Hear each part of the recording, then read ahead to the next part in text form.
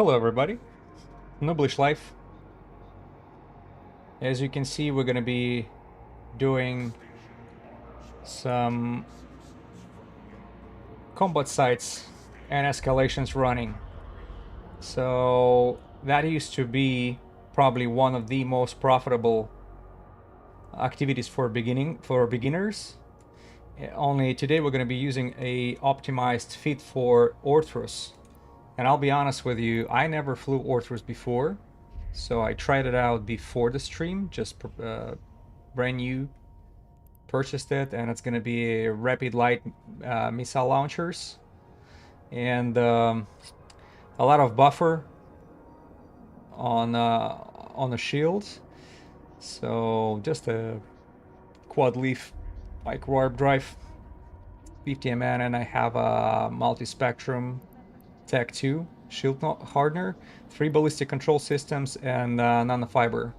Oh, for rigs, hyperspatial velocity optimizers will should do it for us for speed purposes, because we're gonna have to bounce between all these combat sites in Caldari area, trying to run as many of them as possible to collect as many escalations as possible and then run it. So I wanted to kind of, first in the beginning, I wanted to split the stream in two parts, where first part will be dedicated to combat sites running, and then we'll go to escalations. But now I realized it's not going to be interesting. We'll kind of mix it up. So whenever if escalations is dropping somewhere nearby, we're definitely including it into our route, and we'll be getting there eventually. Also, I'm not going to be just blindly following the routes. I'll be looking around using the agency, taking a look at whatever the combat sites are around me. Just a little reminder, for Caldari space, Goristas are the pirates. So both hideaways and refugees are actually dropping the escalation for you, 4 out of 10, which is pretty unique for this game. And obviously we're going to be going today after the best drop possible from that, which is Pithum C-type. It's right here. That Pithum C-type multi-spectrum shield hardener. Yeah, that what has a biggest chance. Not biggest, it has a chance of dropping, and that's what makes these particular combat site and escalation so valuable. So Jita has its on sale for 374 mil, and I do recall once in the beginning of my EVE career I took Hurricane to Caldari space and spent the whole evening just doing this. And in one evening I was able to get 3 multi-spectrum shield hardeners, Pithum C types. That's 1 billion right there in my pocket. We'll try to repeat that success. See how lucky we're gonna get. But now I'm in a much better position, because that Hurricane was nowhere near as fast as this Orthrus is.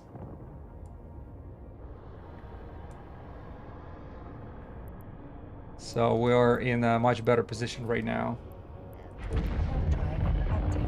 Whoever is a new player, so in order to look around, if you don't have any combat sites in your system, you can open an agency, open exploration, then go to combat anomalies, and then you'll see within one jump what kind of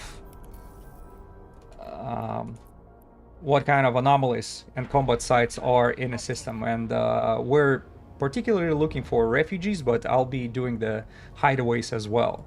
Even though after some update not so long ago, hideaways cannot be covered as fast as they used to. Because I remember whenever you would kill one wave, another wave instantly appears on your on the grid. Right now it's not the case. Right now you have to go to the hideaway, kill that very first wave right there, and then wait for another one to warp in, and that takes longer. So hideaways are no longer fast sites, but they do have a chance of. Okay, so I'll be competing with others if I arrive somewhere and I see that it's already somebody's already doing it.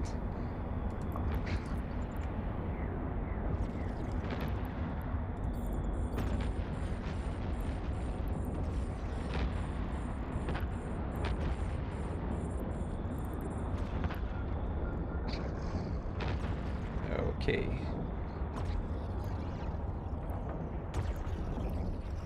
Why I cannot... Okay, now it should be good, right? Yeah. Oh, Dread Goristas is right there.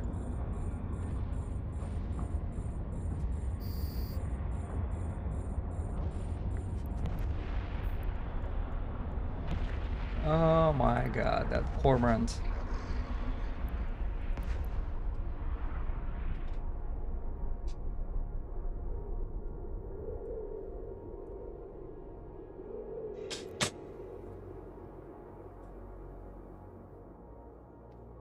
He totally ignored it, even though it belongs to him, but I don't want to get the suspect, so I'm not going to be taking the loot out of it. There's nothing of value dropped. Let's go to Hideaway. Warp drive active. Yeah, sorry, I got distracted a little bit. There is a bot and kick. Let me make sure I'll take that down. Then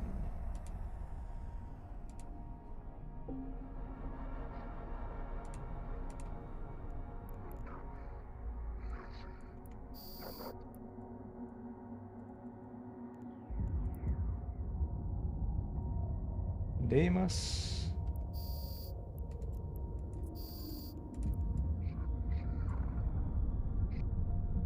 As I was saying, if I do arrive to the combat site and I see another one, I'm not leaving. We'll be competing today.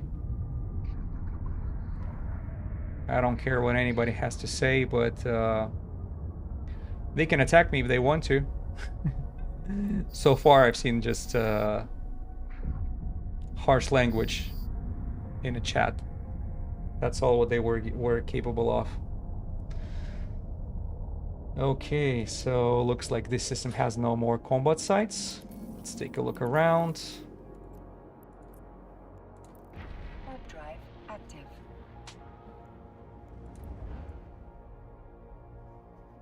Yeah, that's interesting. The very first site we arrived to had a Dread Gorista spawned, and that cormorant did not even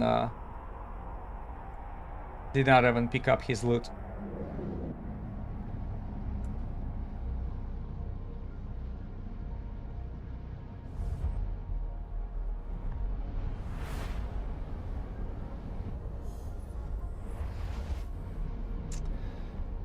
The combat site is already gone.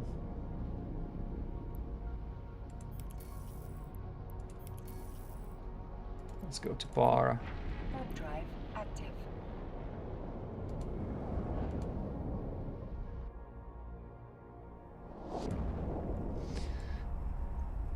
Yeah, it's gonna be a little messy as we are close to Jita, but eventually when we get a little bit further away, things will calm down. Because right now the combat site's appearing and somebody pops in it right away.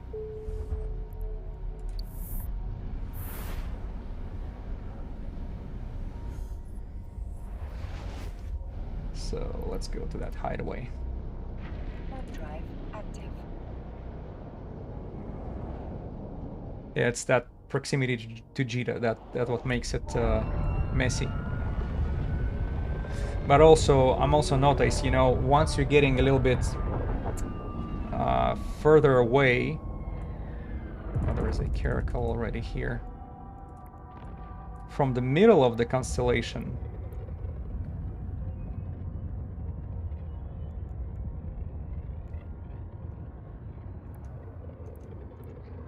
towards the corner of it, the escalations you're getting it in a low sec, and that's pretty annoying.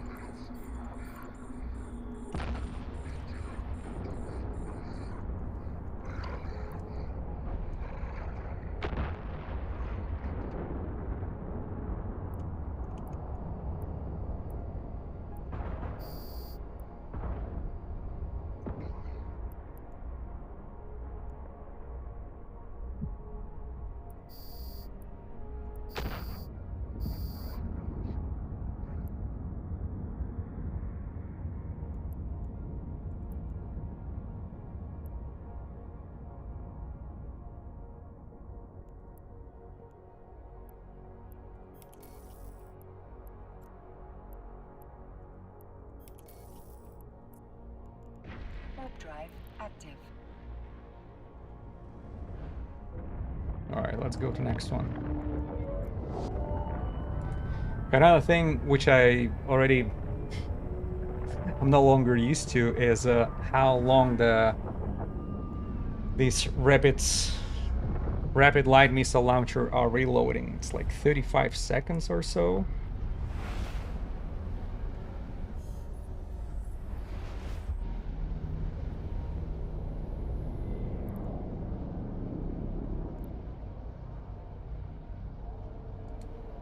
What the hell is going on? Didn't I just ban you, man?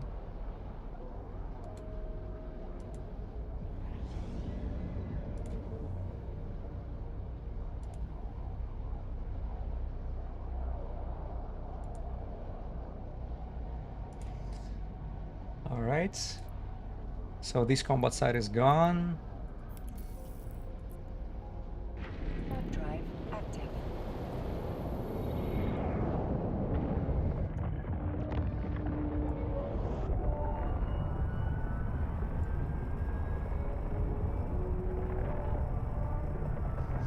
By the way, the loot is coming not only from 4 out of 10 telescopes, but also it's being dropped from commanders.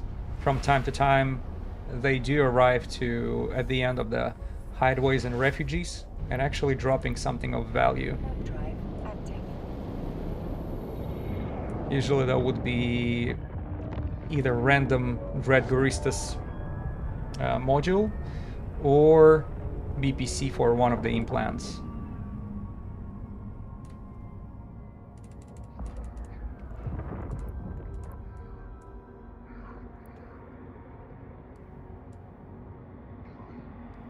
Let's get a little closer.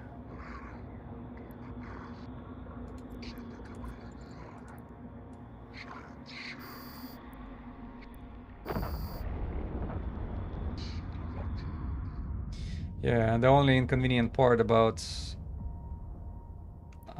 auto-targeting missiles, you have to wait for the attack. That initial attack in the system when you just arrive. So that makes it a little difficult to compete with others when you arrive to the very first site and you see another ship doing already that combat site. So you have to wait for the aggro of the NPCs. Or there is another way around it. You can actually lock at least one or two of those and then release, deploy your drones and make them attack. As soon as that attack started to happen, you will hear the sound signal which states that I think that means that right now you're in the aggro of NPCs and you can freely use your auto-targeting missiles.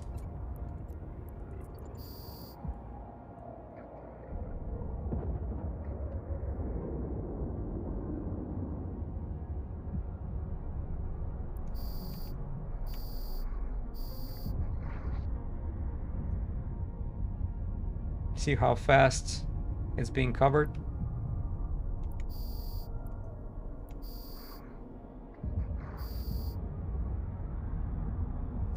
Gone.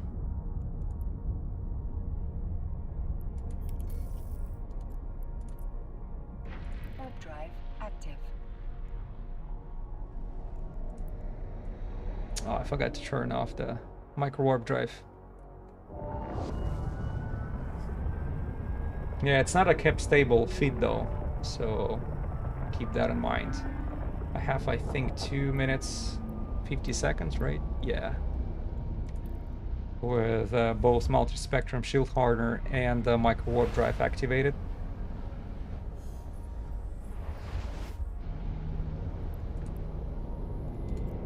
Warp drive active. I was never in a situation quite yet when I would run out of capacitor. Shoot.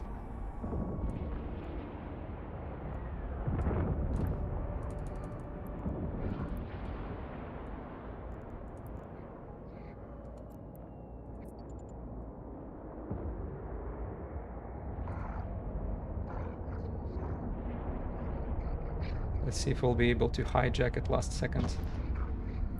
No.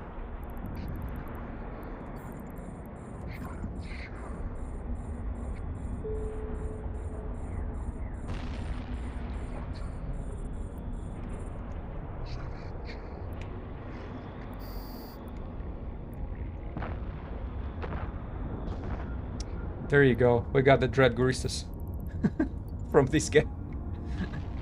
Totally hijacked.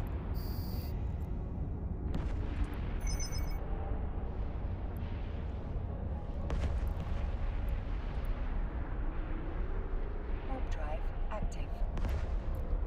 So even if you arrive late to the party, it doesn't mean that you missed everything. Oh. Some of those meta modules are being dropped. They're still worth something. So this one is 1.5 million. I'm not letting that go. I'm gonna drop these two though. Don't need it.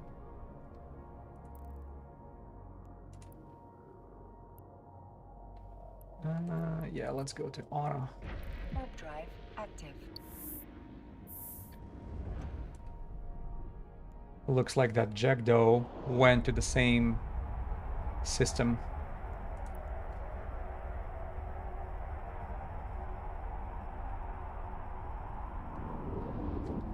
Yeah.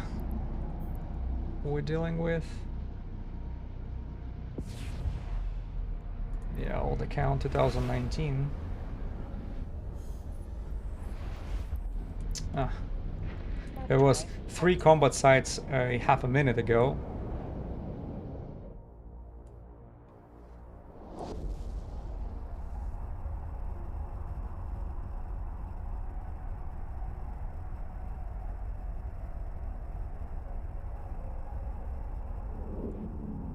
Damn.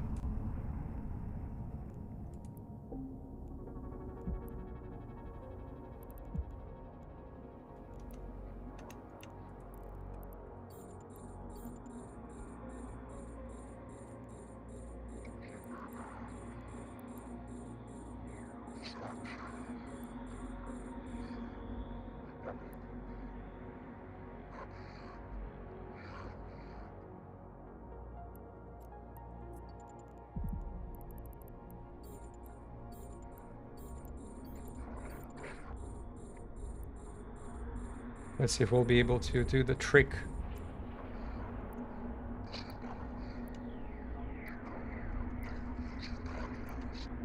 Nah. See what I mean? If there is no aggro.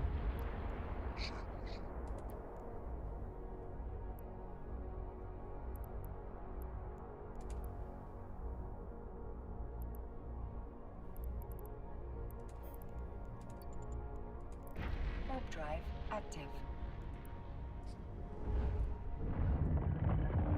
Yeah, but it works like a clock as soon as you get that very first aggro in the system, and then you just arrive in the middle of the party and you start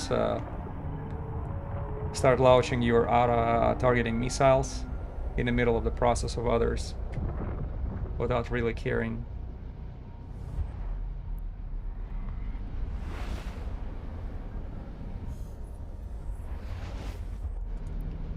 anything around.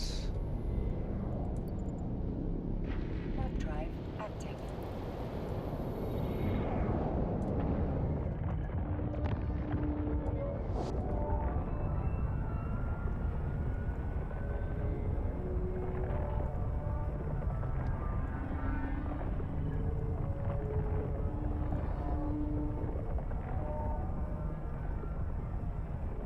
Yeah, on one hand, whenever you're around Jita, it's hard to keep up with this new spawning combat sites, but on another hand, they're spawning so fast. Yeah, this time we're doing something other than officer hunting. Just want to get a little bit of a budget for the future hunt in a low sec. So I decided to do this something more profitable, which I used to do when I was fresh in EVE Online. I was hunting this 4 out of 10 of Guristas, and it used to bring quite a profit back in the days. And I already mentioned that before. Fair, yep. So only this time I brought Arthurus on it, on that task, and I don't regret it. Extremely fast. The only thing I don't like is a rework of CCP, of the hideaways. So right now you have to wait for each wave to warp into the site, comparing to what it used to be. They just instantly popping up as soon as you get rid of the old one.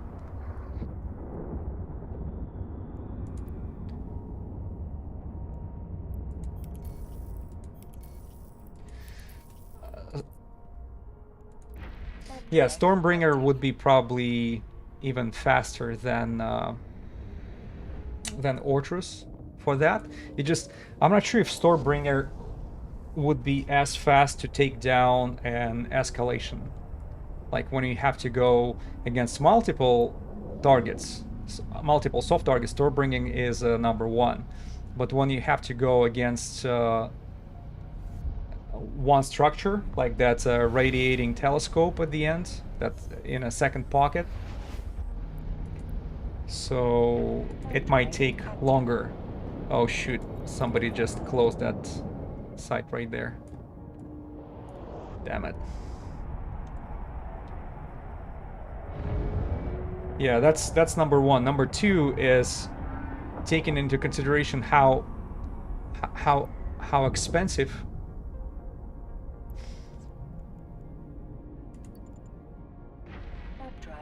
so it's got for 3 out of 10, but it's dangerous to fly one in a low sec. For 5 out of 10, it's not enough DPS for single target. Yeah, I agree. I think Stormbringer would have a little bit of a hard time even at 4 out of 10s, since you have to go after that telescope, one armored structure. You have to spend extra time. And not even a low sec is dangerous for you. High sec as well. Whoever sees the Stormbringer on a, on a grid, and if they do the suicide ganking, they know they can go after you for the big gain.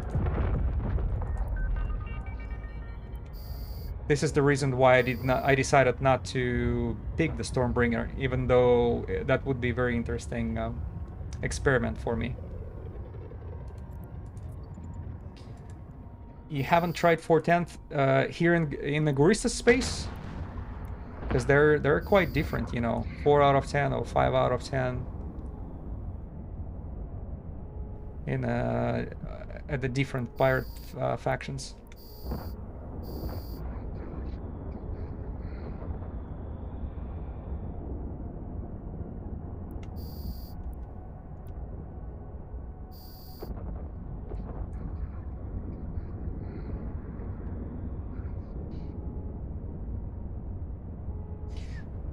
So here at the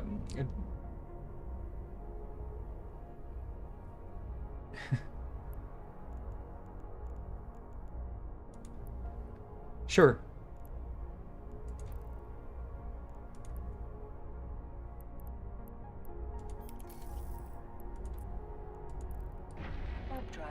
active. Oh my god, Kick is pretty annoying today. What is going on?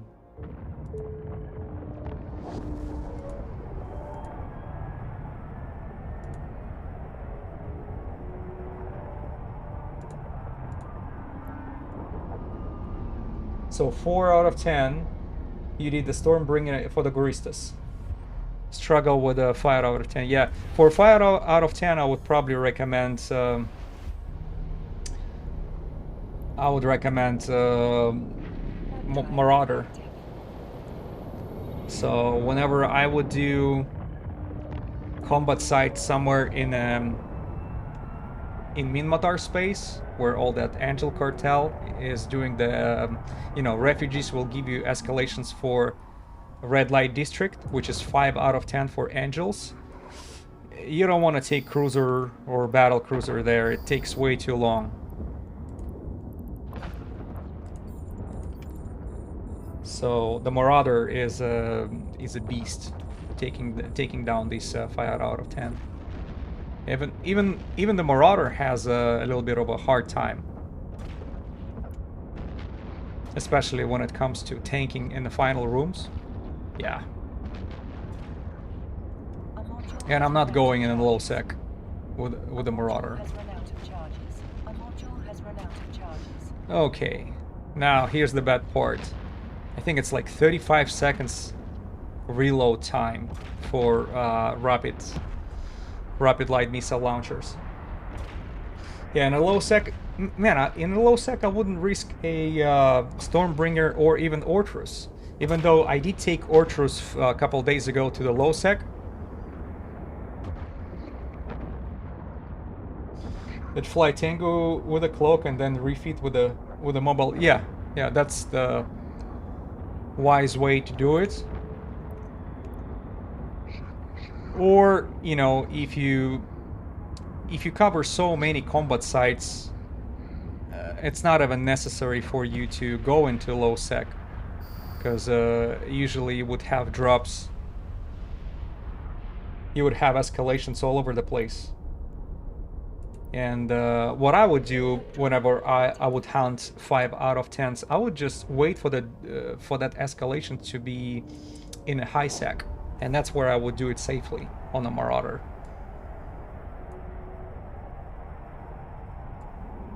Oh, look at that! There is a Gnosis here. Sorry, buddy. I'm getting in.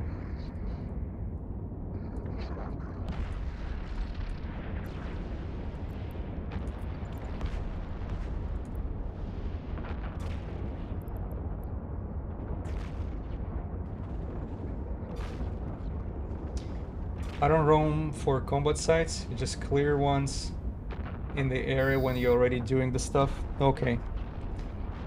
So 70% of them end up in the low and then get them, or I'm unlucky.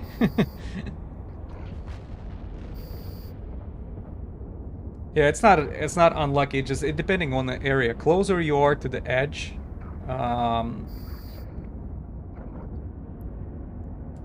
I'll show you what I mean. Like, for example, see, I'm in the middle of that. Oh, not in the middle. Sort of. So I'm in Citadel and Forge. So closer you are to low sec, to the edges of the area, higher the chances that you're gonna get escalation in the low sec. So that's why I'm trying to be sort of in the middle of the region. Warp drive active.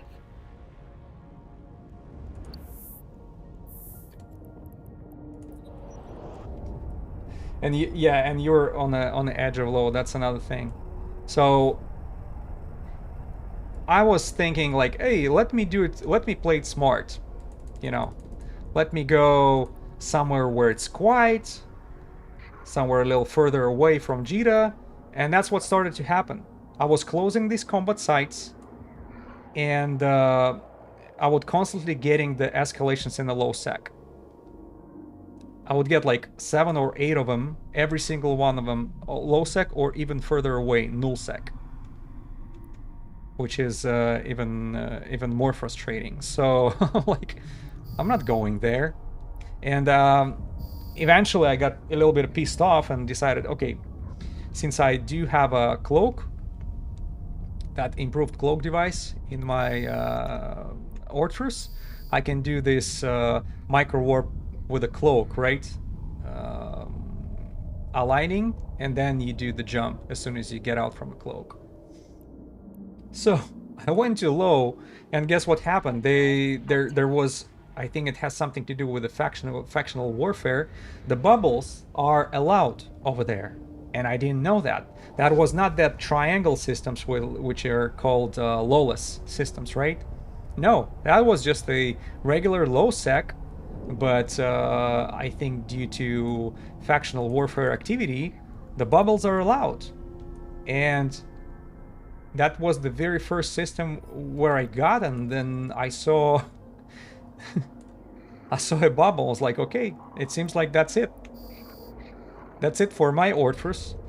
But I got lucky because at the same time there was, who was it? I think there was a Hecate doing the jump, and that Hecate got uncloaked and tried to get away. That Heretic and who was it? Tengu or some other ships? They were actually totally were after that Hecate, and during their fight, I just aligned myself to the edge of that bubble and freaking I was able to warp away.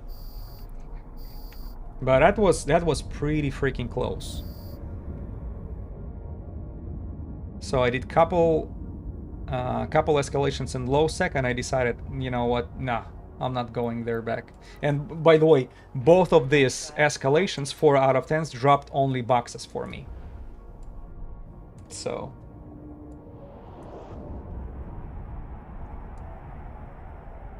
all I had is just this, what they called personal effects.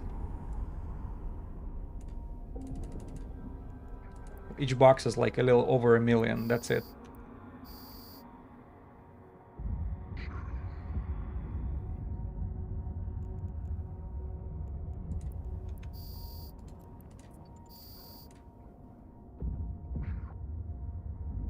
So all that risk was for nothing, and I almost lost... How many? So almost 400 mil. And it's mostly T2. The only factional, the only expensive modules I have are these Republic Fleet large shield extenders. That's it.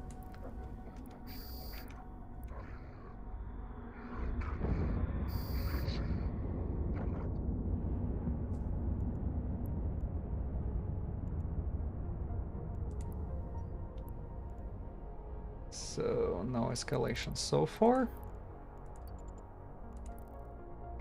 Warp drive active.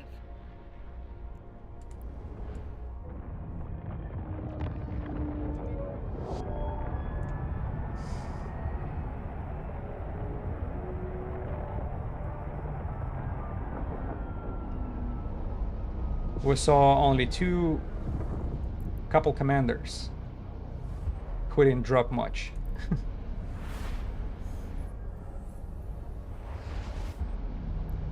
Refuge. Seems like it just freshly spawned because I didn't have it a minute ago.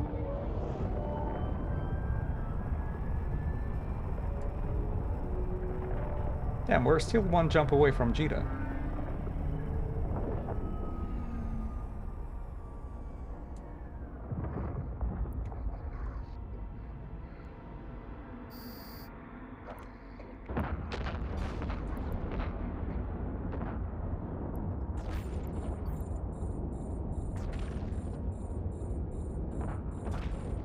I forgot to reload, that's gonna take longer.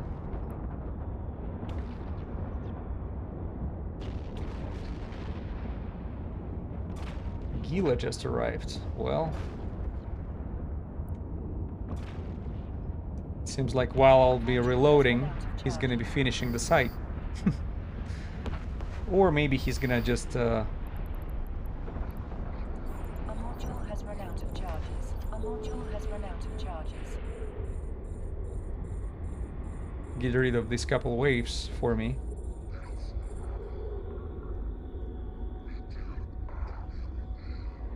No, he doesn't seem doing anything at all.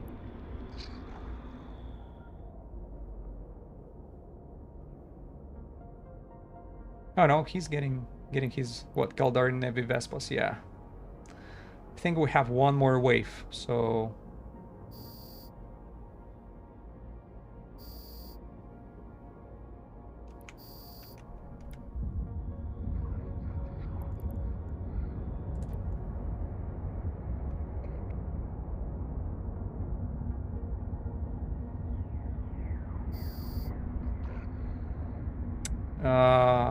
you mother. He actually killed the very last one.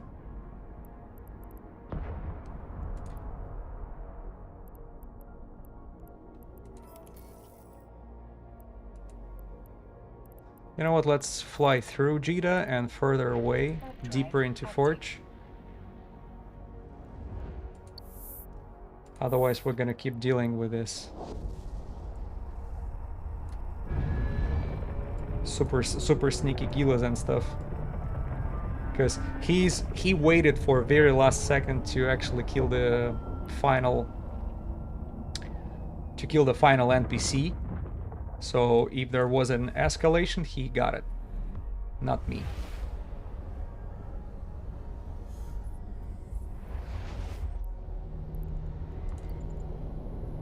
Warp drive active.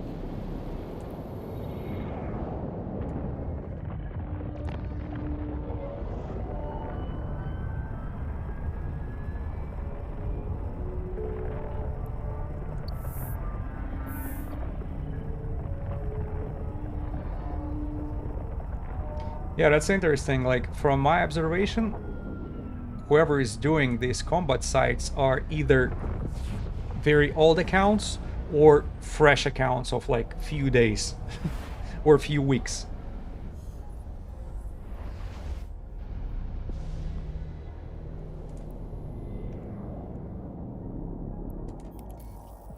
Bro.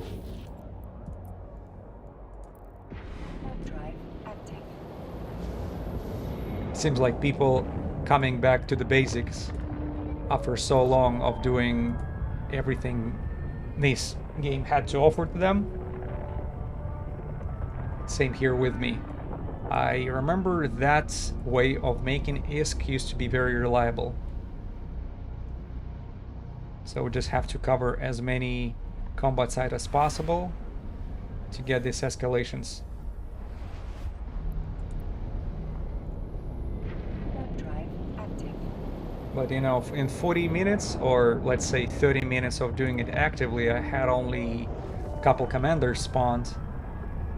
That's it. No escalations yet.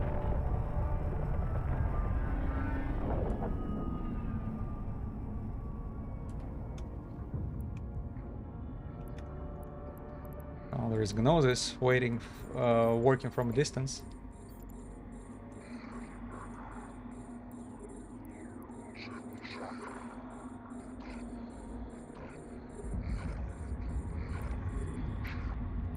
Are they gonna attack me or what? Finally.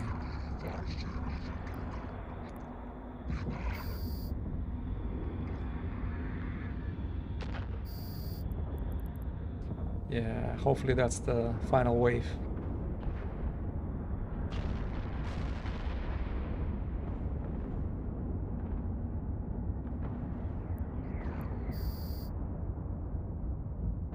I know, there's one more.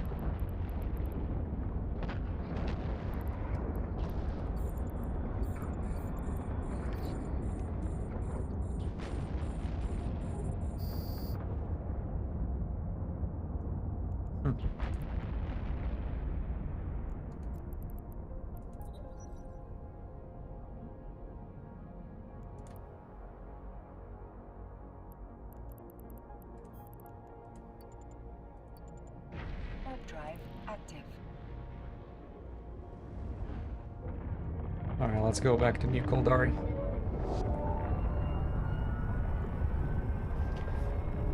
Yeah, within, I think, 2 or 3 jumps of Jita, the competition is absolutely crazy. So we have to go a little further away, but not too far away. Not to the edge.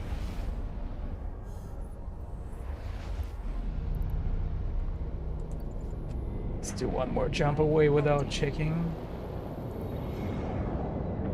Yeah.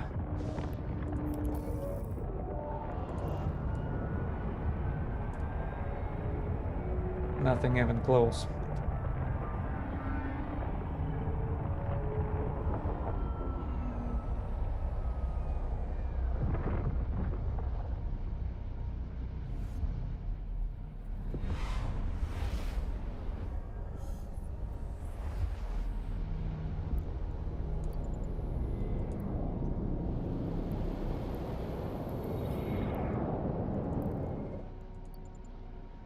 Warp drive active.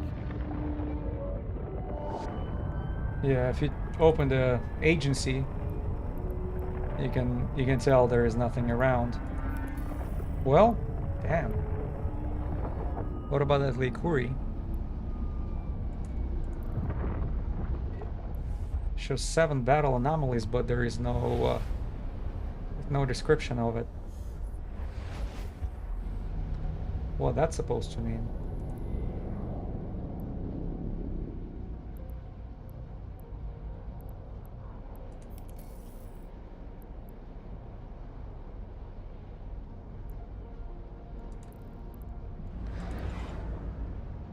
Warp drive I don't know. active. It's a little weird how you open the edges. It's supposed to show you the closest ones to you first, and instead it kind of mixing it up. Like it starts from 5 jumps away, then 4 jumps away, then it gets like to 1. Is it a glitch?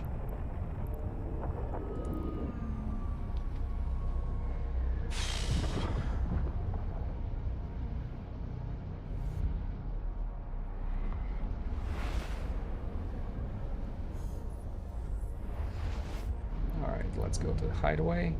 Warp drive active.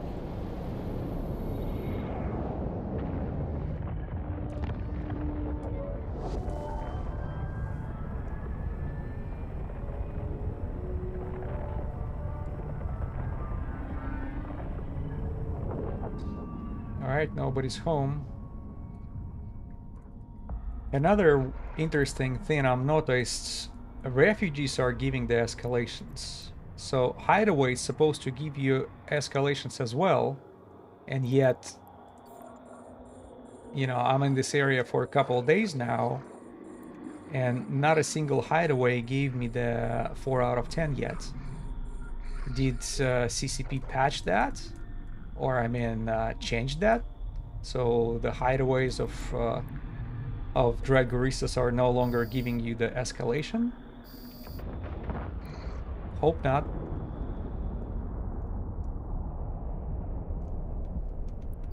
Because that's what it used to make so great, you know, actually going after the combat sites and in the Goristas. Yeah, and I checked the wiki also, and I saw it that, you know, there was no changes applied, but, you know, from my observation, I did a lot of hideaways in the last couple days. Not a single one of those gave me an escalation. I know that hideaways has a lower chance of giving you the escalation. If I remember correctly, it was somewhere in the numbers of like 10%.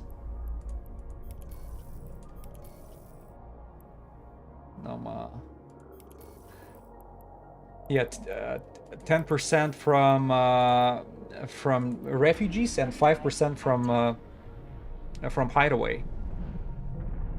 If that didn't get changed. Every combat every combat site should have a chance. It depending on the formula, what kind of probability of that escalation spawning or dropping for you. But you know, that's weird. We're still gonna be doing the hideaways today until I actually confirm it for myself, because I wanna see that escalation being dropped from hideaway. If I remember correctly, there is not a single other pirate faction which would give you hideaway 4 out of 10 escalation besides Dreadgouristas. Because if you go to Serpentis, both of them, refugees and hideaways, will give you 3 out of 10 escalation. Also, Sunshine Blood Raiders. Oh no.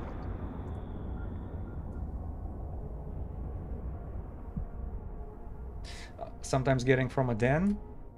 I thought den's supposed to give you 5 out of 10, aren't they?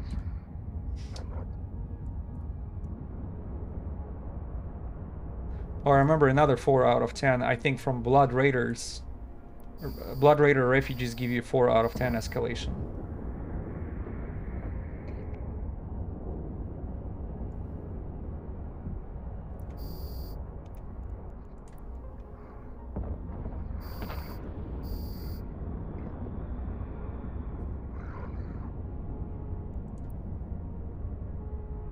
Then it's 5 out of 10, yeah.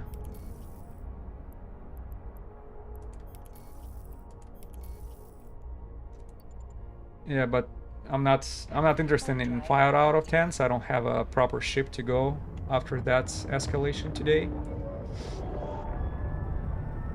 And you know, from my experience, it's just not worth it. You spend so much time. Yeah, once in a while you have a B-type,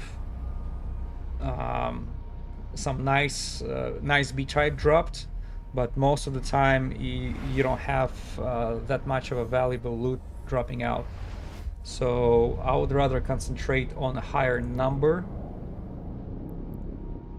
of trying to get those escalations. You know, more combat sites to cover, more escalations to drop.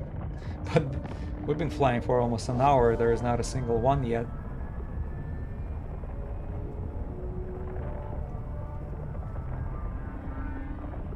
Also, let's keep in mind it's not a guaranteed to have a good drop.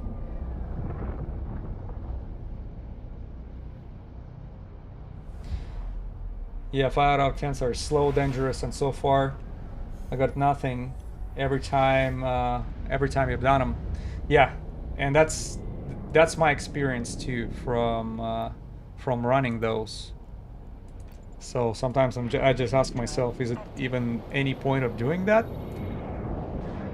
I think the best drop I've ever had from 4 out of 10, that was a red light district from Angel Cartel, 5 out of 10, and it was a B-type multi-spectrum shield hardener, but I can't remember, are they dropping P-Tomb also?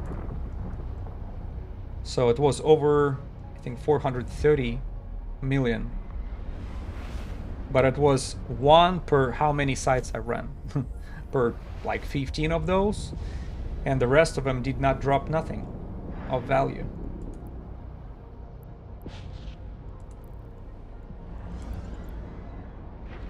Drive active.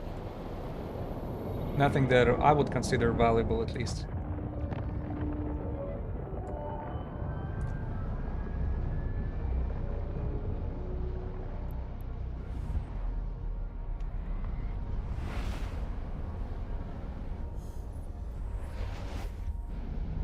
Damn. Or all the combat sites.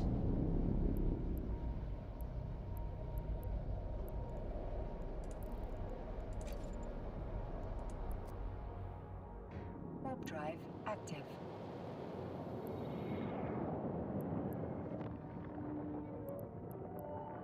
Yeah, we're right in the middle of Forge. Not too close to Jita. How far we are from, or like 7 jumps away, and there are no combat sites.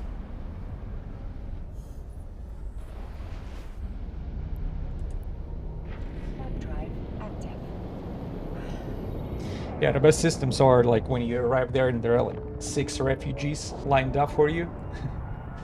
Just go through them like a machine gun.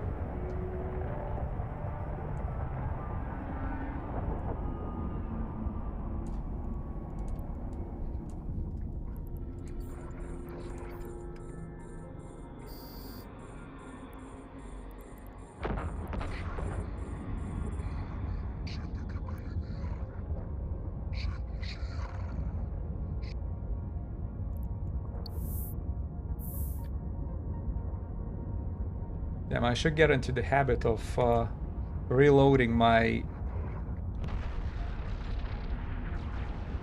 these rapid light missile launchers in between. But also, you know, since it takes 35 seconds, usually I fly through the system faster than this.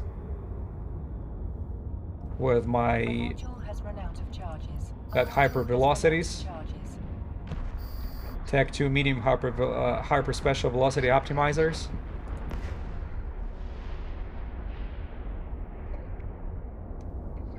Yeah, when I reload, I have to stop at the gate to wait for the reload to complete.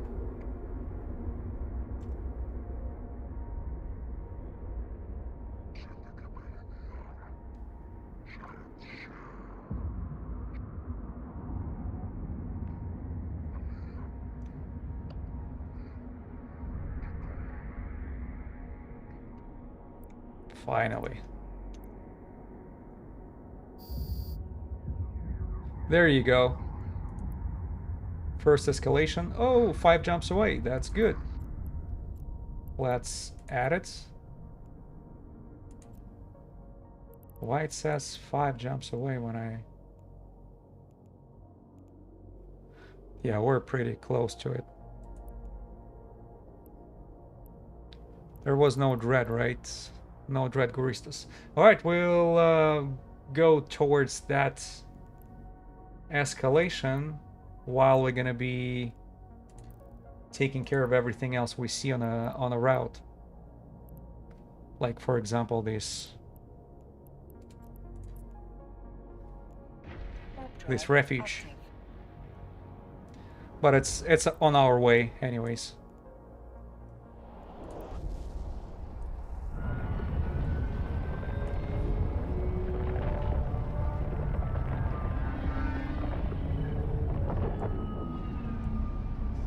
By the way, Orthrus seem like it's made of paper.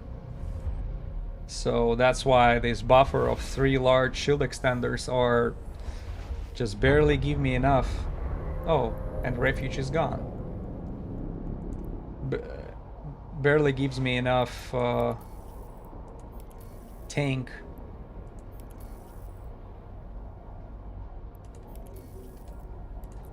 Let's pay a visit to this system a little quick and then we get back on the route. Because there are two refugees there.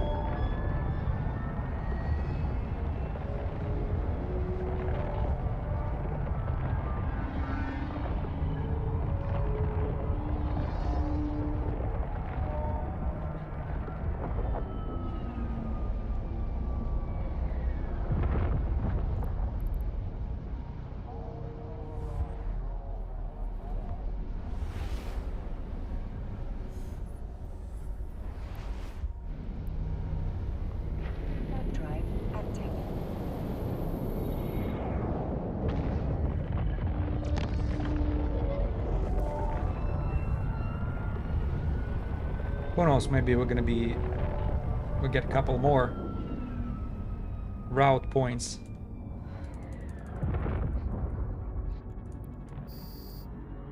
And by that I mean escalations.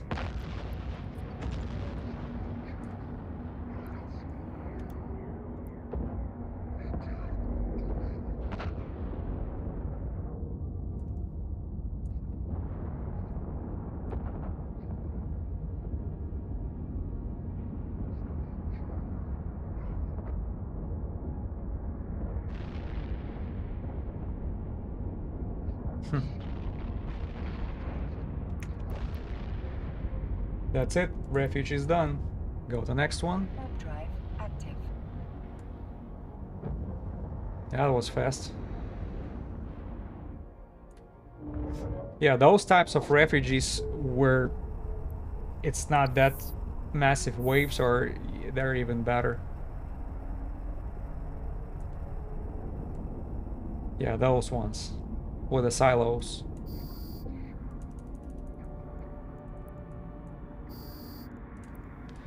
Yeah, I usually move closer to the NPCs so I don't waste my rapid missiles on the turrets. Everything goes against NPCs this way. Plus, you're getting closer. When you're getting closer to their spawns, either going to be somebody else on a site. It's easier to compete for that commander at the end if he decides to spawn. So, not going to be going to the den.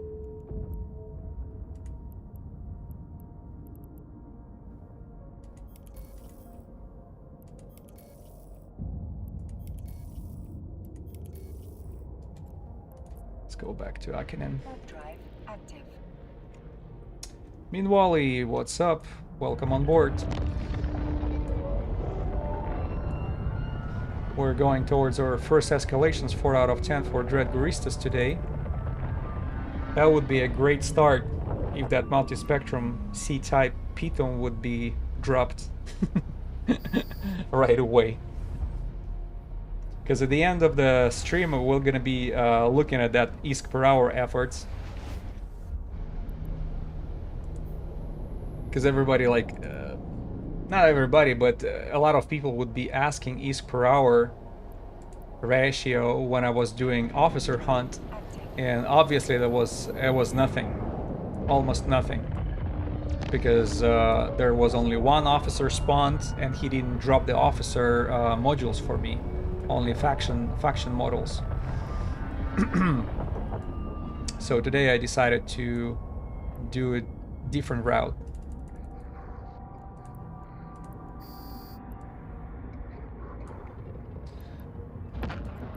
Oh. You can buy the key for reload and reload between the sites for... Yeah. Well... Yeah, I can. It's just 35... It's 35 seconds. You know, for the rapid missile launchers. That's why I'm trying to be cautious when it comes to this reloading. Because it's very fast warping ship, right? I have over here.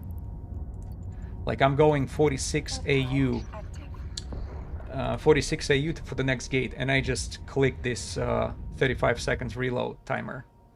Let's see if it's gonna be even enough. Because keep in mind, I fly with a speed of almost 7 astronomical units per second. So we're getting close to the gate, and I'm not finished. So I have to probably stop my ship before the jump just to make sure the reload is reload cycle is complete. Now we're good.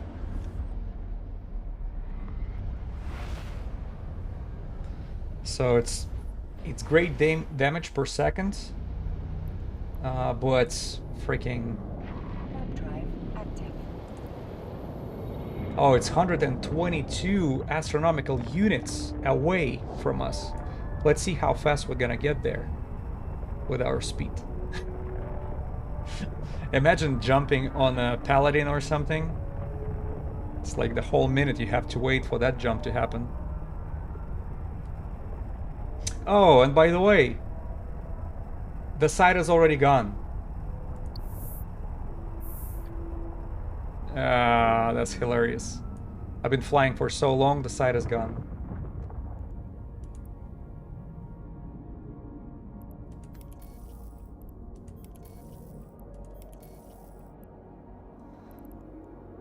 Okay.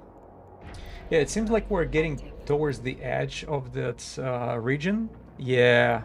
See, we're right next to the low sec area. And this is somewhere I would prefer not to do combat sites, just because of the escalations where, you know, escalations are dropping in a low sec as well.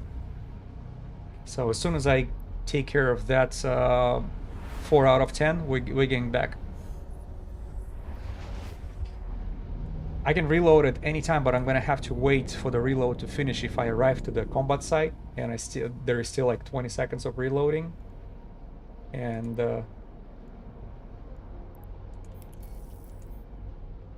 jump gathering, yeah. Yeah, looks like everything goes to that Wasala. Yeah, next system, that's where we're gonna have a... That's where we're gonna have our escalation. Then we're gonna go back to the middle of Forge. And maybe we will drop to another... Maybe I should move to either Citadel or Lone Track. I'll take a look at it.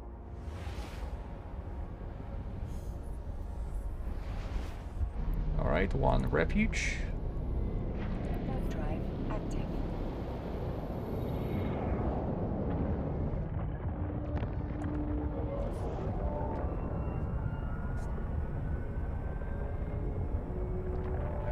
Here's my question, like, if my reload is not complete and I already arrived to the gates and I'm jumping and I still have 10 seconds of that reloading, will I instantly reload at that point, or I'm gonna have to start over on another side of the gate?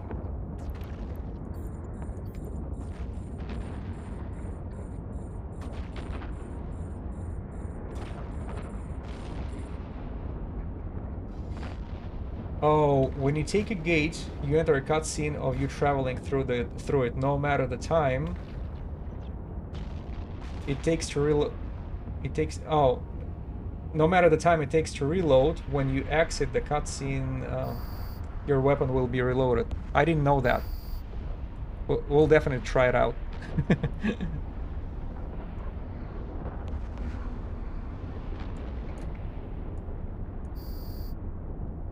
Good to know, thank you. Because that's sort of a... what do you call it? Like a cheat, right? Especially for PvP situations, if you're on a rapid launcher. Well, shit, maybe not, because there is a timer before you taking the gate, right? If you're in the middle of the fight, you cannot just jump into the gate if you have an aggro. Is it like 1 minute aggro? Or maybe you're changing the ammo. Let's say you're changing the ammo. You're going from EM to thermal rockets, right? And while you're going towards the gate, you switch the ammo and you have another 30 seconds to reload. Drive active. Or you can use just 2 launchers for each side. Well, I have 4 launchers on 5 launchers on Ortrus. I just split them in 3 groups. Where's that scout? Scout. There you go. This guy, I think he's the main one on in a first pocket. And once in a while he actually drops something besides the personal effects.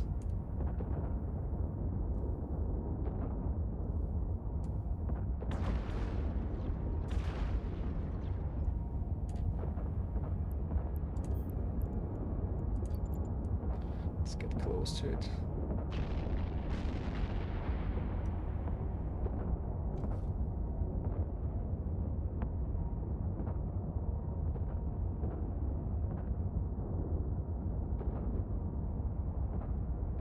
A module has run out of charges. Yeah. A module has run out of charges. Just $8.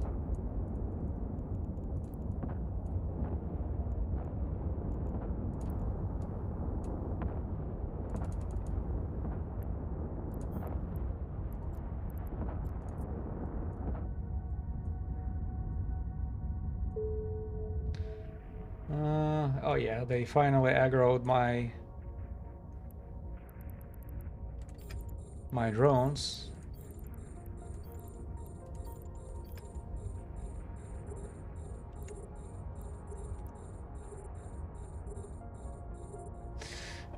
Well, the damage.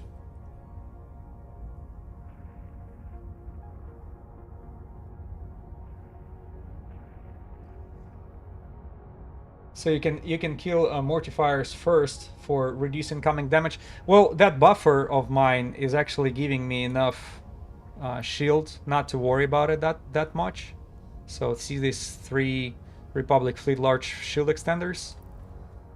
Usually that's good. They cannot get through my shield. And we still have plenty to go to the next room. If I would have two escalations back to back in one system, then yeah, I would have to either go to one of the stations.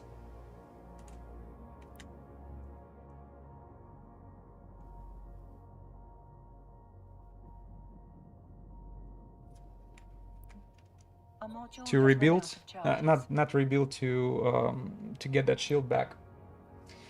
Okay, I researched it in a Google AI. Says I will usually finish by the time you arrive at the end of the gate jump. But the thing is, can you take advantage of it or not? Just as I was saying, let's say, you know, I want to fight, but I want to change the ammo. And while I do that, I switch the ammo, and then in 5 seconds I jump through the gates. Does it mean on another side I will have completely reloaded rapid launchers or no? Because that's important.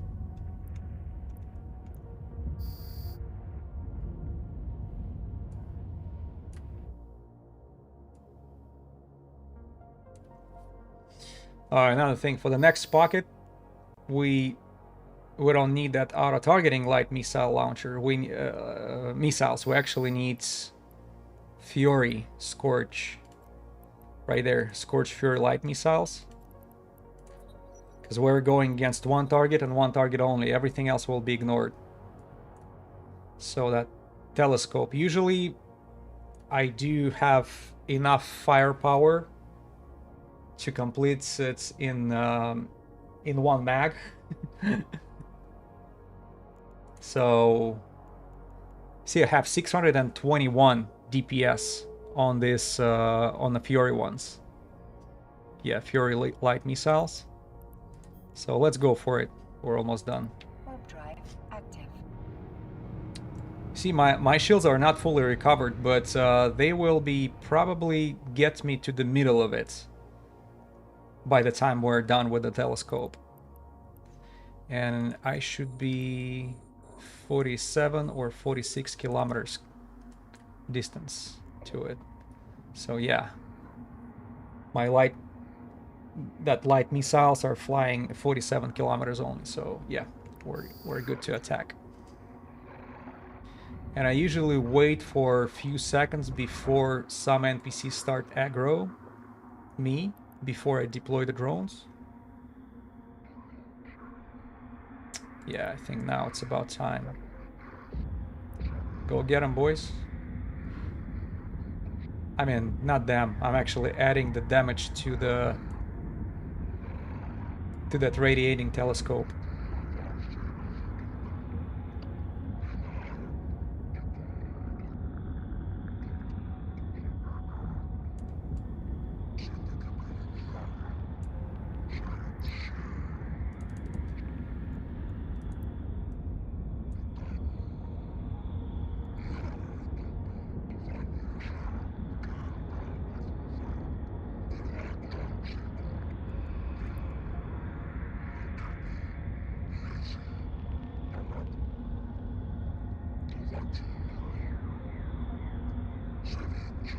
A module has run out of charges. Oh, come on, almost there. Almost there.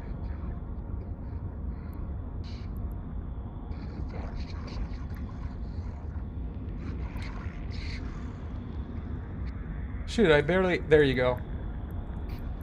Let's go get it.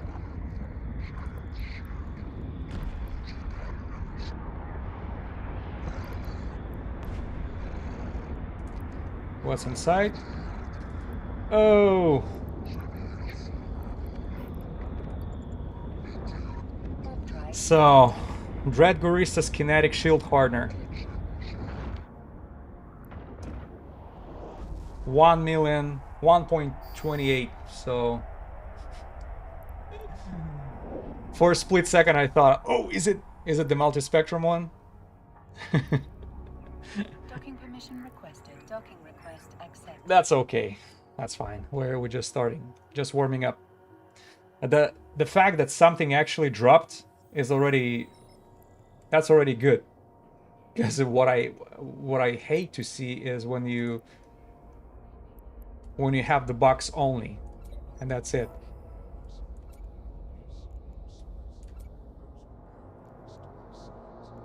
Would you kindly... Why cannot replace it right away? Oh, it's because...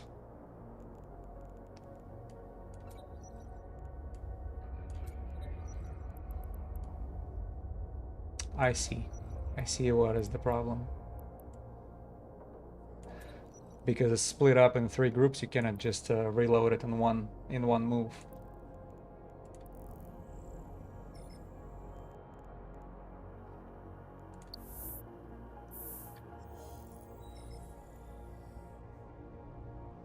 Alright, there is Dan.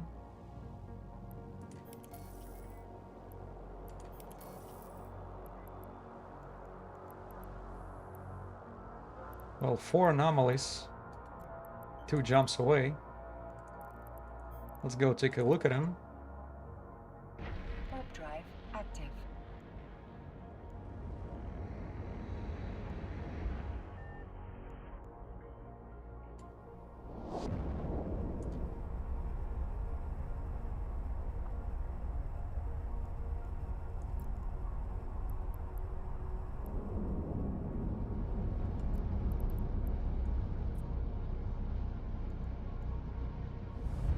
Damn. Jita sells them for less than $1 million.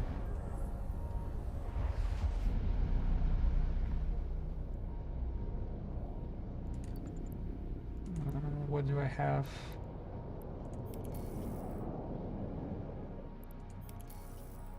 A couple refuge. Oh no, it's only 1 refuge. I will still go there. Warp drive active.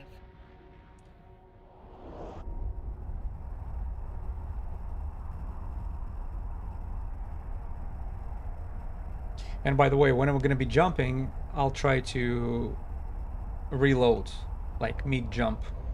See what happens.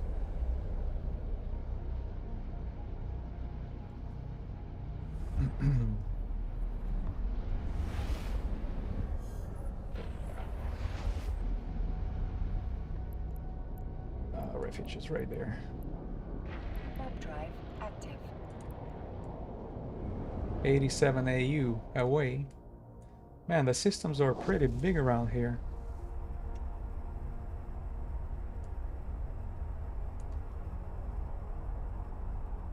So you see, going through this escalation, they got me to the 50% of my shield, which is gives me plenty. Oh man, another Ortrus.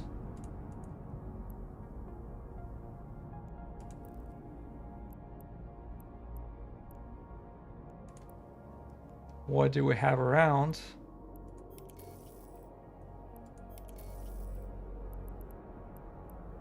Two jumps.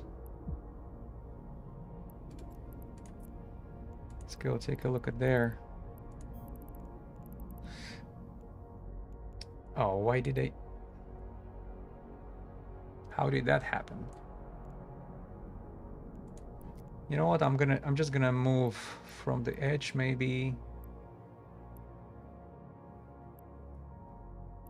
Maybe we should go to long track. Somewhere around this area or so. Yeah.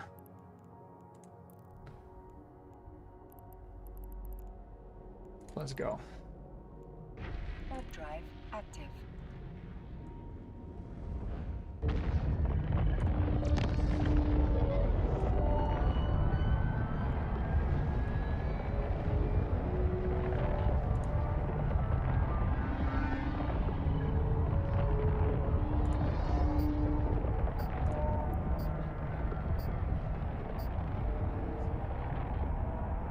Sorry, these bots attacked me on kick in the beginning of the stream.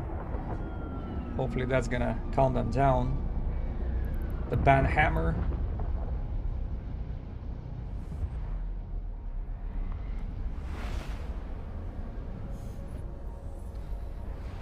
Let's go to hideaway. Warp drive active.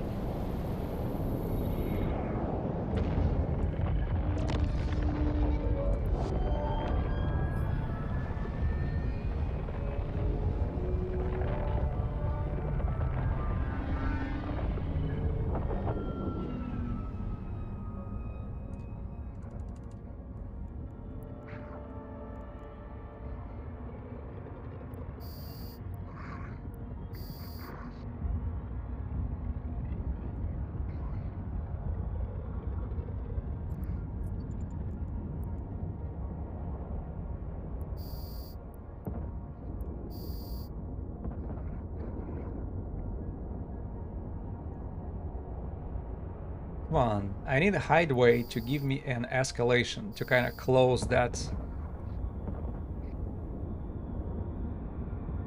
question, because it seems to me like it just stopped. I do not recall a single escalation from hideaway for a while.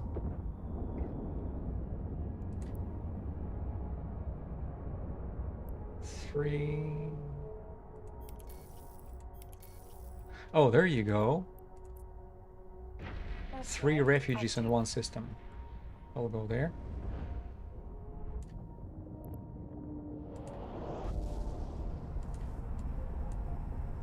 And since we're about to do the jump, let's reload all.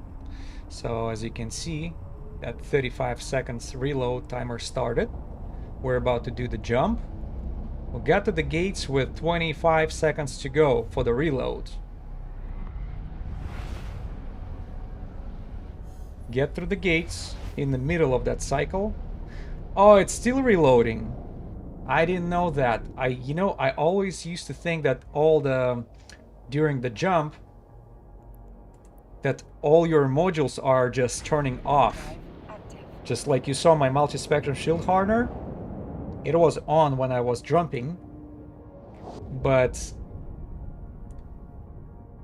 yeah, good to know. Thank you guys for that quite fix. I've been playing for so many years, did not knowing that.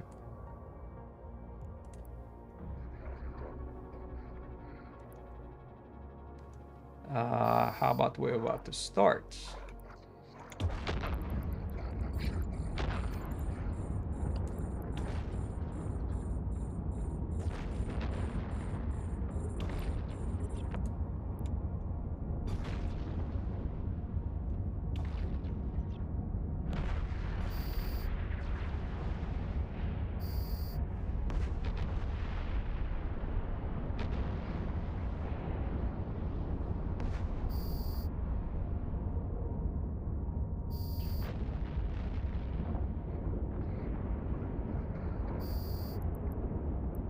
Yeah, so 3 refugees in one system. How about at least one of them will give me escalation?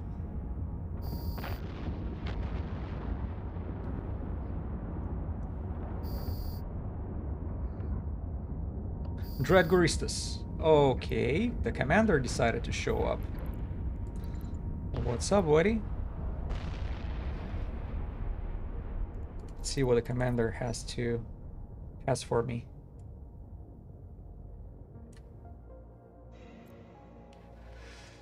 Ay, ay, ay. Crap.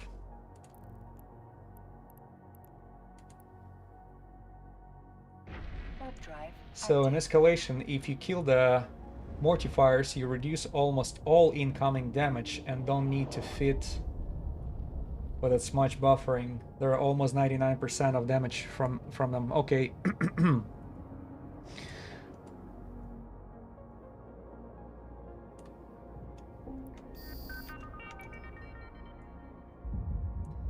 The only thing I don't like about it is... Oh, did he kill the refuge? Right there. Gila. Warp drive active. The only thing I don't like about it, I will have to lock the targets. So instead of using my rapid light, this scorch auto targeting, I'm gonna have to lock the targets now. And this is usually a timing I'm trying to avoid.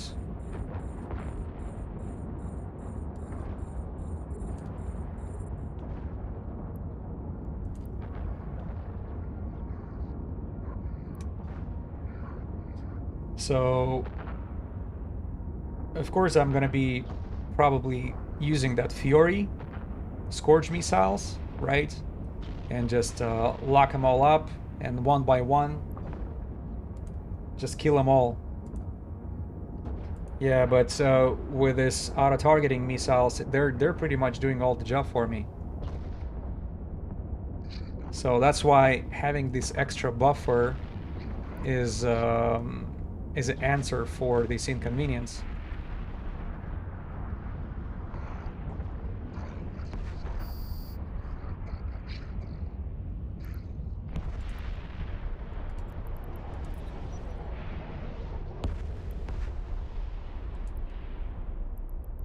Warp drive Oh, active. that refuge just spawned. Let's go there.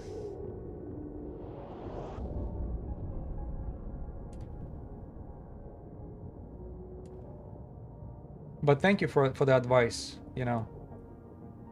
For whoever tanking is an issue, you know, getting rid of these cruisers first is an answer to your problem.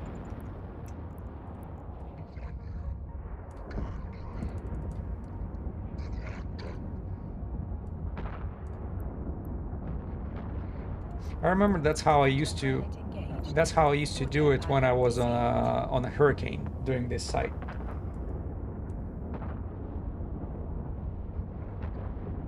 The Gila flew away right away. Yeah, I cannot compete with this firepower.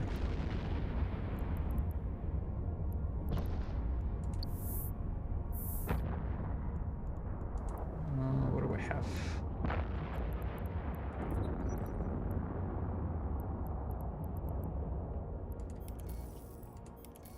Oh, it's a good system right there, right next to us. Active. See how I got confused with this reloading? Every time you go through the gates, it turns off all your active modules. But I guess reloading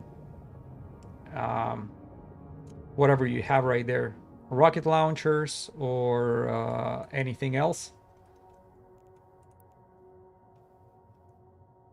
Hello, what was the last officer module that dropped?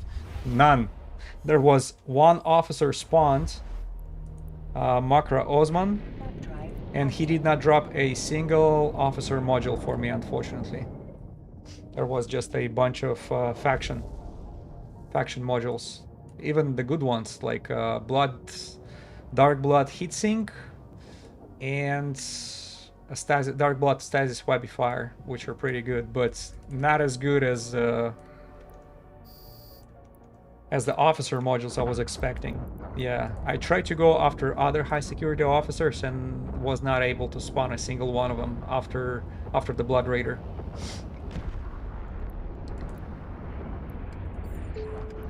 I don't know, call it bad luck or whatever that is. We did a lot of jumps between these asteroid belts. I was like, okay, I gotta make some extra money in order to sponsor going to the low sec for the officer.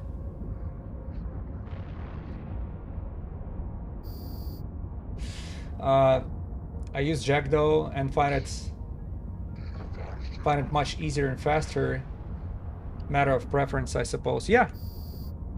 Yeah, it just I wanted to use Tengu, and that was my thing with this. Like, that's the first time I use it, and I say, okay, why don't we do some noble purpose for that particular Tengu? And what can be more noble than going after the officer? Warp drive active. Black Sheep, what's up? Welcome aboard.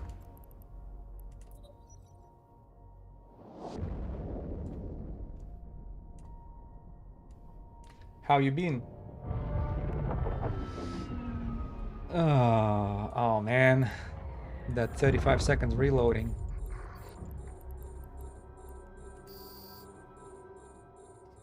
I just got back into Eve a few days ago.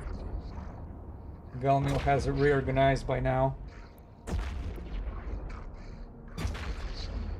Okay. I'm on a newly formed Frack Alliance. Oh, okay. So you're like all in. We have already captured like 14 systems back and are currently porting in .exe for Federation Day. Okay, nice. Super hot right now in Europe, but I'm one of the lucky ones with the air conditioning. Yeah, what's up with the ACs in Europe? Somebody told me, like, I have friends who are right now staying in Paris, and the place that they're renting out has no AC. I'm like, what the hell is this? Not only you're not safe on the streets, but also you're super hot inside.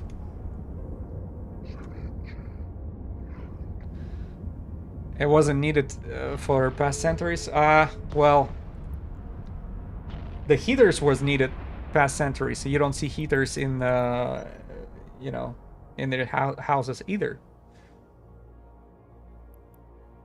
See fireplaces. Warp drive active. Let's go to refuge. Warp drive active. I think that's why we're still warming up to it. Yeah, plus AC are taking a lot of, you know, there's a lot of electricity usage, and I think Europe is trying to be very, they try to save the planet without realizing who are the biggest spenders of electricity in this world. Totally like, oh, let's just apply carbon tax to our citizens. That's gonna fix the planet. Yeah, China is making probably more carbon footprint in a week than the whole Europe together in 1 year. And let's not forget about India also. Yeah, these two together. Yeah, go ahead. Carbon tax your citizen to, you know, to death. See what happens. Nothing.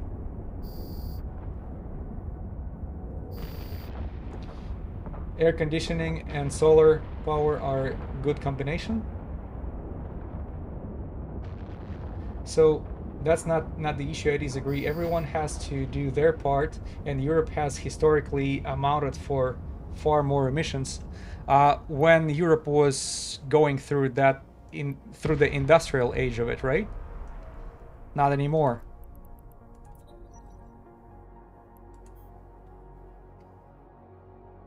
CO2 tax isn't the problem, it's bad planning for lobbied politicians or the poor corporations. I agree that everybody should do the part, but when you do the part and you contribute 1% to carbon emissions in the world, right? And there is a neighbor of yours who contributing like 45% together, and they don't do shit except exceeding, your contribution is, to say the least, laughable, right?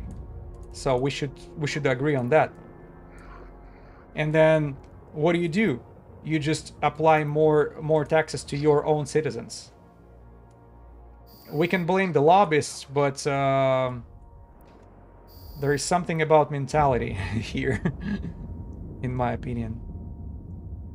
Because if you're not aiming the root of the problem, good luck.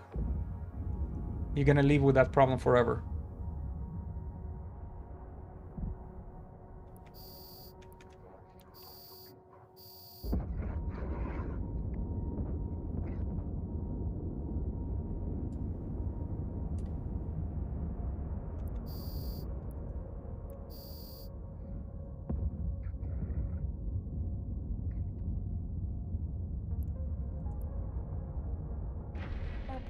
Another hideaway without escalation. What's up with this?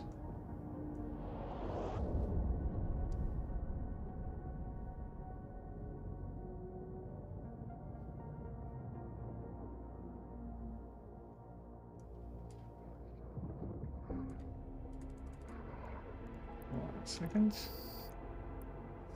You got to take into account that many emissions elsewhere are still caused by other countries. China, for example, exports much of the goods produced there. Yeah, but do they do anything about stopping their emissions, even though they're doing the production for the world? That's not their priority, not even close.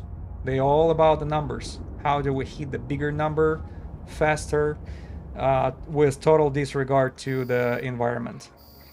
Well, lately they somewhat start paying attention to their environment, but man, even 15 years ago there was a mess. You could not even breathe in the biggest cities of China. You could not see the sun. It was like a orange mist. Oh, we got escalation. All right, here's the answer. Hideaway just gave me the escalation finally, because I already started to have my doubts. It's like, what is going on with this? So let me add it to the waypoints and we'll optimize it.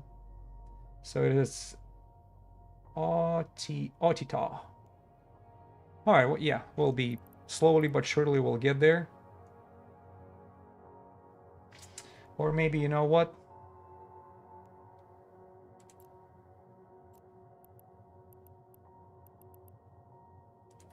Maybe it's better just to do the set up destination there, and then we'll go back little by little.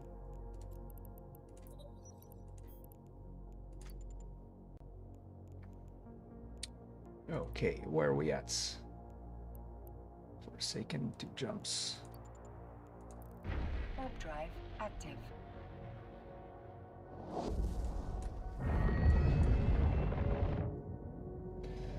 But I also disagree about playing things like the CO2 tax against the welfare. CO2 tax can easily be made so that it has a positive effect on not millionaires. Climate protection is just as necessary as we see, and it does not have to be the burden punishing people on the bottom of the society. Yeah, well, we just have to kind of determine what's the bottom of the society is.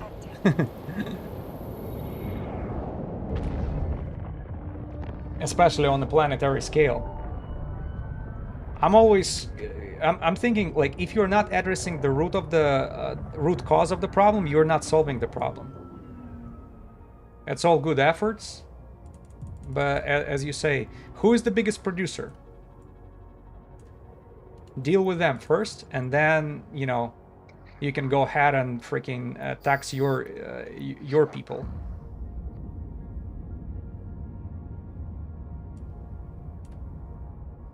But also, you know, I'm not saying doing absolutely nothing at as a part of that effort within your country, but applying taxes to your own citizens, because you remember what they want. They want to measure the carbon footprint of every single person on Earth, right?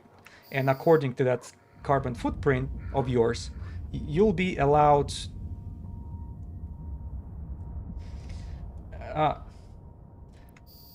the root cause of the problem is capitalism, in my opinion. That's exactly right. It's all about extracting the profit without without looking for the consequences. And what do you do? This is true, right? So I'm not saying, oh, Dread Goristas decided to arrive. I was about to jump away.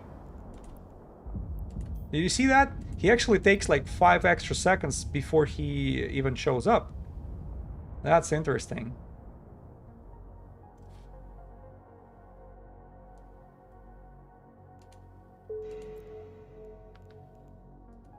All right.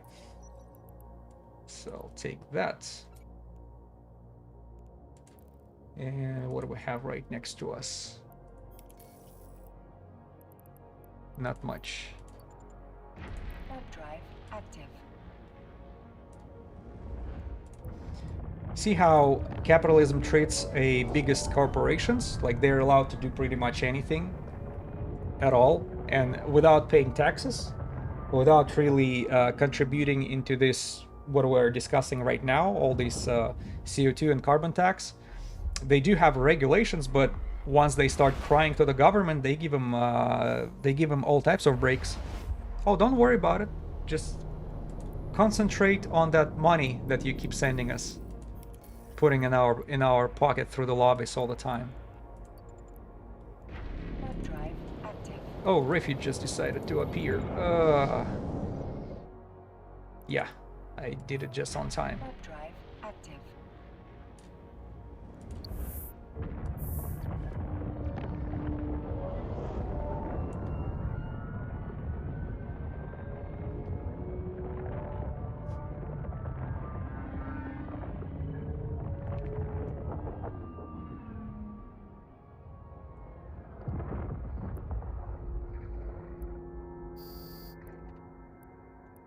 So CO2 footprint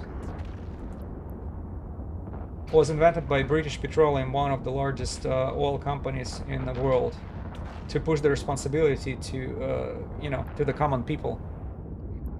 So they are the biggest producer of the oil products, and they're pushing the responsibility to all the people. Aren't you freaking benefiting from these people using it left and right? When you talk, we're talking about British Petroleum. More they use, more you put it in the pocket.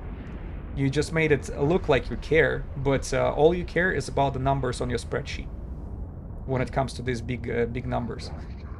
Isn't British Petroleum responsible for the biggest oil leak in an ocean ever happening on in the whole history? It's one of the biggest technological accidents happened, and yeah, there was some effort to clear up the mess and everything, but fairly, if we talk about responsibility, how many things they should fix in this world now? I don't think there was lack of bonuses for the CEOs and the investors and directors and the board members of this company when that shit happened. And since then, it's only been increasing, right? That's speaking of capitalism again. So I don't know. Whenever things like this happens, I think people at the very top of the company, if they didn't do enough to fix that mess, should be stripped of everything they benefited from this system. Holy shit, you like put half a book in here. It's gonna take me a while to read through all that. But back again to the CO2 tax, I think it can be quite an elegant solution. Man, you sound so European. Okay. Of course, you got to make sure that the common people are not struggling and abandoned. Hold on a second. I forgot.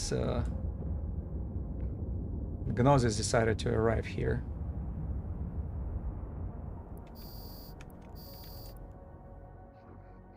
Just a second.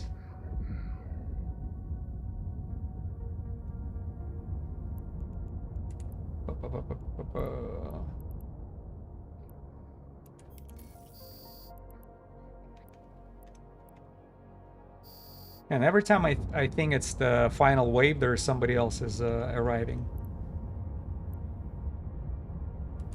To anomalies. Let's go there. Warp drive active. So you got to make sure the common people are not struggling and abandoned. That is why originally the idea was that it's a redistributive measure. People who are responsible for more emissions pay more than they receive. People who are responsible for less receive, because poor people are statistically responsible for much less wealth redistribution occurs. Yeah. How many private jets are flying just because?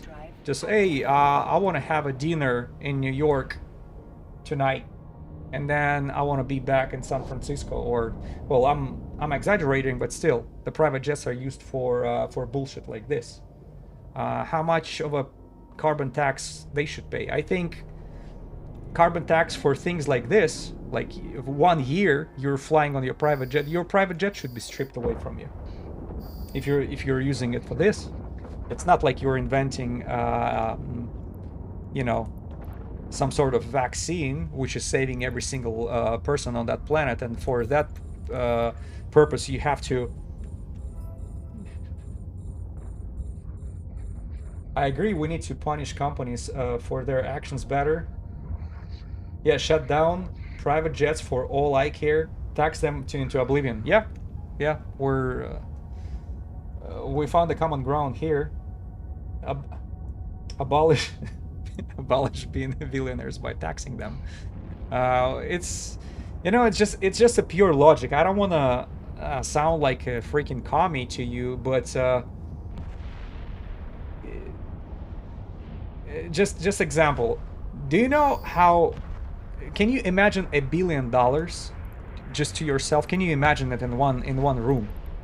You know how much space $1 billion is actually taking? When 1 million, yeah, I think it's over 2 pallets, like full-size warehouse pallets taller than me and you, right?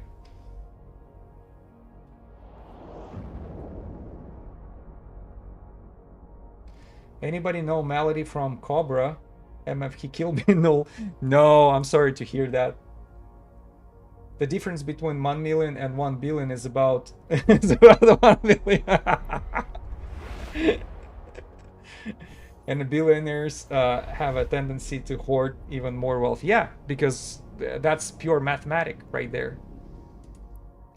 So I think somebody was giving this very funny example. Damn, let me remember. Yeah, so if you spend $1,000 every day, right? How long $1 million will last you?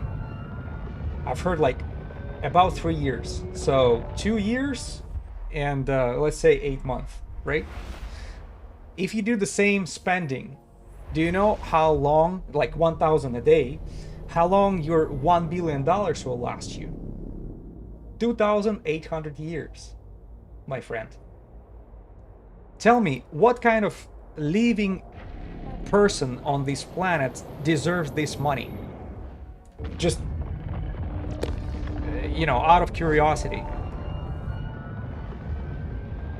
Yeah, for 1 mil it's less than 3 years. For 1 bill it's a little less than 3,000 years. That means if Moses would have $1 billion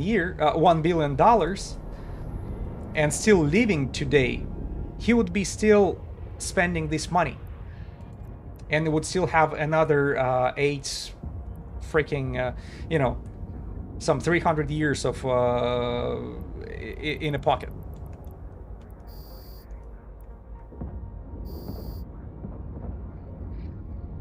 So that's what kind of money. And there are people,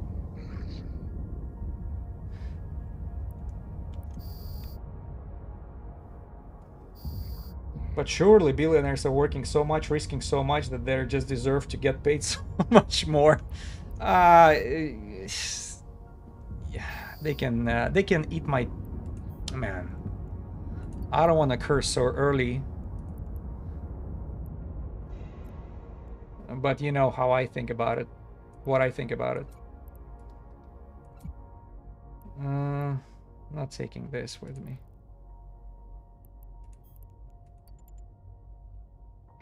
Warp drive active. It would be so unjust to take their hard-earned money.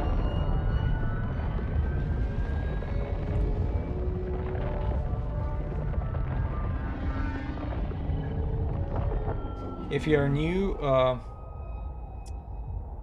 do explore, make 1 million, and then get to at least learn piloting, feeding, everything for next 2-3 months, and you'll make ISK. Don't waste your time in exploration if you're new. Yeah, that's also a good way to make a profit. It just with Abyss, people are losing interest in the game if they get stuck in Abyss for too long.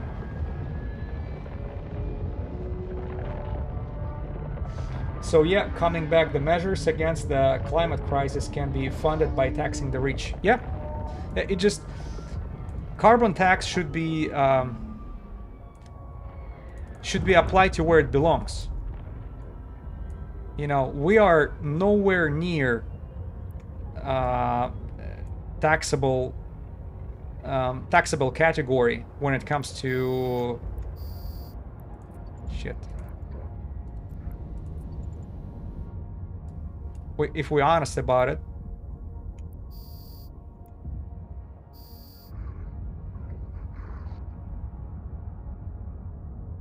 All lag intro.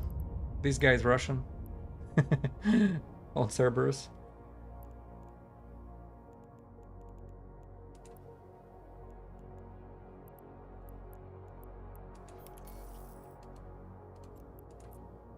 Let's go jump.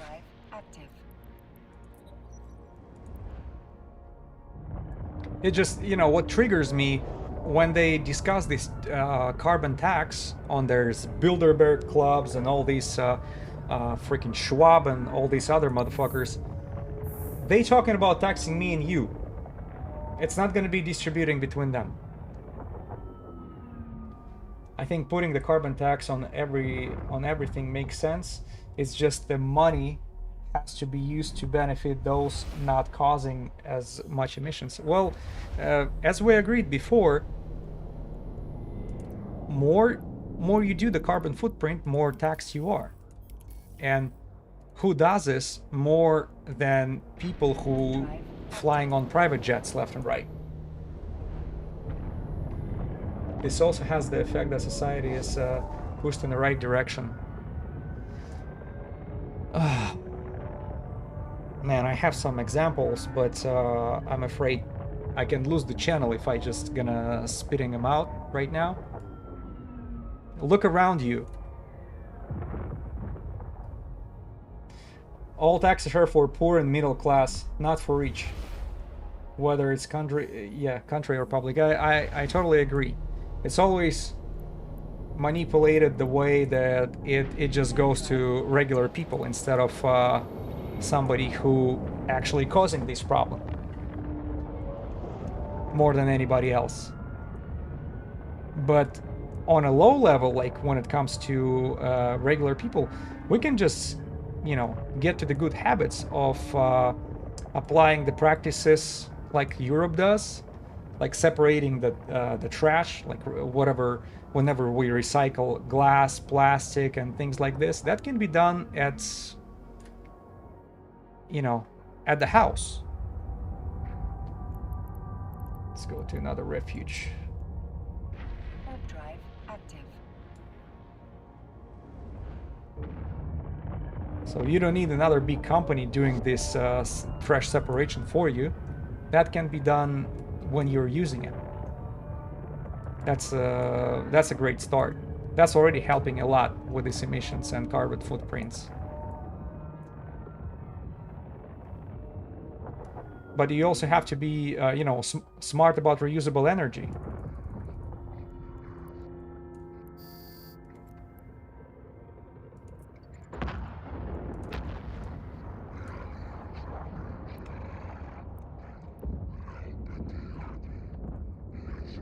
Recycling is also a thing invented by the plastic industry, unfortunately, but the separating trash is useful. Yeah. Yeah, that's exactly right. There is a movie, I think, called Dark Waters. It's very eye-opening when it comes to the story of plastic and carbon. It just, and you know, the worst part is these big companies, while they're inventing these new materials, they know about the harmful effects at day one, or like before they do the mass production.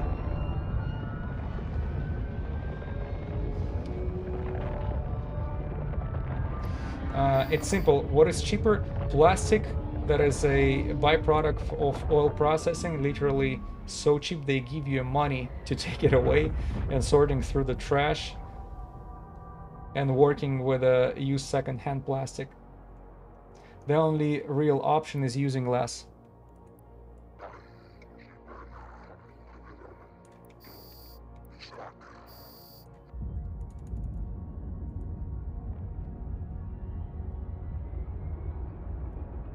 Somebody decided to convo me. What's going on?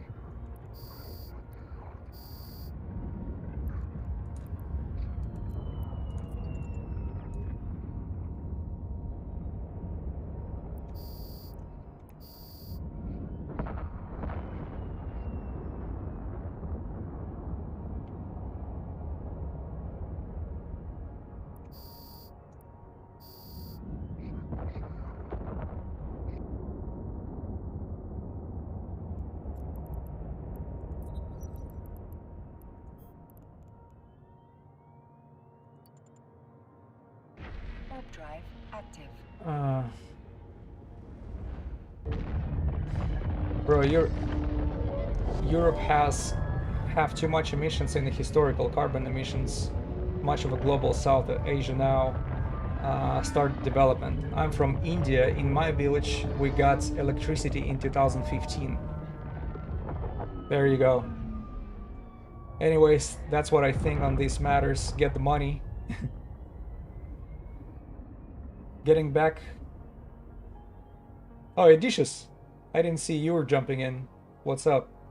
Getting back into Eve has been so fun so far.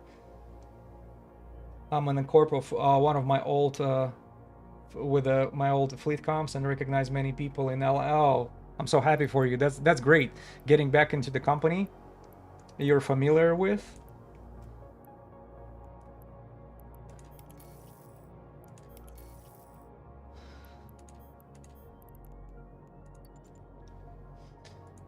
Well, the corp is new, but you're saying you're dealing with people you already know.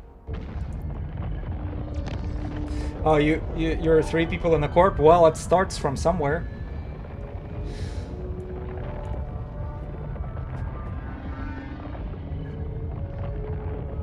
Alliance has many people, you know. Yeah, that's good.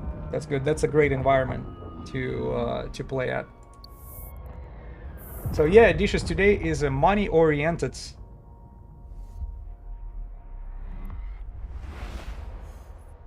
Thanks for my answer. What did I answer?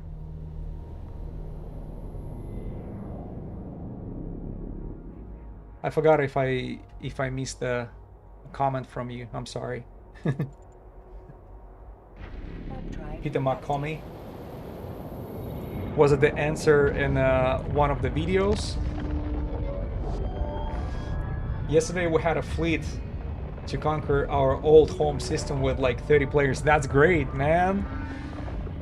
If it's allowed, things like that should be recorded and shared with, because these big battles on space are pretty epic to watch. About officer modules, yeah, no problem. Sorry, there is a live conversation going on. I losing track what people are asking. So it's still controlled by the squids. It was more of a RP event, but it was fun. That's good. That's good, you know.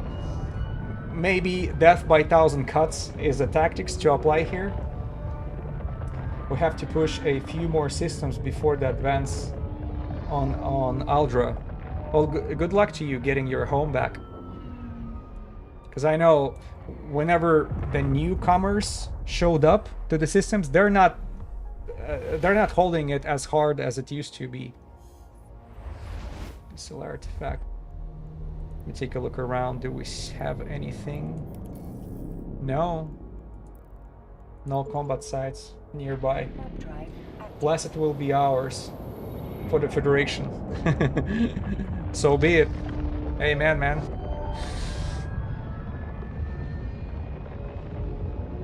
It would really be cool to get back Aldra. Still have many ships there. I cannot undock. Oh. With now because of the system is a squid control. Yeah. Well, it's an NPC dock, right? So at least your assets are safe, relatively.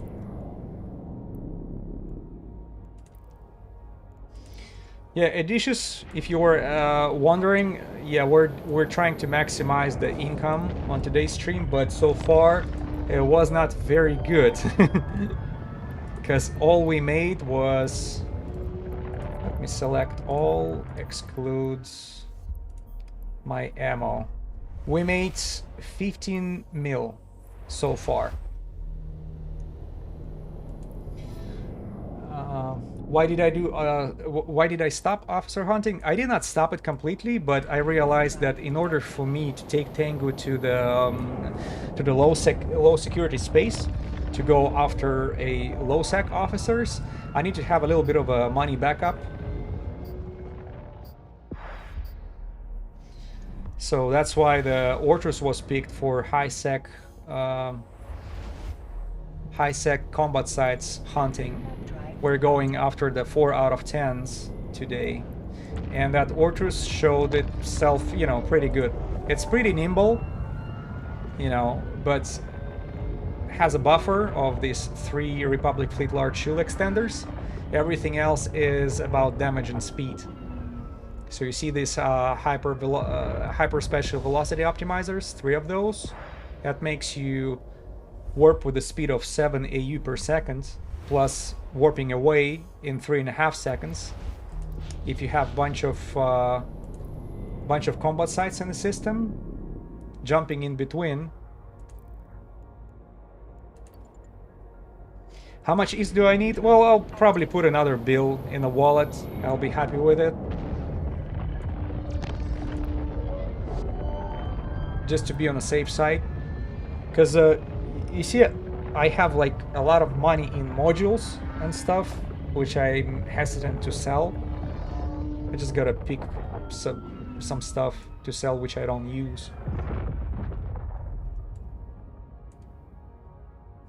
Because technically I can pretty much probably lose all my ISK in one...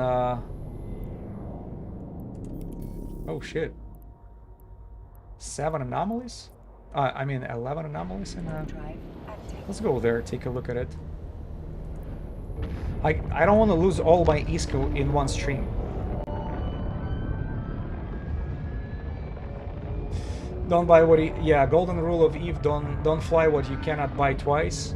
Well, with Tango I can buy it maybe 3 times, but I have that feeling that as soon as I take it to the low sec, and if I'm not cautious enough, we can go through 2 or 3 Tengus like that in one stream. That would be an epic fail, especially taking into account how rare those officers are spawning. They're not that frequent to meet in space. So, but today's experiment is about see if we can get this multi-spectrum shield hardener, P2M C type. Because as I mentioned before, back in the days when I tried it for the very first time, I took my Hurricane, spent the whole evening in the Caldari space doing just these sites, trying to spawn, trying to get these escalations, and pretty much every other escalations I had would drop me this P2M C type shield hardener, the multi-spectrum. So I got 3 at the end of the evening. It's over 1 billion of ISK of profit right there.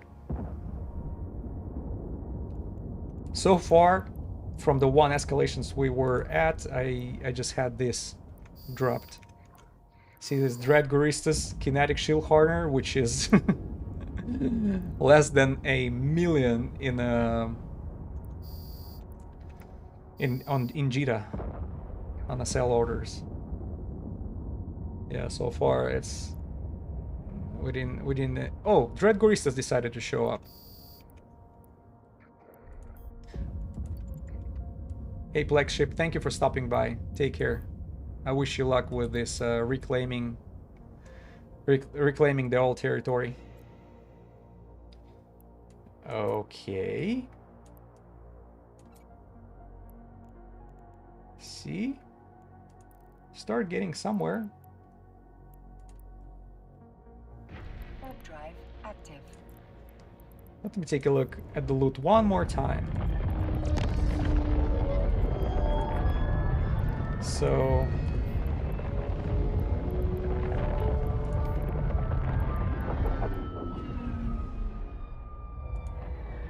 yeah, 15 mil. That's how much money we made so far. And I've been flying for like, oh shit, for 2 hours? Where's my profit? It's better change by the end of that stream.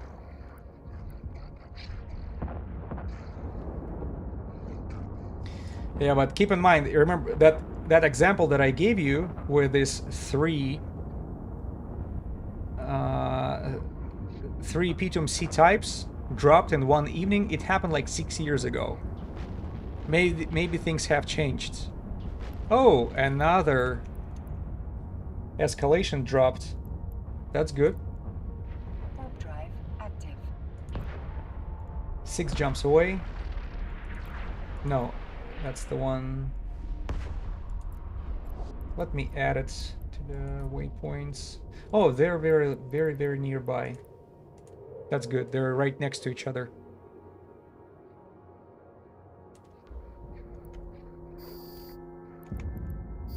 At least we're going to the direction where we're gonna be busy. So, 2 escalations right next to each other in 2 systems where we're going. Hopefully that's gonna be dropping us something something of value.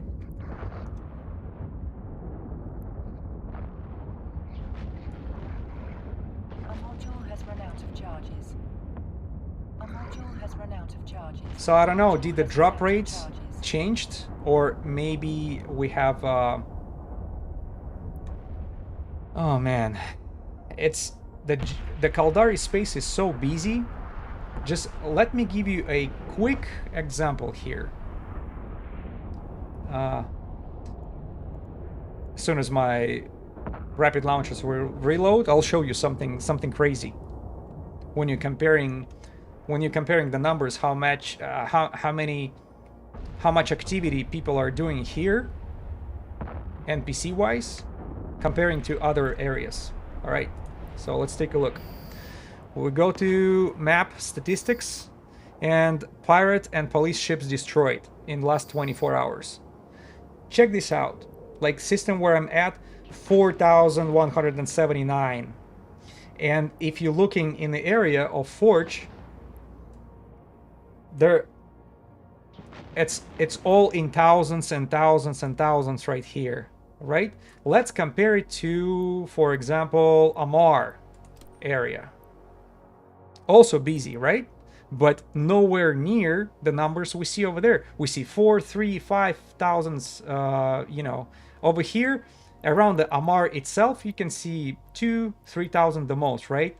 Everywhere else, when you fly, the high security space is like less than 1,000. Less than 1,000. And if we're looking at... let's take a look at Galente. A little bit more, but not as much. So the theory is, do we have the same pool of like all these NPCs having the drop, right? Is it determined number of of the modules are being dropped and they're distributed between all these NPCs, or every single one of them have an equal chance of dropping escalations. And imagine if we have 10 times more 10 times more activity in this area, maybe 10 times more escalations dropping. Do they share the same pool of loot? Because if that's the case, that means you have a much lower chance of getting something at all. Because if it's the same amount of modules you guys sharing with a crowd of thousands and thousands of people who are doing the same thing.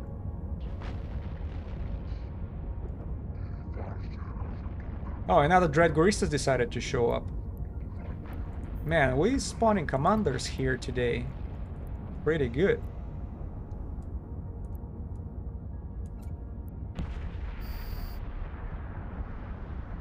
So I send you...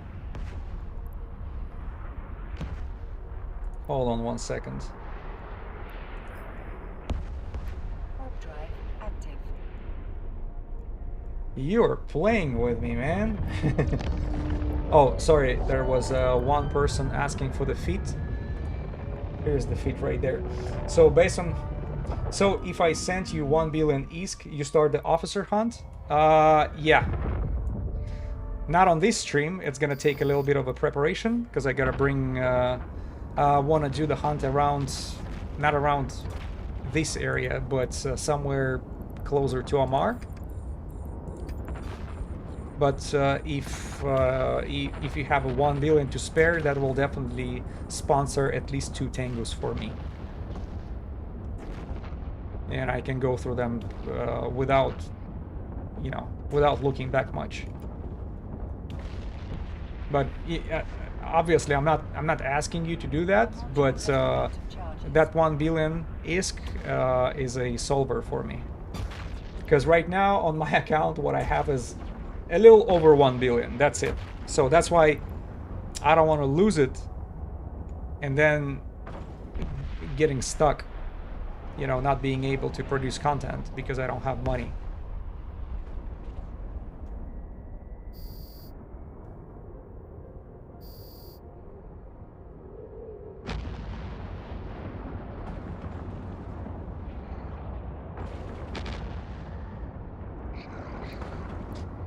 But I've noticed the officer hunt is for real, you know, what people are interested in looking at. Oh, another outpost. Oh, but this one is in a low sec. Sorry.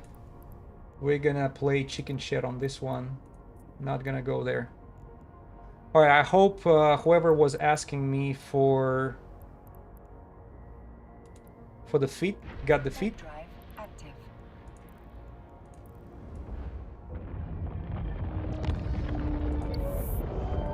So that particular Ortrus made for speed. I show speed today. Only in EVE Online.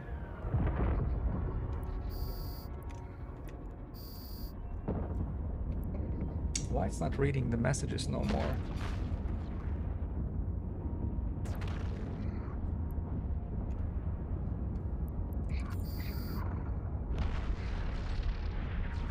Based on how other games work, I suspect it's a straight percentage chance of drop.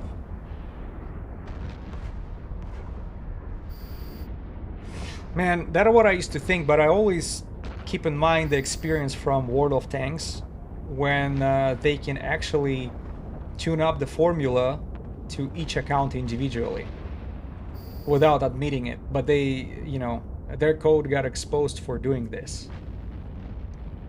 So I'm not sure if EVE Online would do the same dirty tactics, but you know, it's not what I'm accusing them of, though. I'm just thinking. Yeah, I'm just thinking if there is a same amount of modules, because I keep hearing that on other people's streams when they were discussing the chance of dropping stuff. They say that 4 out of 10 of Dread Goristas has probably drops them just a personal effects only without dropping anything of value. Oh, another Dread Guristas and another escalation. We're good. We are good here. Alright, let me get whatever he brought to me a little quick.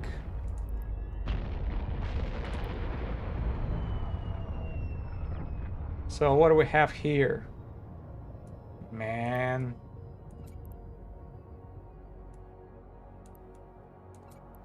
Just a bunch of ammo. Drive active. Okay, that's the new one, right? We're gonna be adding the waypoint. Yeah. It's in different direction though. Yes, I'm right now on a holiday, probably Monday or Tuesday. Oh, you mean for dropping me a bill? Thank you, I would appreciate that. Oh, Osprey Navy.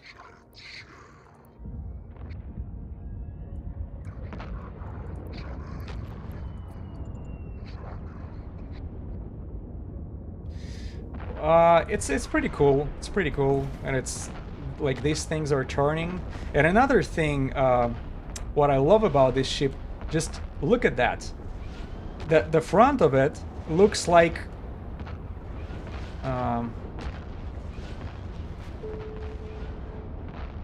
Drifter, battleship, the one that that can doomsday you. You know, when you look closer to it.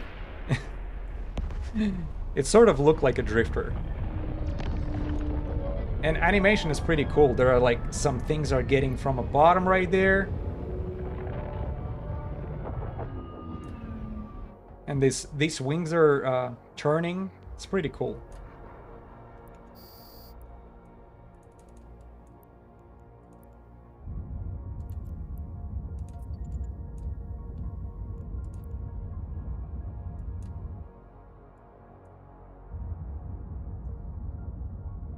It's very, yeah, it's very nice looking, and I don't know if you saw if you saw a thumbnail that I made for YouTube. It went pretty epic, and I think it's totally totally because of how cool the ship itself is. It was very cool to work with graphics on it. So I think, do we have anything around? Then what about here? Highway? Let's go take a look at the highways. Warp drive active. Oh, why it's... The camera changed a little bit.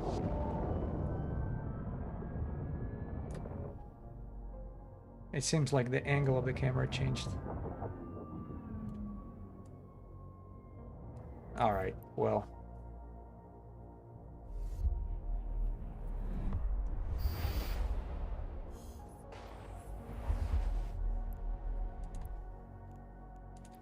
Warp drive active.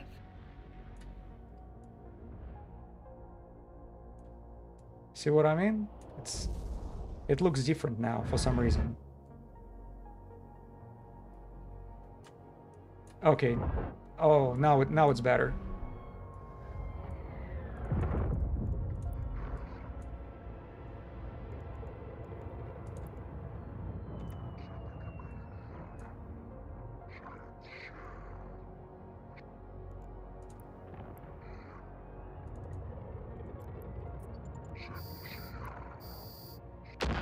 Yeah, that's the only annoying part, where you have to get close to them to get the aggro to activate your auto-targeting missiles.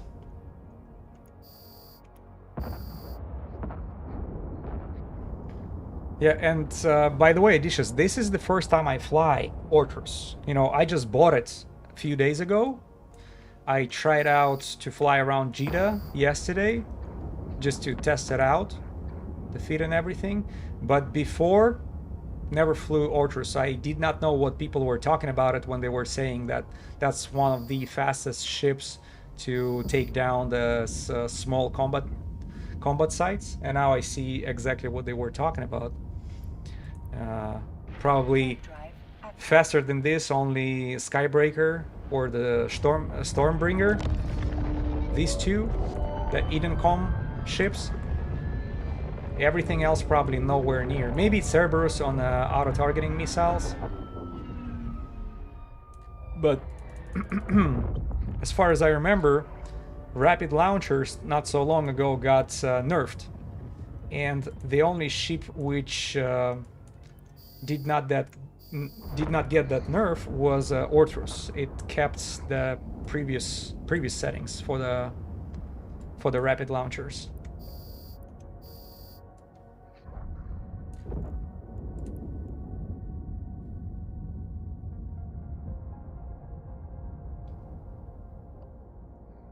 Yeah, the fact that it's a faction ship rather than T2 or T3 is a huge selling point. Just like for Gila. I would probably put them together on a pedestal on how much of an application these ships have.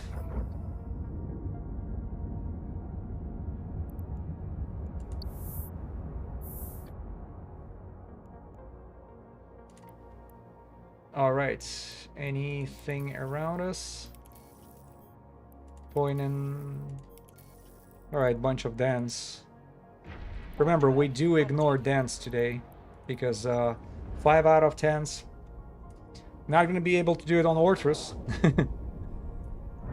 And I'm not planning to deal with this 5 out of 10s either.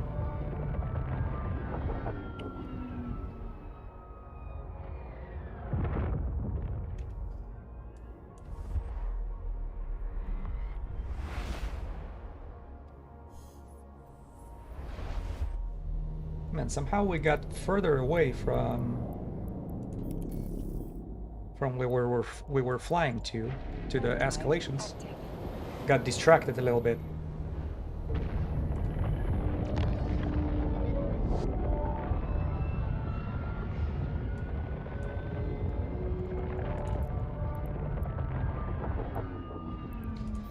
What's my ammo costs?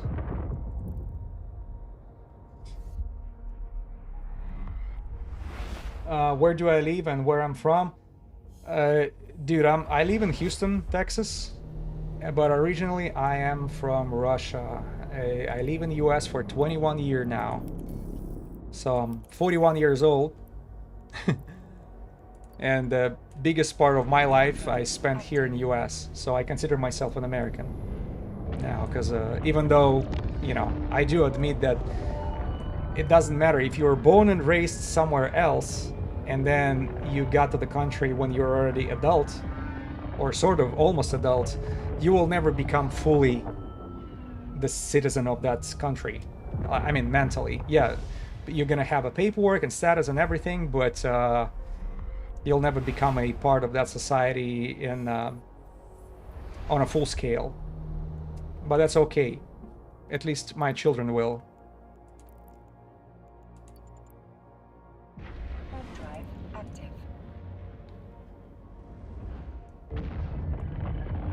And I moved here when I was 20, so never regretted that.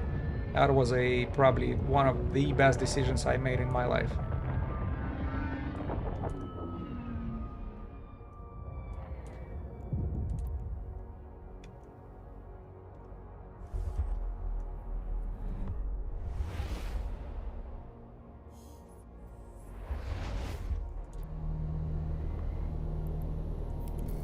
It seems like we're somewhere close to the Highsec, right? Yeah, it seems like that's the case. Yeah, because we're getting right here to the edge. This is interesting how you're killing the combat site somewhere in the middle of the region. Oh, did we have anything spawned? Yeah, hideaway. Hold on, don't drop, don't jump, don't jump. Let's go to hideaway. See, the combat side that we killed, we were somewhere here in the middle, and then it gave me escalations towards the edge. But I'm noticed if we're killing combat sites here in this area, closer to the low sec, that's where you're gonna have your escalation, most likely. And that's what I don't like about it. Like, on one hand, you're trying to be somewhere where it's not as many players, right? So you don't have as much competition. But on the other hand, your escalations are taking you to low sec all the time, and you don't want to deal with this.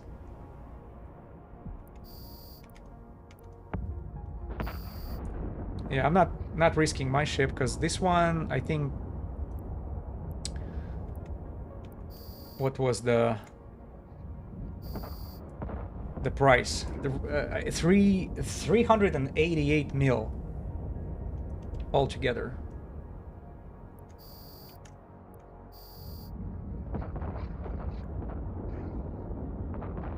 Oh man, Geek is on fire today.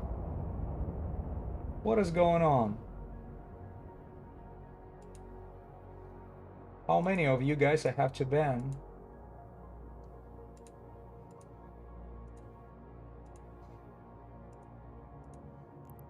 Oh, and we got an escalation, which I did not see. Perfect.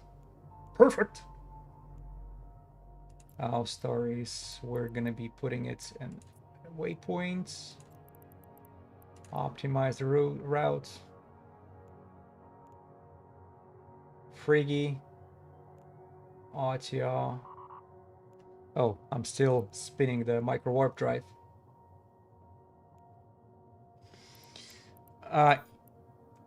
Yes, so 3 or 4 escalations is just in a short time you watch. That's good. It's, you see, before that, it's when I started for an hour there was, I think, almost no escalations at all. Nothing was popping up. But now, and that's the nature of that type of activity, because even the good stuff drops. Like, sometimes you have to go through one escalations, then another one, before you start seeing a good drops. And by good drops, I mean, you know what I consider a good drop, right? The multi-spectrum. Yeah, we're going to Friggy. Drive active. If multi-spectrum drops, by the way, I'm gonna put it in my feet right away, just to utilize the benefit of having it. Because right now I have just a regular Tech 2 installed.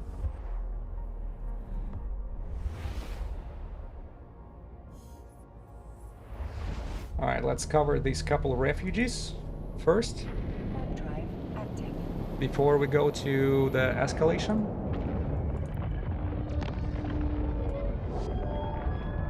And then we'll take a look at what this telescope will have for us.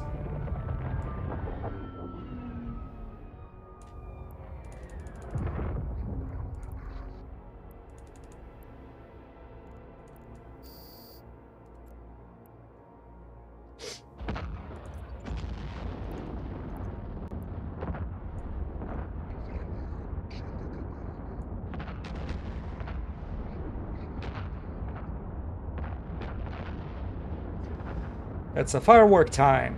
Just see how freaking vicious it just gets through all that. Kills it like a cornflakes.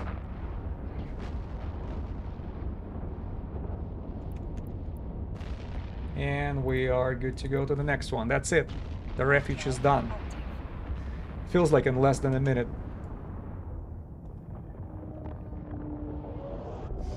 Yeah, that's where it shines the most. Ortrus. Absolute beast.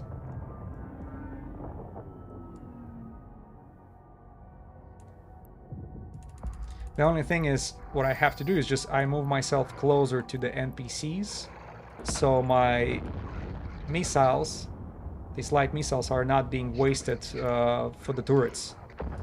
Just keep in mind, auto-targeting missiles are going for the closest target, and if you're sitting close to these turrets, that's where the missiles will be flying.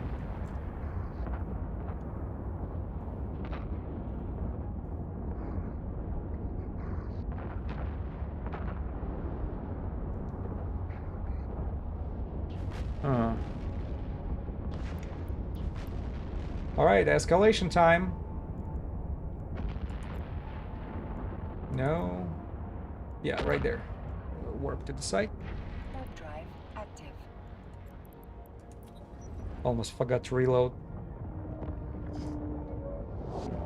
Alright, what that radiating telescope has for us.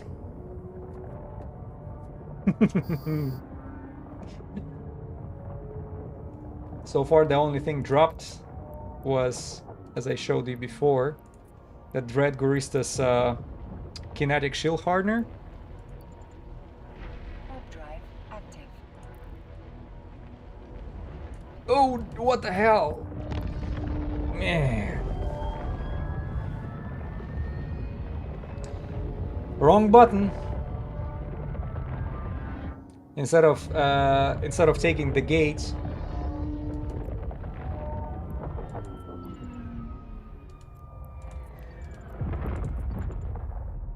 sorry guys. Warp drive active. Instead of taking the gate, I clicked at enter the gate.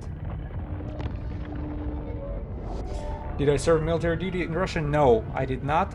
Even though I was 20, I got into university when I was 17. So while you are in university and going for the master's degree, you have they give you a 5-year extension. Warp drive. So before you get a diploma, or you know, if university that you're going to has a military faculty, you can actually go and use that, you know, adding it to your regular courses, and then you're not gonna have to spend 2 years in the military, only 1 year. And I think once you get there, you actually will be given I think smallest officer rank, so you're not gonna be just a regular private anymore. My university did not have that faculty, so I knew that after 5 years of, you know, after getting the diploma, most likely I'm gonna end up in the military. And they actually, they did what they call it. I forgot the name for it. When they actually taking the cadets, you know, taking the young people, and you go through the medical procedure just to give you evaluation. Are you healthy? What's up? You know. How good is your health and stuff, and based on your health and capabilities, they actually A module has run giving out the of giving charges. you A a module has run pre-assignment, out of charges. which military branch you're gonna go to. And my branch was Navy. They say that I was going something probably with a submarine. That's what they were saying, because my psychological archetype was suitable for it. Because not only they evaluate your health, they also evaluate your psyche. Let me bring the drones back. But that never happened because I moved here in US, and I think on a third, yeah, it was a third course, because I finished 3. In the summertime, they gave me an opportunity to go for a work and travel program, which I took advantage of.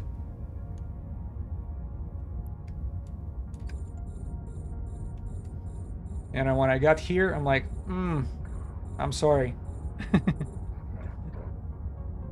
Plus, my employer, who hired me at the moment, they're the ones who actually offered me not to go anywhere in the beginning, because how much of a good work I did for them. So they took over, they turned my visa into a sponsorship program, which was allowed back in 2005. And that's how I decided to, you know what, I'll spend 1 more year, and then 1 more year, and then 1 more.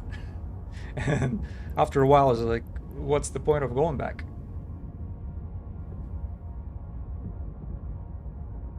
That's a strong motivation to do good work. Yeah, but I did not plan to stay. has run out I of charges.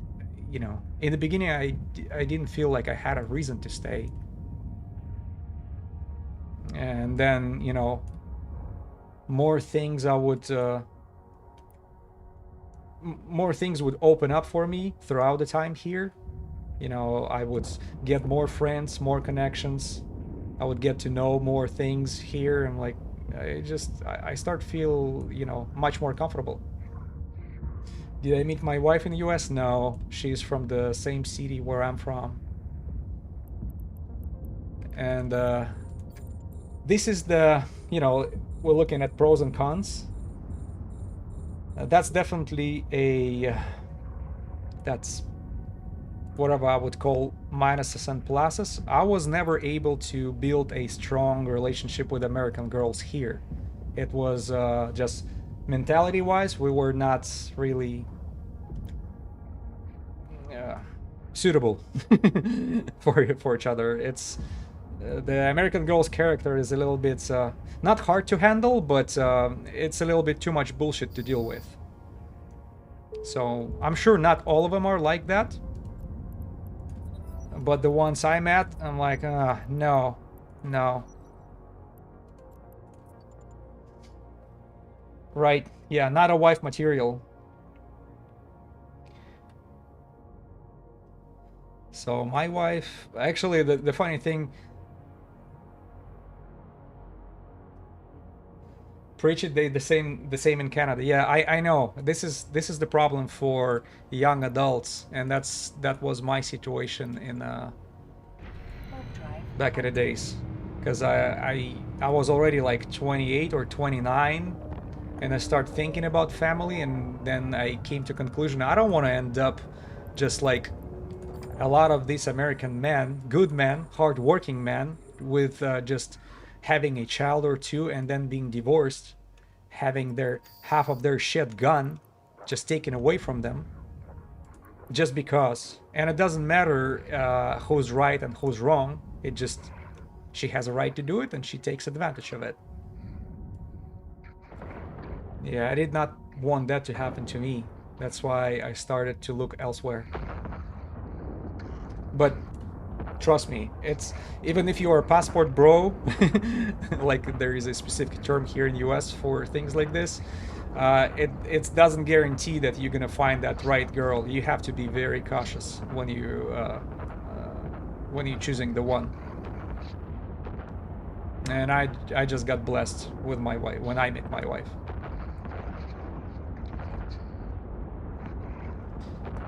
And I didn't meet her in a traditional way. My father met her first. So he was the one who actually made me to say hello to her for the first time. All right, so hold on a second. Oh shit. Let's take a look. Let's take a peek inside.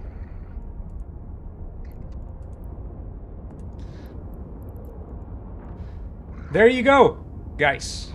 There you go. Multi-spectrum shield hardener. Pitum C-type. Let's go and restore our shields a little quick.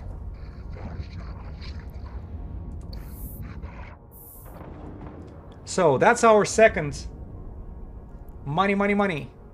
This is our second, if I remember correctly. Yeah, 377 million per one. That's exactly what I was here for. I actually want to get Gila BPC as well, and maybe ballistic control, Dread Gorista's ballistic control. That would be awesome. But Pitum C type will do just fine. And remember, next system we have another.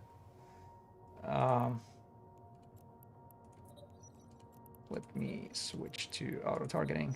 We have another escalation waiting for us.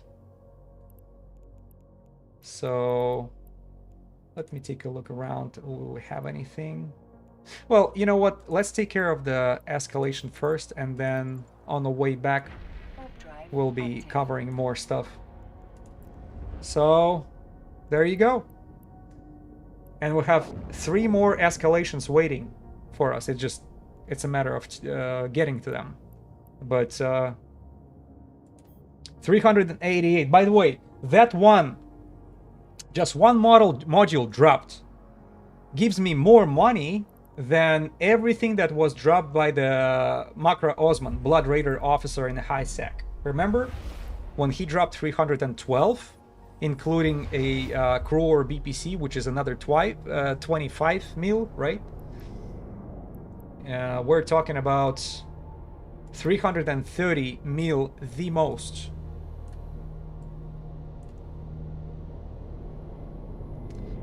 Hold on a second. Stop.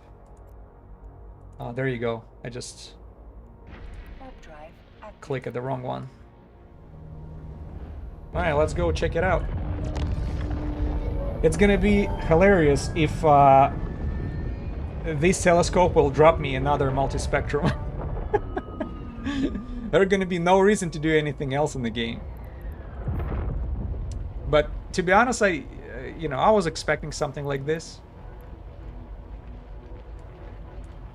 Why did I get stuck in the freaking... Yeah, that keeps happening. Oh, by the way, I wanted to equip it. I forgot. Yeah, let's finish this site and we go to the station and equip the multispectrum.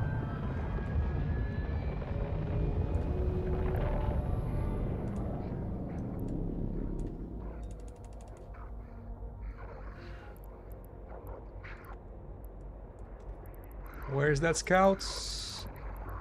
I keep missing him somehow.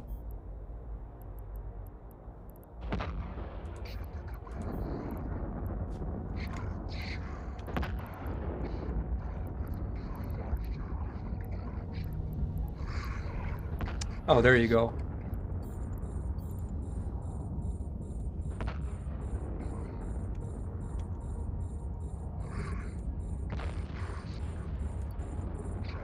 Let me go towards him.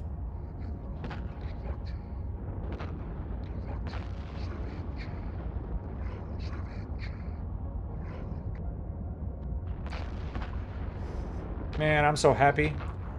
That's already like program minimum complete.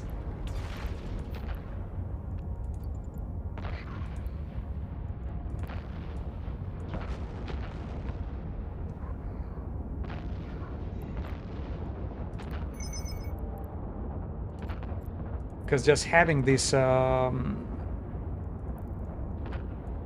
C type in the cargo is already worth the effort. A module has run out of charges. They're switching to my drones again. Let me go on him. Let me get him back.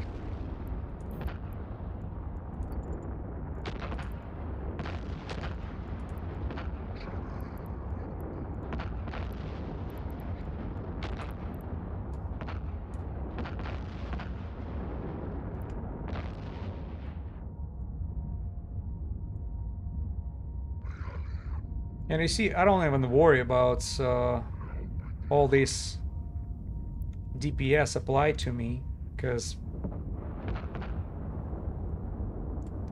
it's doing its work.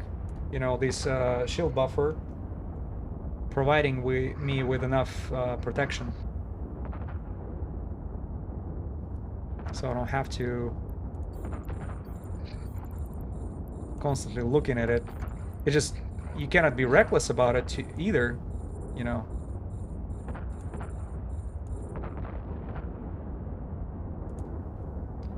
Let's switch to...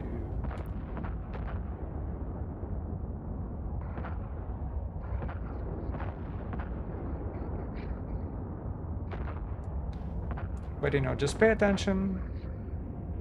You'll be fine.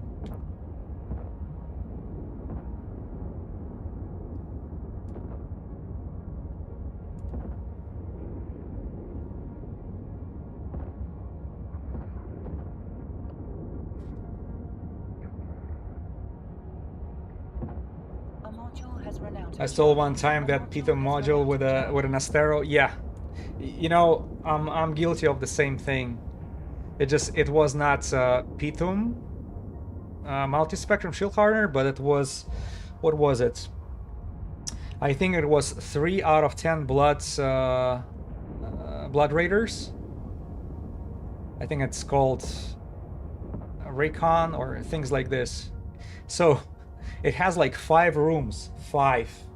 And I arrived on a, was it Gila or Jackdaw?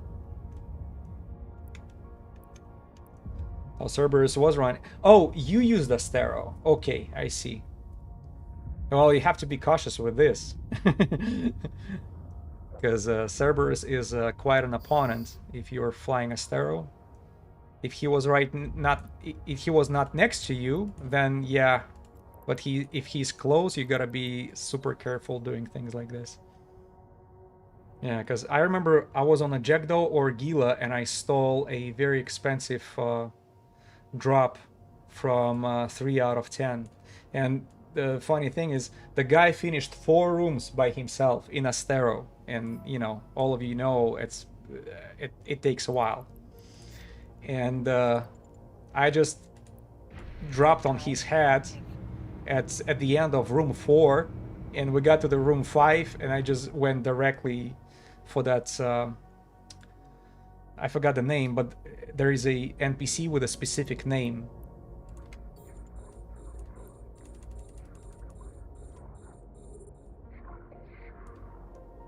So let me get close, because I have to be within 47 kilometers. Right? Now it's time.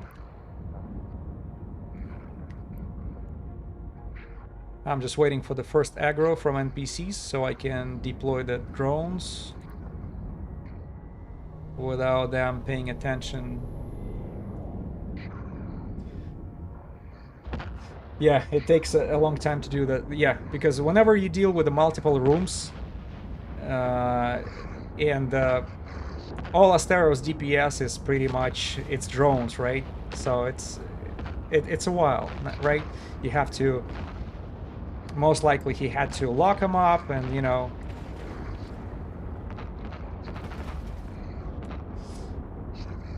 When you see Orthrus, you just quit? Okay. Yeah, that's smart. You still have a chance at the end, but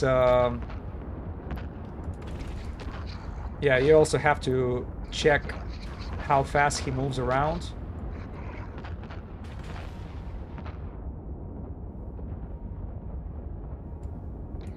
A module has run out of charges. A module has run out of charges. Alright, let's go take a look at it.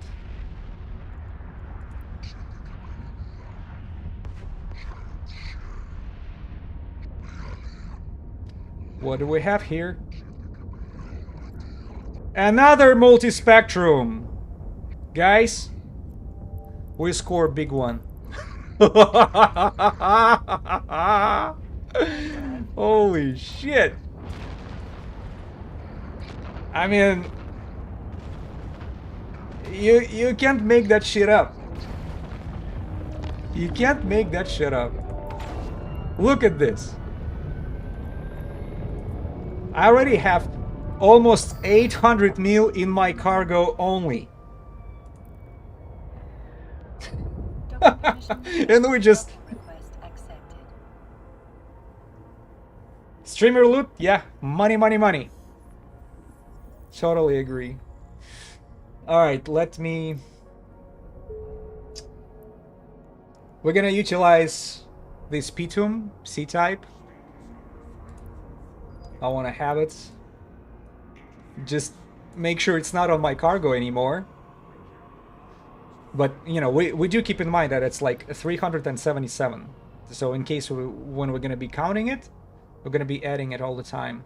And what else did I want? Oh, yeah. I wanted to do this.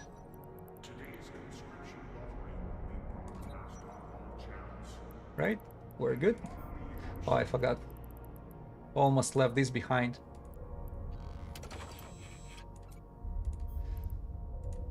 So what? Oh, and by the way, EM, C-type EM shield amplifiers, they're also expensive, because I know EM specifically expensive. Thermal is also, you know, on an expensive side, and then kinetic and explosive not so much.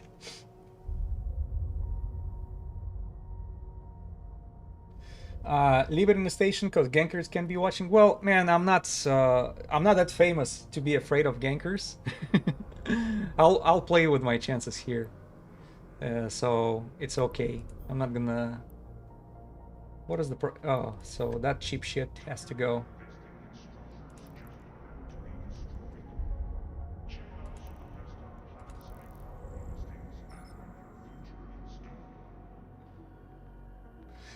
So when I went to, I will say in my language, Regrituaji medical exam, I was assigned to Diversanti, something like DRG. Well, yeah. Well, that's a man. That's like a scout, because Diversant, for people who don't know, it's like a Black Ops. When you're being launched into enemy territory and you're getting either intelligence there, or you are on a mission where you cannot be spotted and stuff like this. 2 jumps away. Yeah, let's go back. Warp drive active. Yo. We didn't forget anything here, right?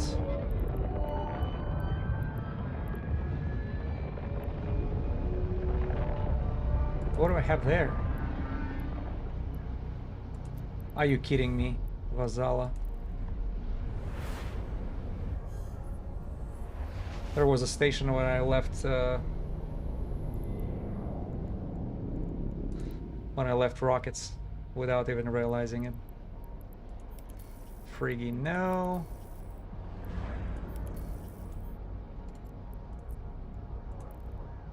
Warp drive active. Yeah, that stuff. Man, you probably show them pretty good skill, pretty good. What do you call it? Your health should be high, and your psychic should be a very specific type of personality, because that's like Delta Force here in US. You know, they are not brute force. They're problem solvers, and that's exactly what you need to be on the missions like this. Warp drive active. You're a Slav too, just a Southern. Yeah. Yeah, I've heard the theory that that Slavic nations actually came from the south, from Hindu culture, but I don't know how much it is true, but that's very interesting. Because what I've heard, there is like a lot of common things in languages, as a linguistic family. So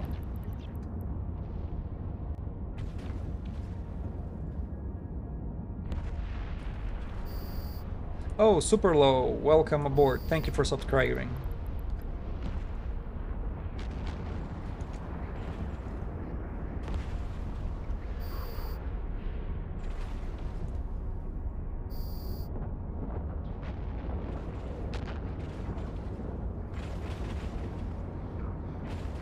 Da.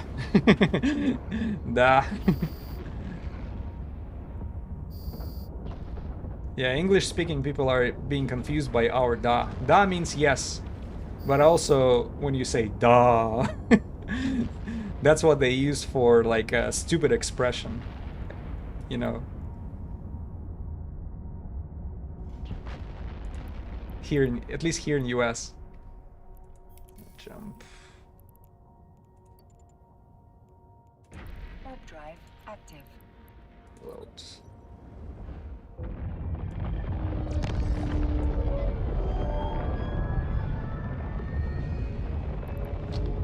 Can I add the Vazala?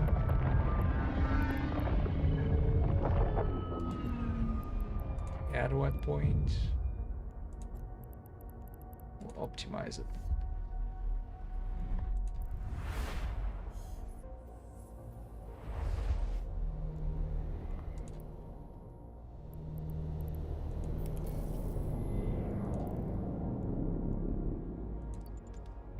Warp drive active. Homer sounds. I have been doing Serpentis anomalies for a couple months on an alpha account. Warm, yeah. I have to say, I hate when the auto-targeting Ortrus are around my space. Well, just consider buying one, you know, and use it the same way, and because it speeds up your is per hour, even though it's spitting out these rockets like crazy. But you see me this time I did not use the expensive ammo. What I'm using is a regular Scourge auto targeting, which are almost worthless. They're like 16 ISK per one unit. You put 10,000 in your cargo and you're good for the evening. Oh, Alpha cannot auto target missiles. Shoot, I forgot about this. Yeah. Yeah, then you cannot really compete with them. Yeah, you're behind a paywall here.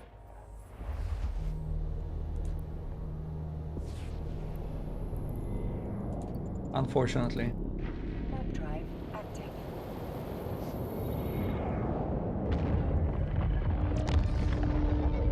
Legion auto targeting, yeah.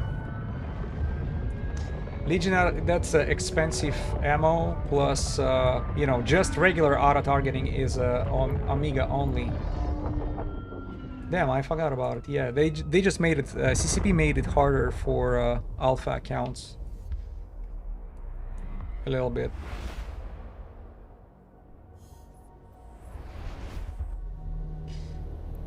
You love your drones and AFKing in the sites though? Yeah. When you AFKing at the sites and Ortrus arrives, you know, forget it. You will not get the escalation or the commander. But if nobody shows up and you're doing this activity on the background, you'll be fine if you're not in a hurry. Plus, you know, Serpentis. You're from Bosnia, ex-Yugoslavia. Yeah. Okay, so bratushka, pretty much.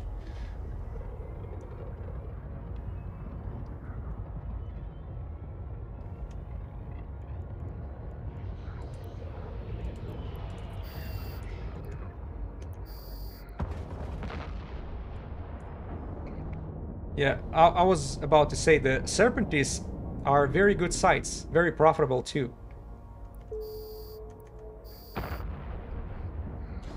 Because here's the thing, both hideaways and refugees in a Serpentis, they're giving both of them, they're giving the escalations of 3 out of 10 for Serpentis, where you have to go through, I think, 3 or 4 rooms, and at the end you have to explode that stronghold, the narcotic warehouse.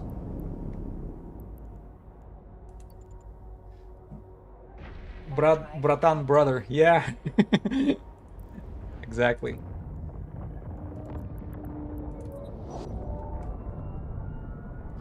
There is an Orthrus pilot in a Placid during my playtime. This is his space. Well, he can consider this space his, but the space belongs to everybody. That's why when I go to the combat site and I see somebody else is doing it, you know, I'm not flying away, especially not right now. And by the way, yesterday people were like pretty rough about it. There was a lot of bad words in my convo for doing this. But you know, I usually don't say nothing when people show up at my combat site and we start compete. I'm okay with this.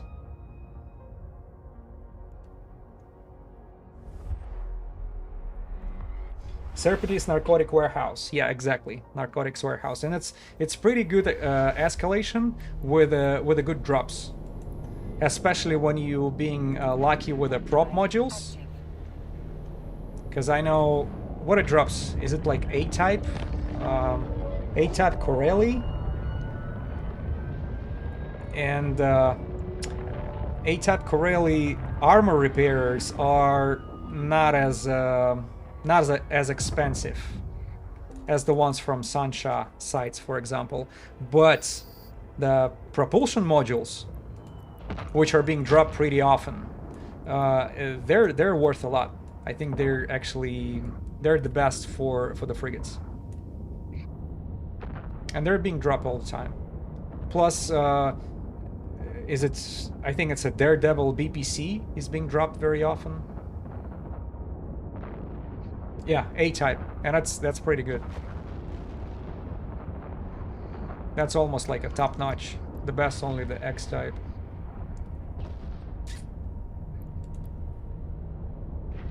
Drive active.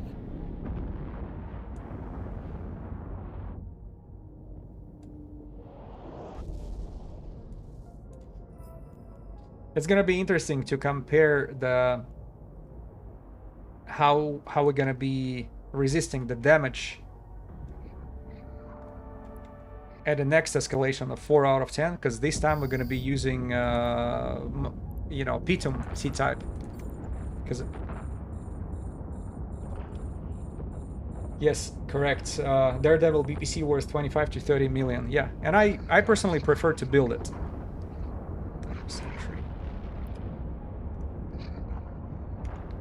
When you build it, it's even more profitable.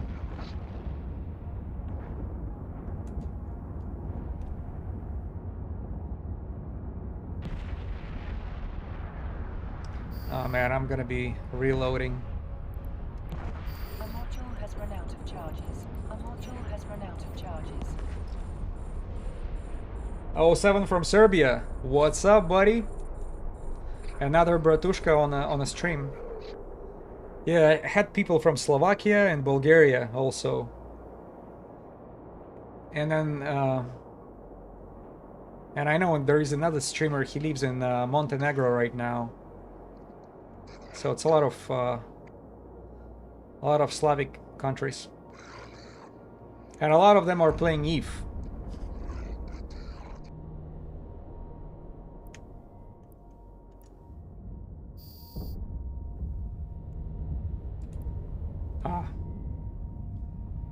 Just finished reloading, and there is no more NPCs to go after. Oban and Olo. Well, let's go to this Obanen. Are we getting close to the escalation? Yeah. By the way, I hope I did not miss any of those. No, so we have 2 more to go and 1 in a low sec, which I disregard.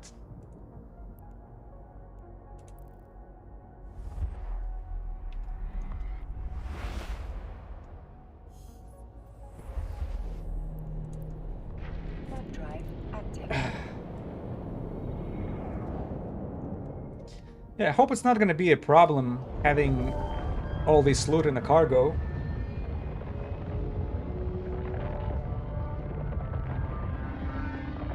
Evo Gadget and Malos Stargy brought. To be honest, I don't understand what you just said. But I recognize the brother word. And that's the most important for me.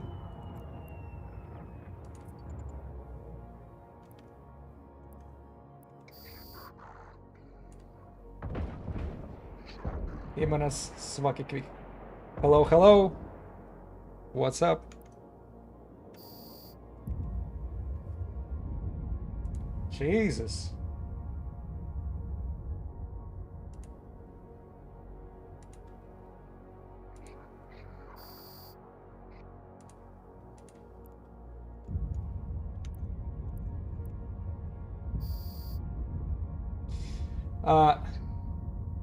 Pozdrav svoje braći iz kanala. Yeah.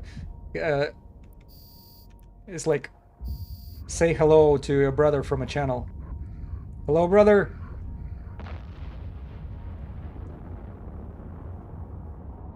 Oh, damn! I thought it's a Dread Goristas for a second, because it's alone and it's at the very end.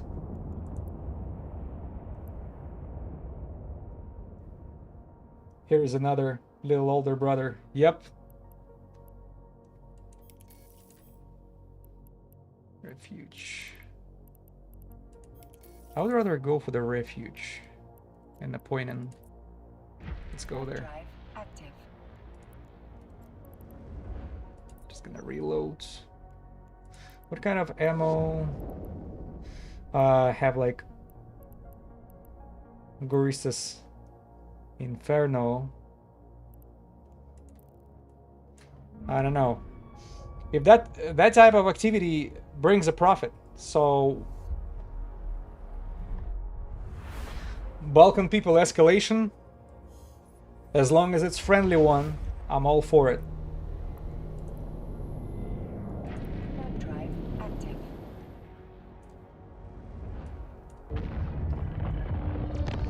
I got that type of escalation.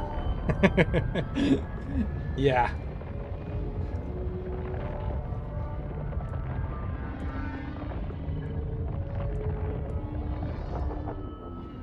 It's a long way from Balkans, but you guys are welcome on a stream.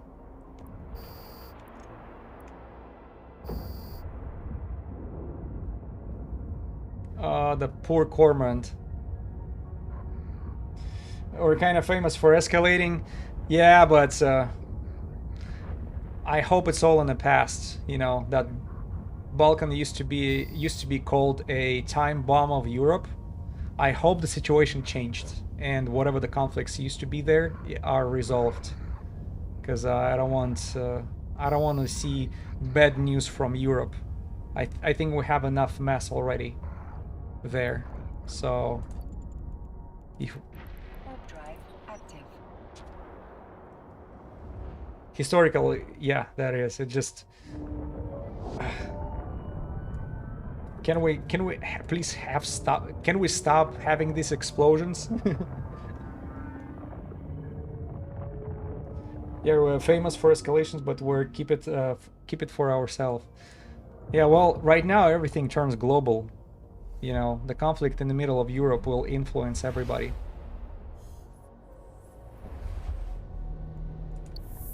Because everybody trying to get a piece of it inside, you know, either selling you weapons, having some business interests. Yeah, yeah, it's funny now, but back in the past. Well, here's the thing: people of Balkan, there are so many ethnicities living all together. Historically, they're kind of jammed into a small territory. And that's probably one of the root causes of it.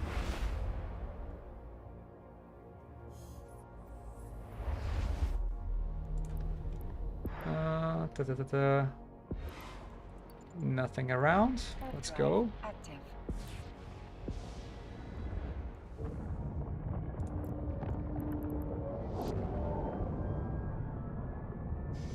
Man, almost 8 bill. I mean, almost 8 mil. We're at the new Kaldari. I don't know, maybe it would be a good idea to drop everything in Jeddah.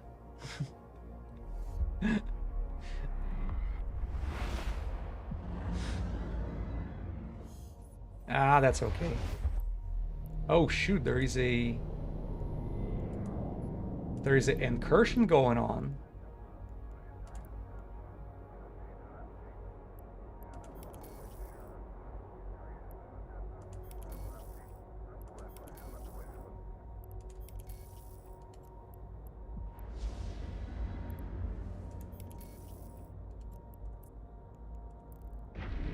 It's no wonder why the Balkans called powder keg of Europe, yeah.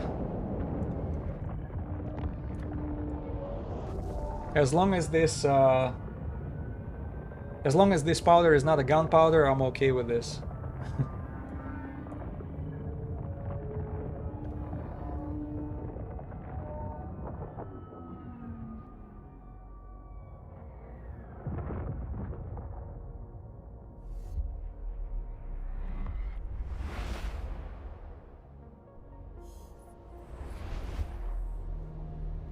Okay, refuge.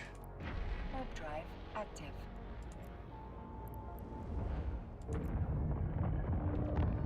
All right, we're only one jump away from our escalation system. Man, if it's gonna be a third, if it's gonna be a third multi-spectrum dropped, I'm turning back to Jita, dropping it off. Because having one bill in the cargo is a quite reckless, even for me.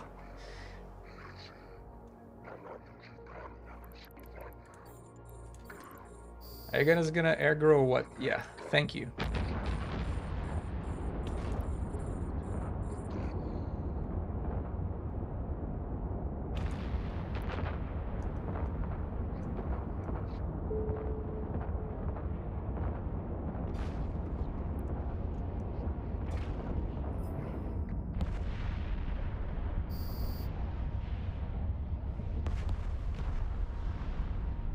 Firework time, Ortrus style.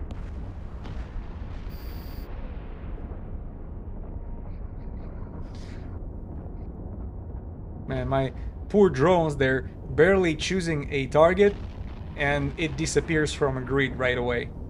Just because of this, rapid launchers are absolutely like a volcanoes. Just melting everybody with this lava.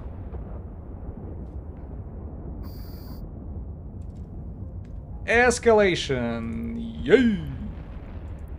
Oh.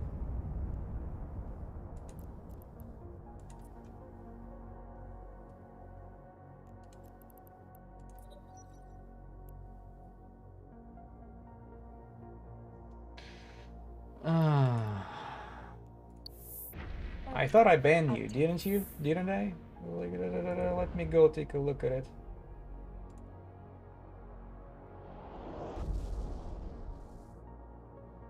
This is so weird.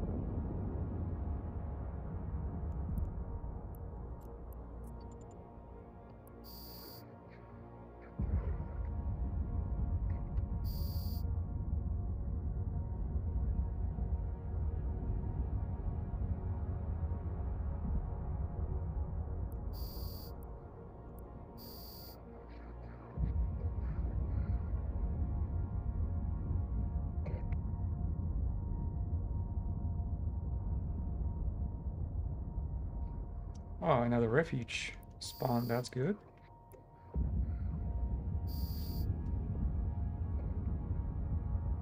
And now...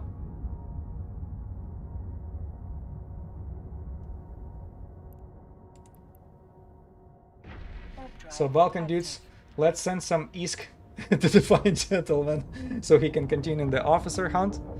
Well, if this is what you like me to see, man, I'm open for the Isk for my account.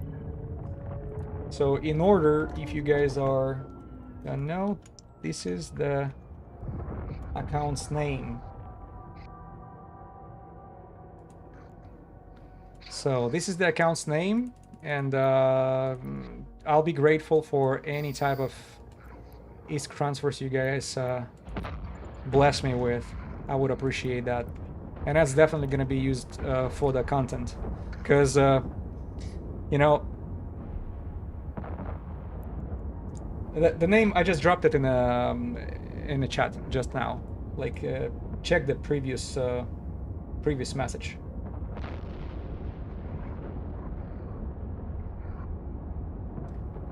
And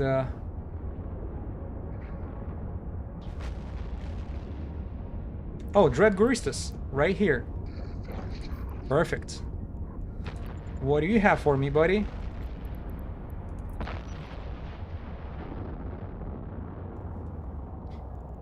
In case if you wonder... Oh.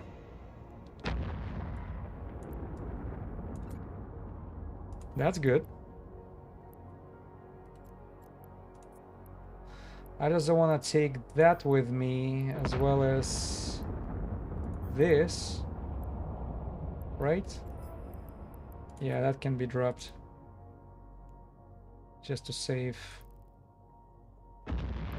the cubic meters. Now, then refuge. Let's go check the system with the refuge. Is it the one where we're going to? Seems like it. Oh, no, it's another one. But we get back to it.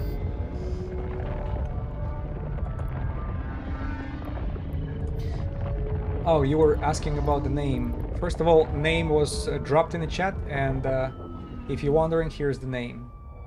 Yukio Ibotori.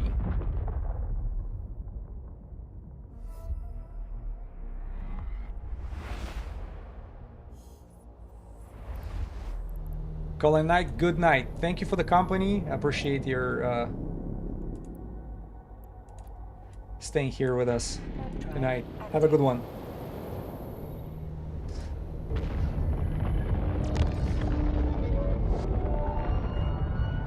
Send me some ISK. Man, I would be grateful.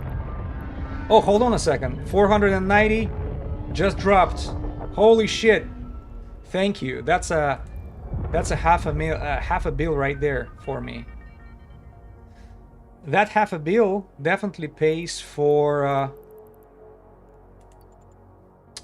at least one Tengu. And I think next stream we're gonna be going to the low sec. We're gonna be going for the low sec, and I have a backup in case if I get exploded. That mighty Tango of mine will be reborn. And thank you very much. I really appreciate the contribution. Because somehow I look another way, and there you go. Cabascao Stella, thank you very much. Alright, let's go to the system with the escalation. And man, I'll be damned if I if I see one more P2 C-type. Man, I'll strip the one from my ship, and I'll bring other two to Jita. We'll leave it there just to be safe. And then at the end of the stream, I'll just come back to Jita and we'll count everything. Everything we made. But so far, I mean, almost 1 million. No problem, enjoy. Thank you very much.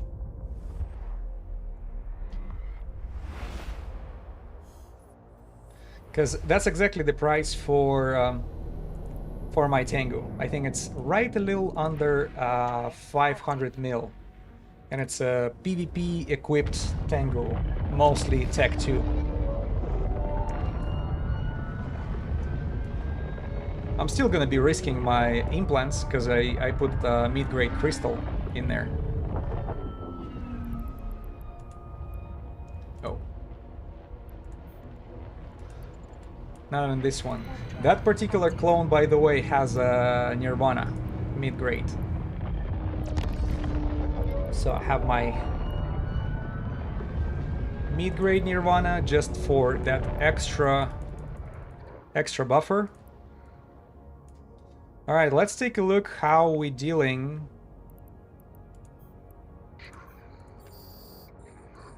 How we're gonna be dealing with the damage with this mighty C-type installed.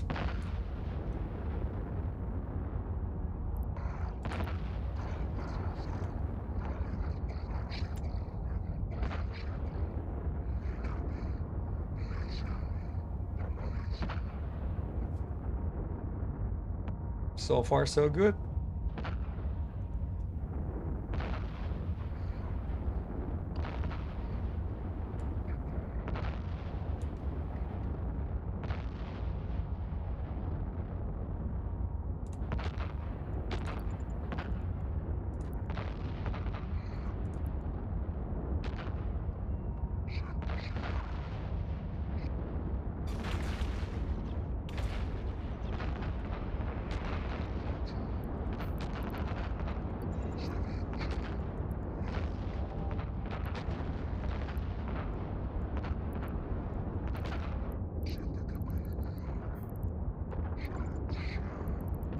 A module has run out of charges. A module has run out of charges. Oh, damn. Looked another way and I did not see how they actually focused on one of my drones.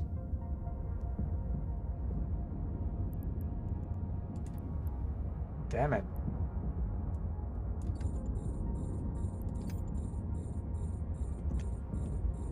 That was unfortunate.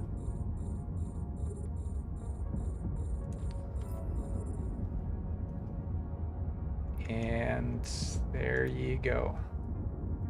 Yeah, it seems like I tank slightly more, slightly better. Like, feels like 20% better on tanking.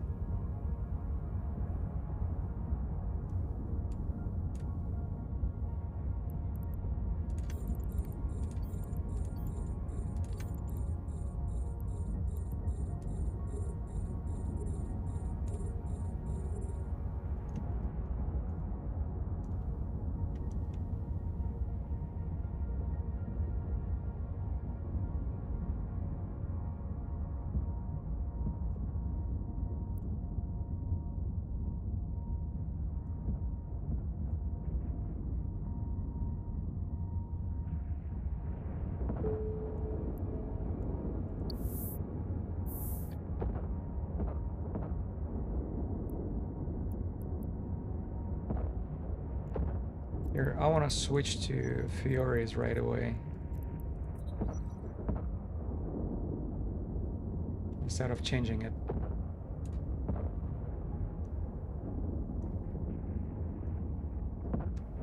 Scorch Fury. This is like over 600 DPS. Yeah, 621. You know, that Orthrus hits pretty hard.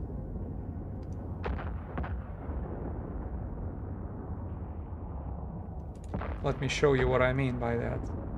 We take that fresh target and we'll hit it right away with everything we have.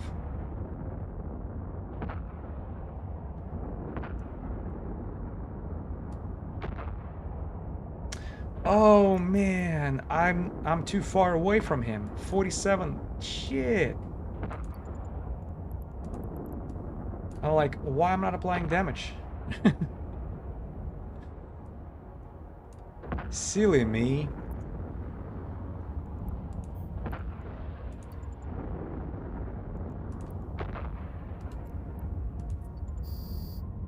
There you go. See, it feels like 3 volleys and he's gone. Yeah, we're definitely tanking more.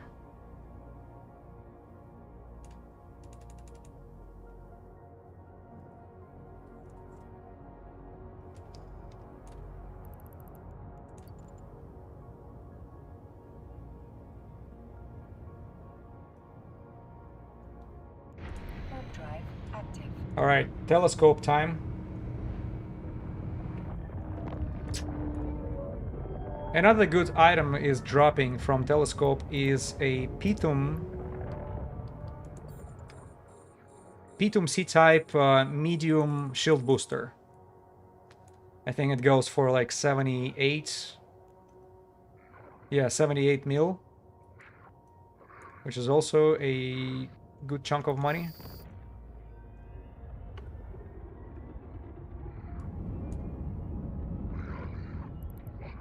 Now we're good.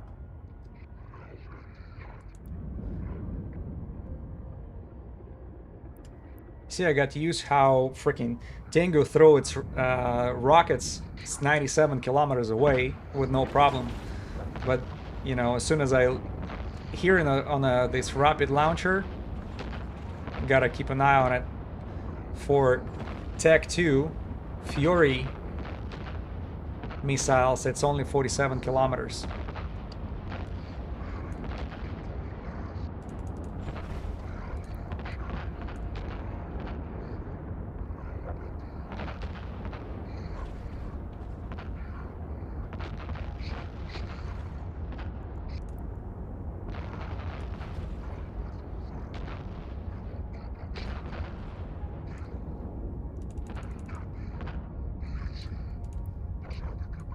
Our module has run out of charges.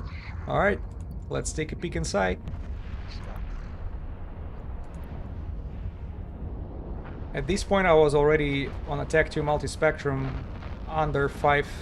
No, that just $8.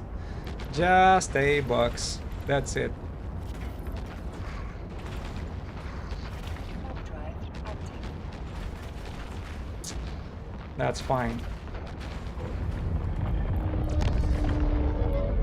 It's the smallest drop so far. That's an absolute minimum, which everybody hate to see.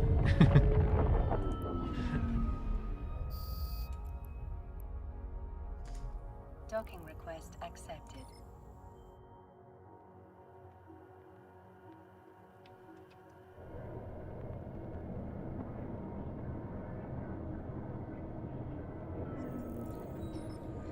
Right, let's repair a little quick, because they damaged one of my drones. Didn't I?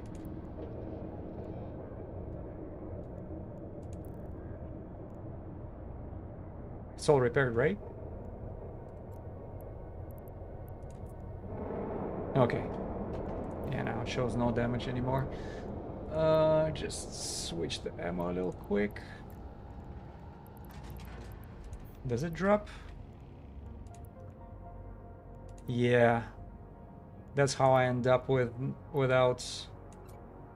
this extra freaking. What if I just drop it here? Yeah.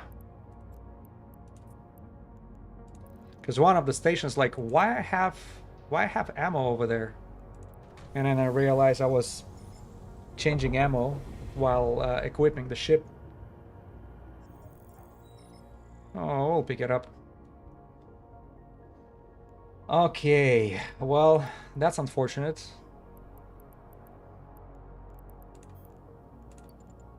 Warp drive But active. we're nowhere. We're definitely not sad over here, because have 418 in the cargo and 377 installed. We already have almost 800 mil, and that's 3.5 hours of stream. How is that for ISK per hour?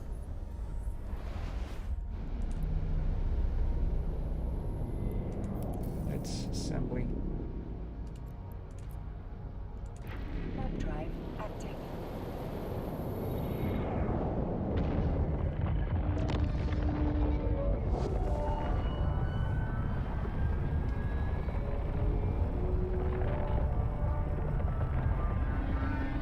So 800 mil divided by 3.5, we'll have 228 mil per hour. That's the ISK per hour so far. And I'm actually hoping to pick even more stuff. Valuable stuff. So at least one more C-type, just to repeat my experience from 6 years ago. When we're like in one sitting, we are getting. Warp drive active. We're getting 3 multi-spectrum shield hardeners. That would be awesome.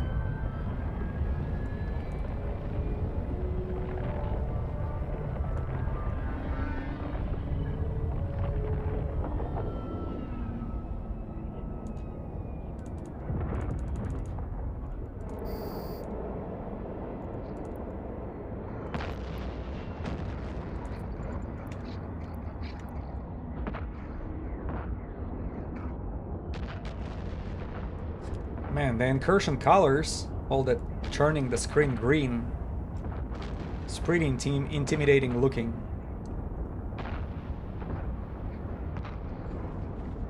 Never joined these incursion activities. I want to try one day. So we have hideaway. Warp drive active.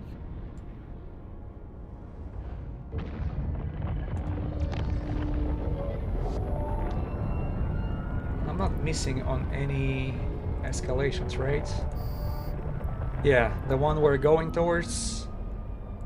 And there are 2 more in low sec, which I'm not interested in.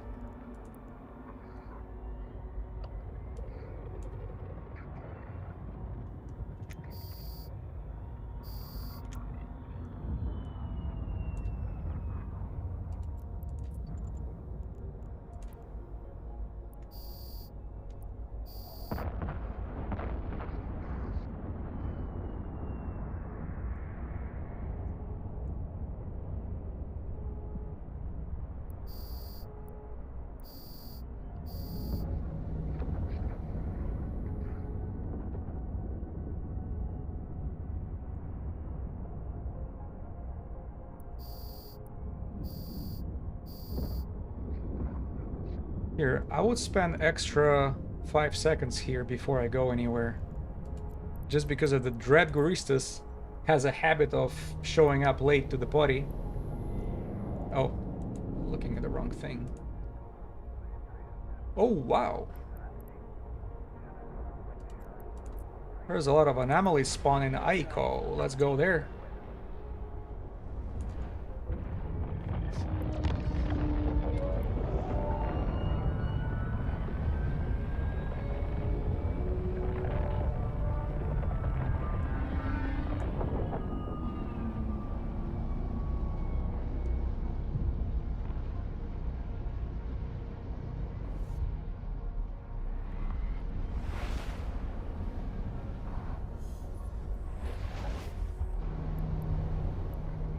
Refuge. Warp drive active.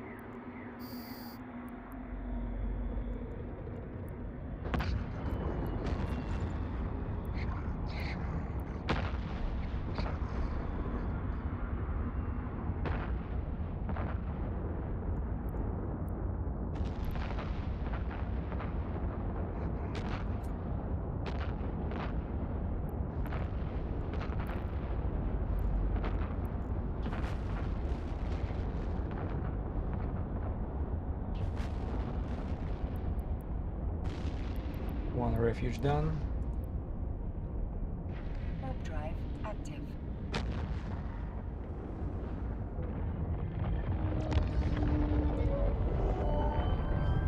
I'm still in the incursion area. 25% reduction in chill and armor resistances.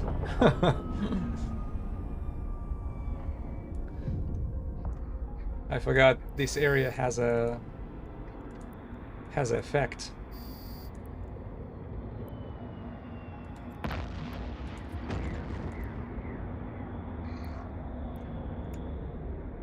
So it's 25% reduction shield and armor resistance, 25% reduction in turrets, launcher, and drone smart bomb damage. So we do less damage and we resist less damage. Yeah, these incursions are not a joke. Escalation. Yep. Yeah, buddy. And by the way, it seems like it's somewhere... Where is it? So we're going to Ujora.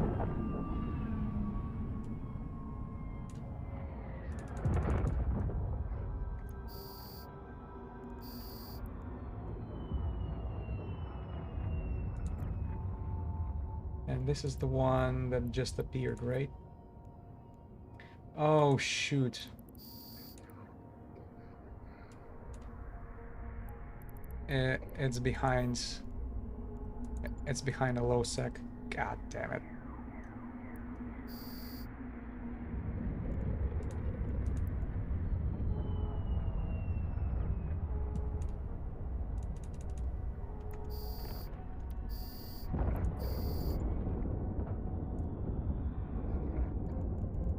Which low sec though?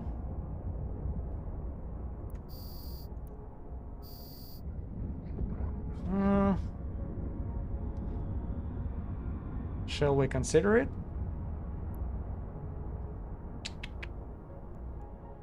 It's pretty tempting. Warp drive active. You know what? I'll probably go.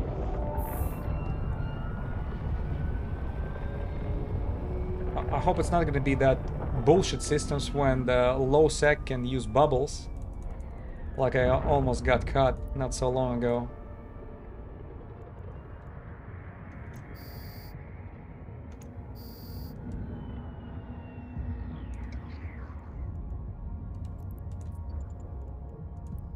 Yeah, we'll go.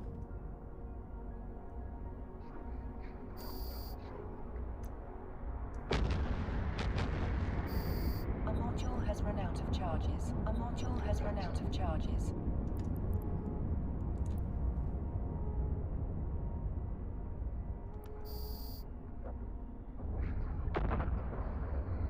A module has run out of charges. Oh, come on, drones. They're really gonna wait for me to lock them?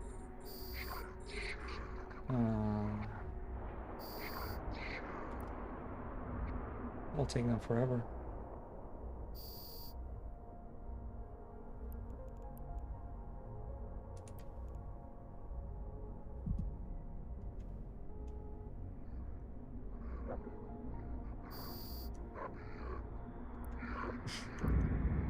That's interesting to watch how these guys are doing 0 amount of damage.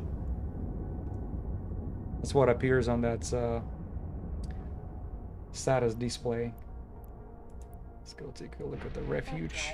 Active.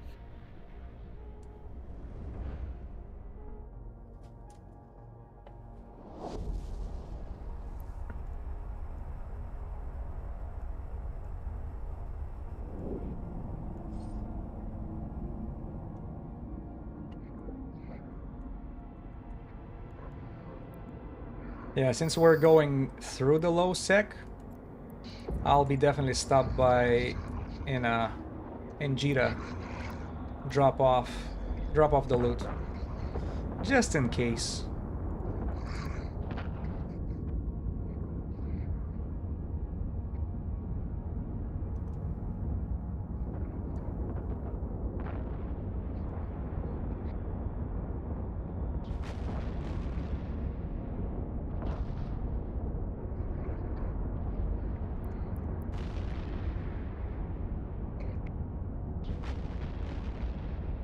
Alright, let's go to hideaway. Warp drive active.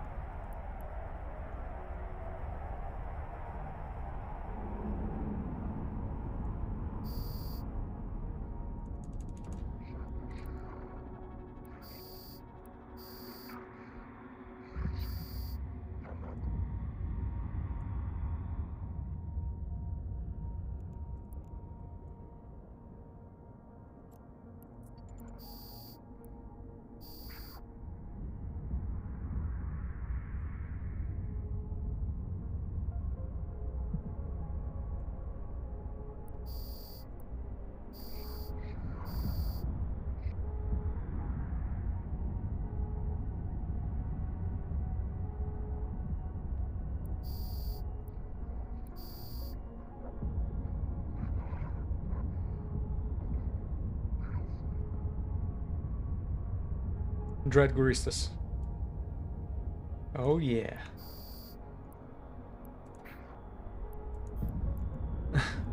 He disappeared from a grid before he could say ah.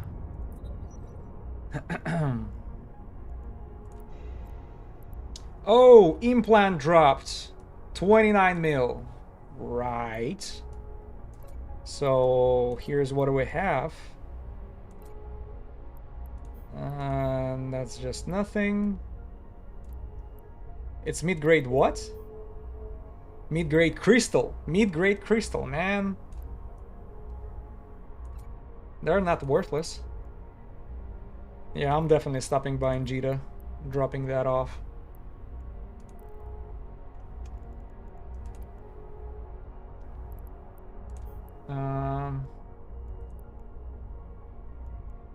Cluster, hideaway, refuge. Yeah, let's go there. Warp drive active.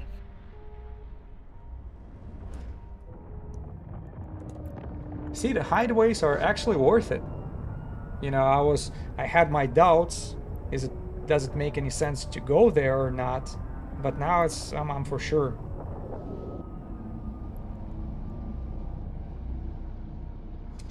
What happened to chat when you left? I don't know. It's pretty quiet now. Looks like people are just waiting for the new Pitum C type. Or they're waiting for me to lose my Orthrus going through the low sec. We'll see. Because that one particular escalation that I'm going to, it's gonna be behind. It's gonna be behind the one low sec system.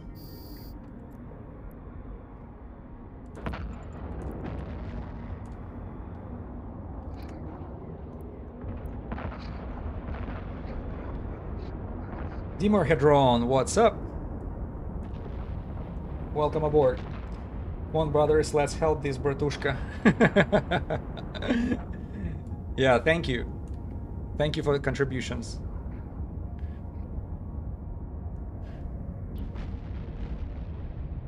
Oh shoot, I was too close to the turret. Yeah, nothing is here. Sabaseki. Yeah, let's go to Sabaseki. I think it's one jump away from Jita, right? Active.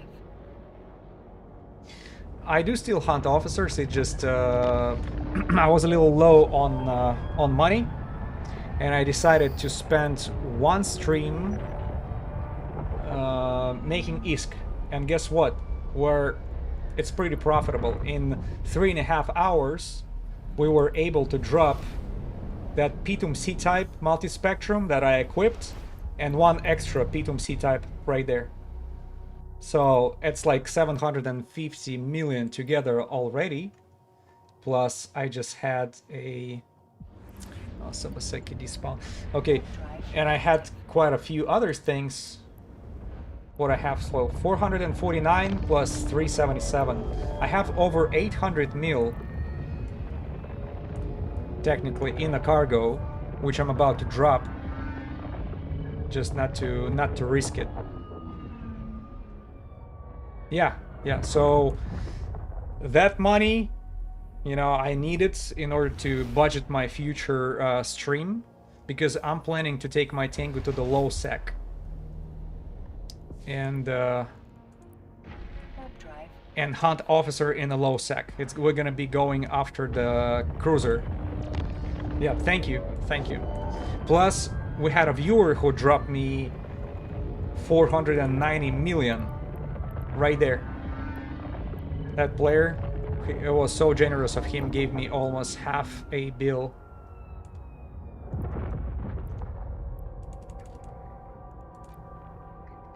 That's a jig though.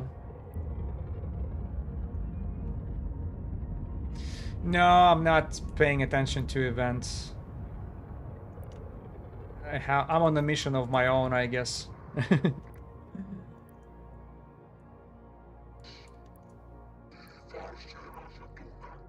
Damn it. Ah, screw that Jack though. Let's go to another one. Drive active.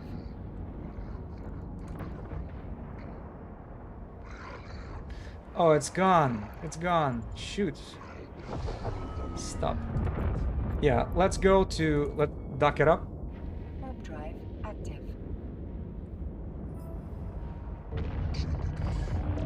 Tell you why I ask about event. There is literally a mission to go hunt low-sec officers. I did not know that.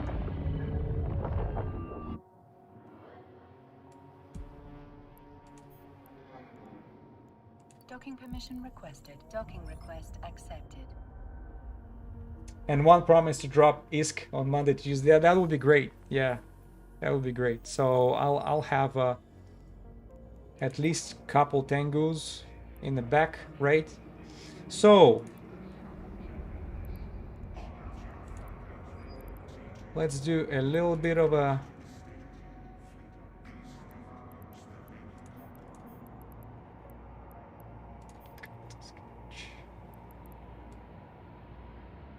And we go to item.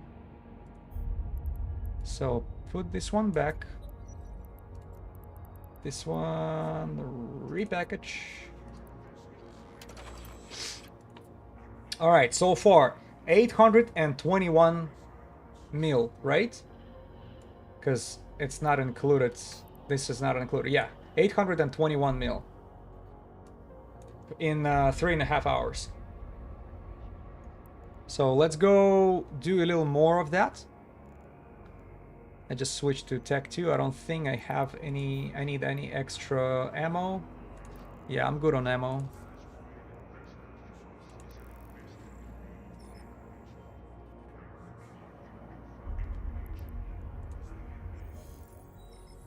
Please go to Theater of War and check it under the Minmatar.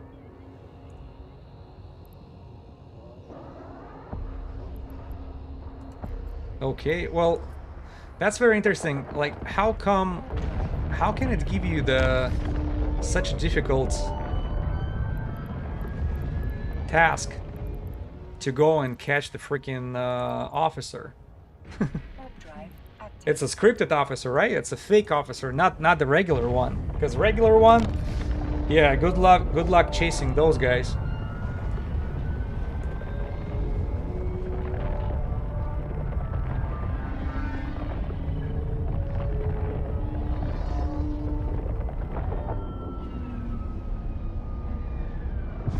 That's what I'm not sure. That's why you pointed out. You know what? I'll investigate a little more into it.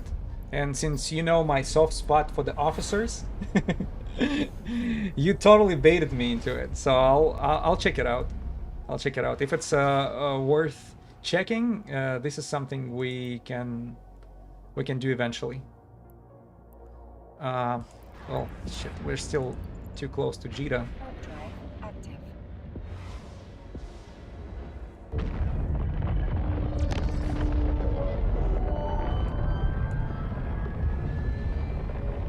I don't know if it's fake.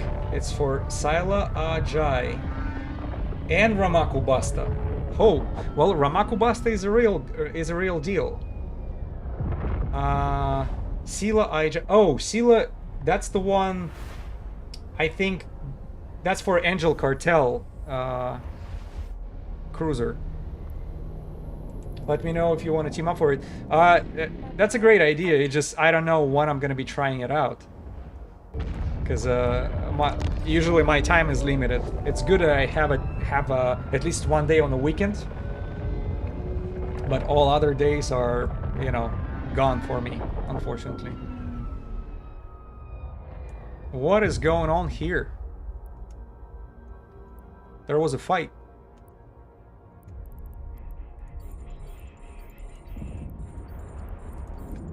All good, I'll keep checking the stream. Okay. Yeah, thank you. I appreciate that. And thank you for advice. Okay, now we can use it.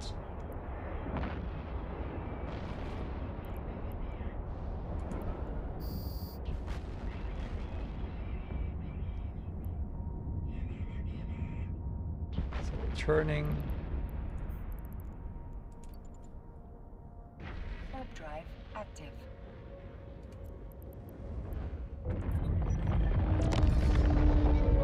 Oh, you know what?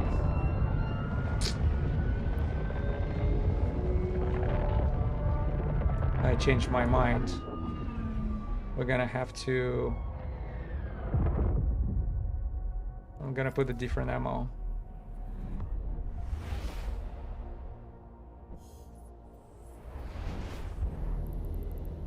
We're definitely gonna put a different ammo.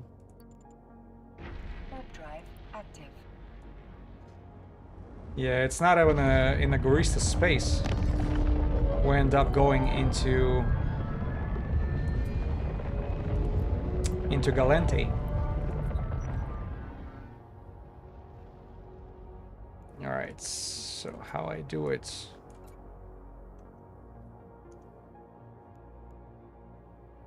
Three.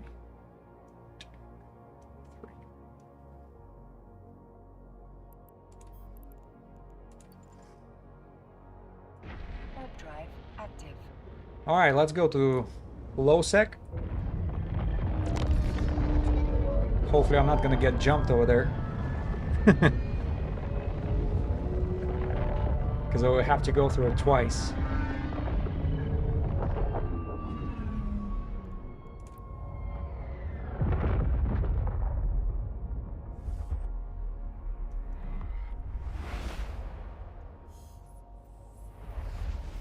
Oh shit, Caracal Navi's here. Are you going somewhere?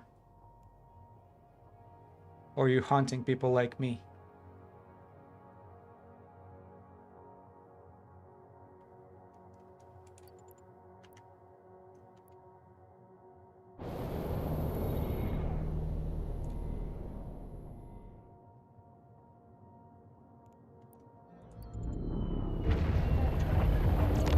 How was that?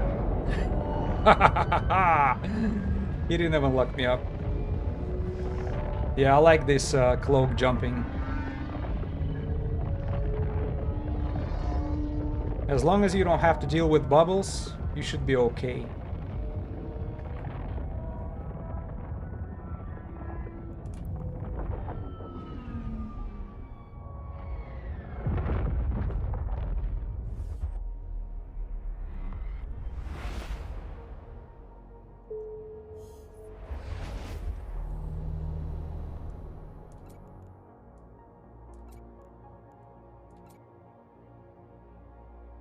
What do we have here? Just dance.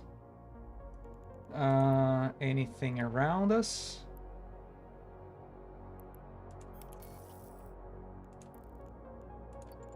No, not much. Warp drive active. Okay, well, first of all,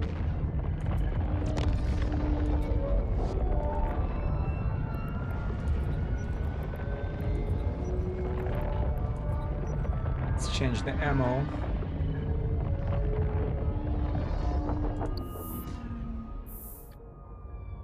Yeah, it's seems like a solitude. You're totally separated from everything. Oh, I keep forgetting. I'm in the Galente space. I shouldn't even look for Warp drive active. stop. Stop. Yeah, I missed the warp the site right there. Active. Yeah, that's interesting how the escalations can be given to you into like Dread Gorista's escalation in a Galente space. The only thing we're looking for in Galente space is disappointment. Well, maybe not so. Maybe it's not so bad. Because I'm telling you, if I wouldn't be running today Dread Goristas 4 out of 10s, I would go in Serpentis space. Less competition and the money is pretty good. That these 3 out of 10s, they're pretty quick. You know, they're dropping left and right, and that stronghold of theirs dropping Corelli A-type prop modules, which are not cheap.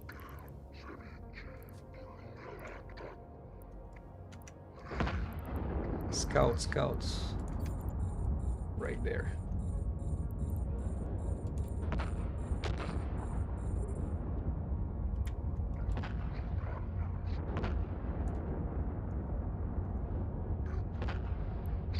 Yeah, I actually like the running serpenticide. Yeah, the only thing, what I don't like about it, there 4 out of 10 is glitchy, and I believe they still did not fix the issue with it.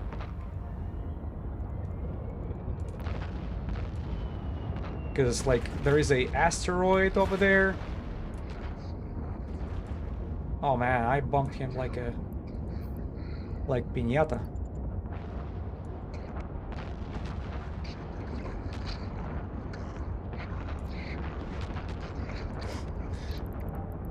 Interesting.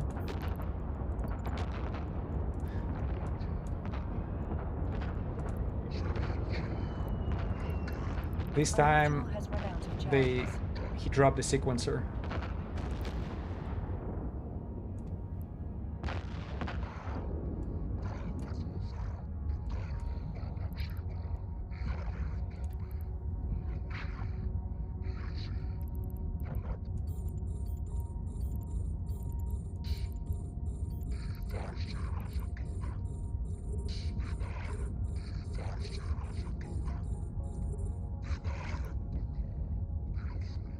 Come on, guys, are you planning to start the attack?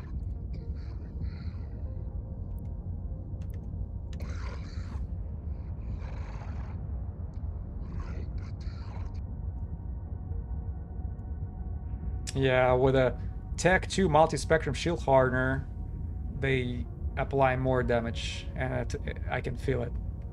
Because with this Pitum C-type, it would be right here. Now at my 60%, no, 71.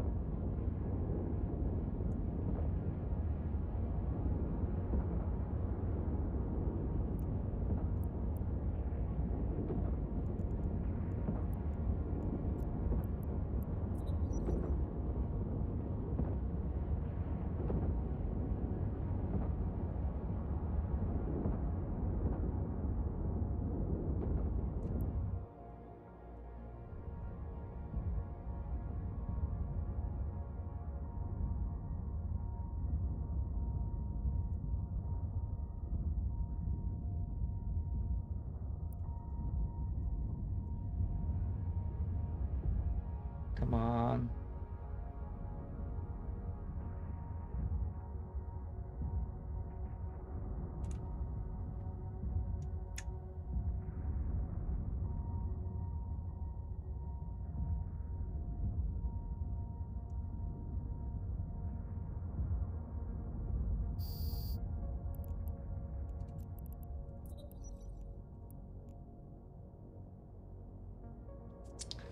Still have to wait for the reload.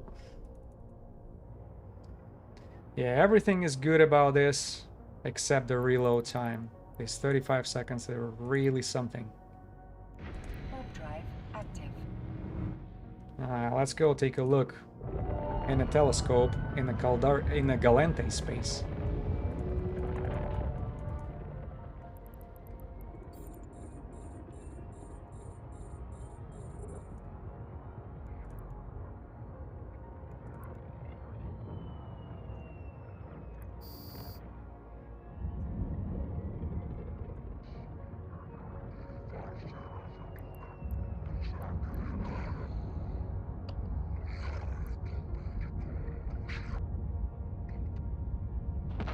It's pretty beautiful, man.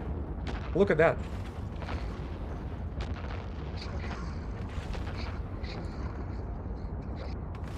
It looks almost like a incursion area with its greenish tone.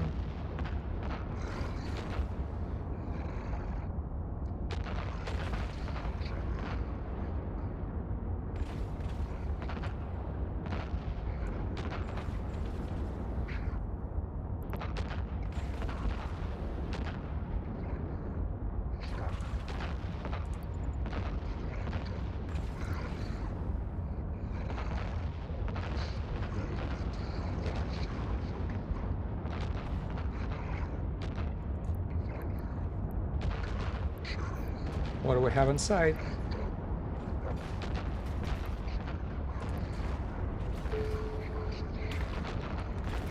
I almost.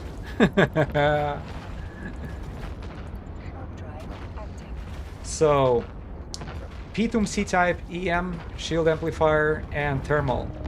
Oh, thermal is so much cheaper? Wow.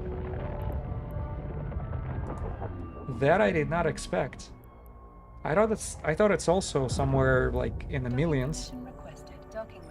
Yeah, EM is like 16 mil and P2 is barely 260,000. Wow.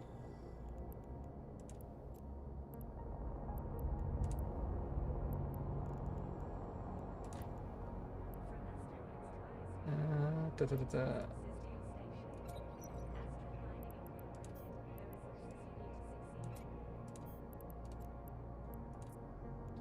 All right, good to go. Oh man, maybe I shouldn't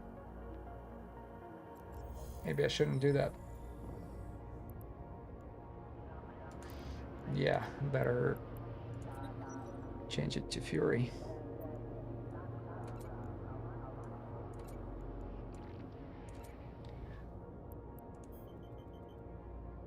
Do we have anything around us? Oh, doesn't matter.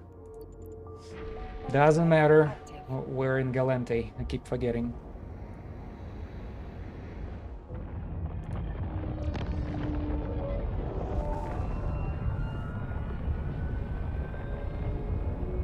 Alright.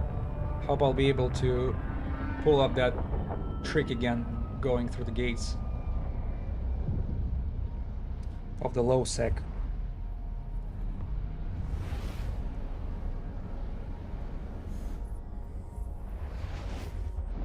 Alright. Nobody's watching. Warp drive active. Yeah, I didn't even have to do anything.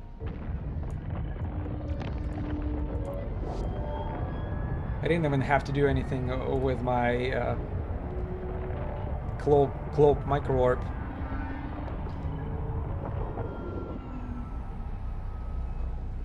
All right, yeah, we're back in high security space.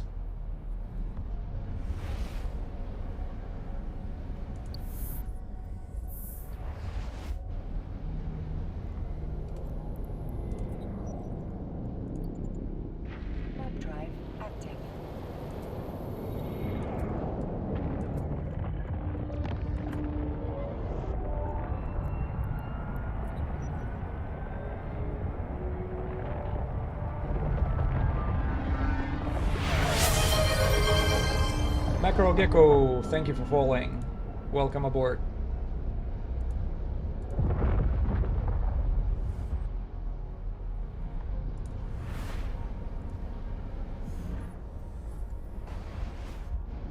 So, still a Galente space? Yeah, I'm coming back to Caldari. We'll get back on track with our combat sites vacuum cleaning. So, well, I'll take that C-type. 16. So altogether from that site was dropped 18.4 mil. Well, it's not nothing. I'll take that. Shit, we're still in Galente. Warp drive active. Let's go to perimeter.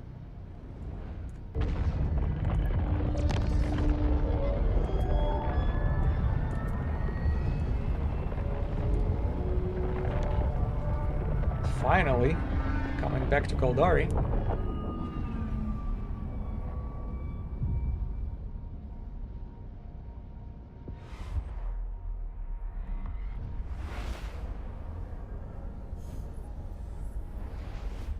There is a refuge spawned. That's good. Active.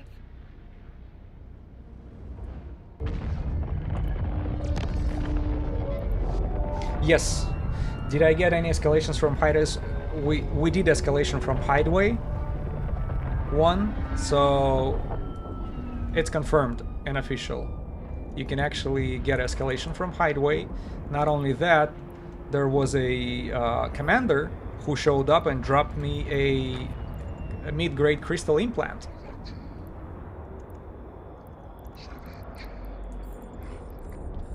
Man, I was too slow here.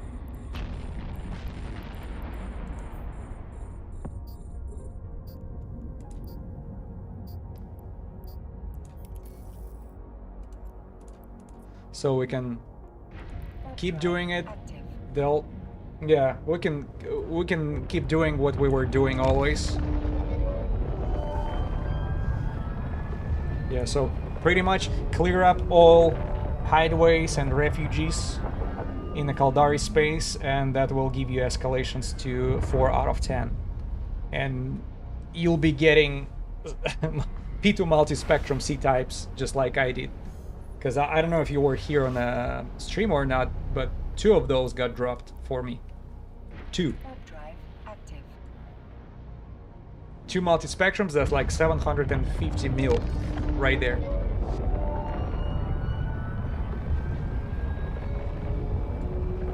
So I think we're at 821. Man, this freaking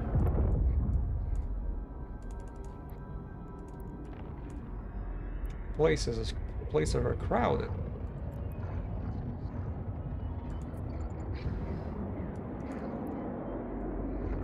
Yeah, 377 each. 2 of those, or we're looking at 750. Plus, this is not the only thing dropped. We also got implant. We also got some. Man, what was it?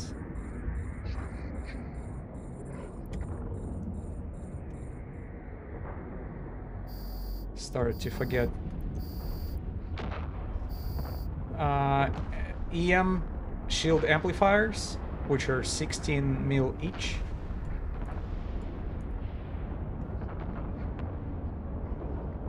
I'd say it's not bad.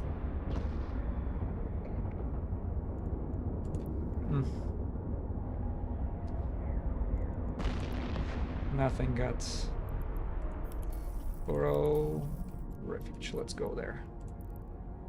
Warp drive active.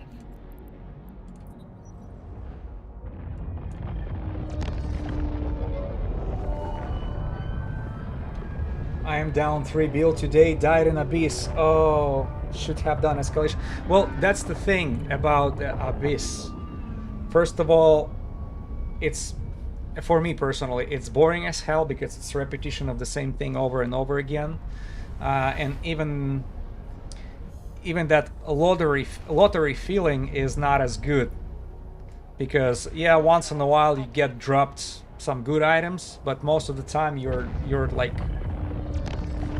you're on a low end, and that's frustrating. That's number one. Number two, you might get a wave spawned, which, you know, which will obliterate you if you're doing the high tier, which is the only makes sense to well.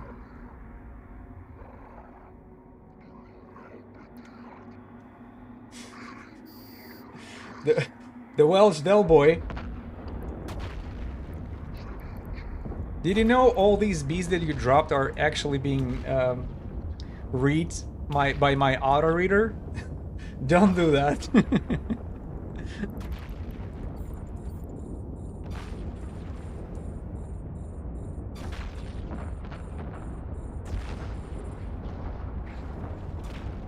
Oh really? Yeah. Yeah, really. So I don't really know what went wrong. Well, that's about the Vedmak wave. If you are not addressing Vedmaks fast enough in the beginning, starting, you might be in trouble because they spool up so fast. How many Vedmaks did you have?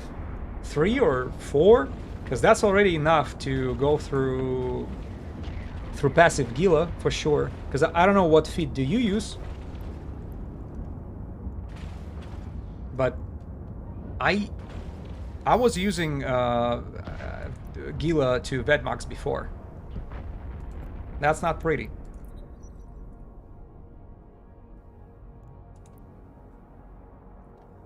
10. Yeah, let's go. Warp drive active.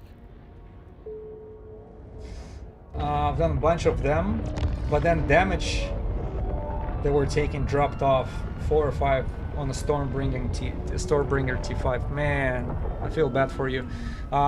Maybe you end up in a speed cloud, you know, the one that accelerates the speed of everybody, and that tracking was no longer enough, because you know, after a while you get so comfortable of doing these abysses, you stop paying attention, and that's when it gets you. When you are no longer paying attention to which cloud you're closing to, because there are some clouds that are like increasing your tracking and some increasing your speed. I already start forgetting how to do them, but after losing pretty expensive ship several times, and expensive clones too, with all the implants, I decided, you know what, it's no longer for me. Yeah, sometimes they're hard to see. Maybe they were in a white cloud and you didn't notice. Yeah, and that's...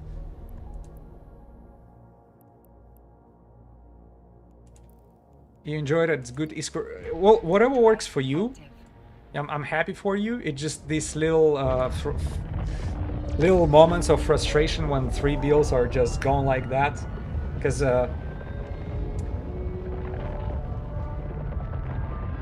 but between that and a gank 5 days ago, you kind of got fucked. Shit, man. Maybe try out something a little bit, you know, not as violent. Because what I do right now, it's pretty meditative. Why I cannot see what kind of combat sites are in there? I'll go check it out. Yeah, you really got it hard. I'm sorry to hear that. I'm sure you'll recover, but it definitely leaves a dent on your wallet.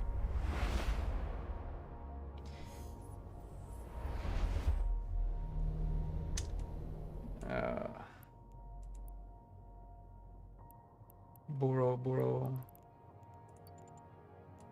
Yeah, let's go back. Maybe I'll make some hyperspatial nozzle Stormbringer. That's much cheaper, and just do combat sites, and it clears them so fast. Yes, it's not like you totally supposed to change what you are doing, but once in a while you switch to that, spend the evening like this. The wallet I can live with. It's my soul and heart that hurts. Yeah, I know. That butt hurt, that pain in the ass, but to put it nicely, yeah, it's a soul pain. But it gets spicy like this from time to time. I'm laughing, but not really. Yeah, I know, but you know, going through the hard times with a smile on your face, that tells me a lot about you. So there's nothing here. That's what strong people are doing. Don't let it stop you, because I've been losing some expensive gilas in Abyss, and especially expensive implants in a clones with a high-grade gila, high-grade Nirvana. That was very painful to lose. So it's clone only, I believe, was like 4.5 bill, because it's not just Nirvana, it's also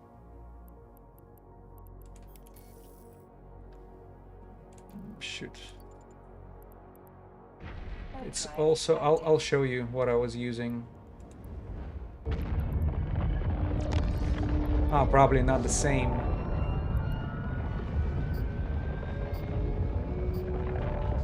Yeah, I was doing T6 and Gila.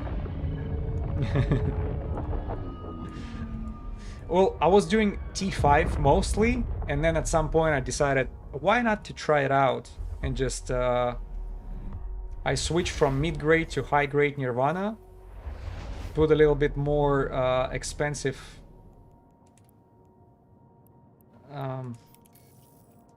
more expensive modules in the Gila, thinking that that will solve the problem.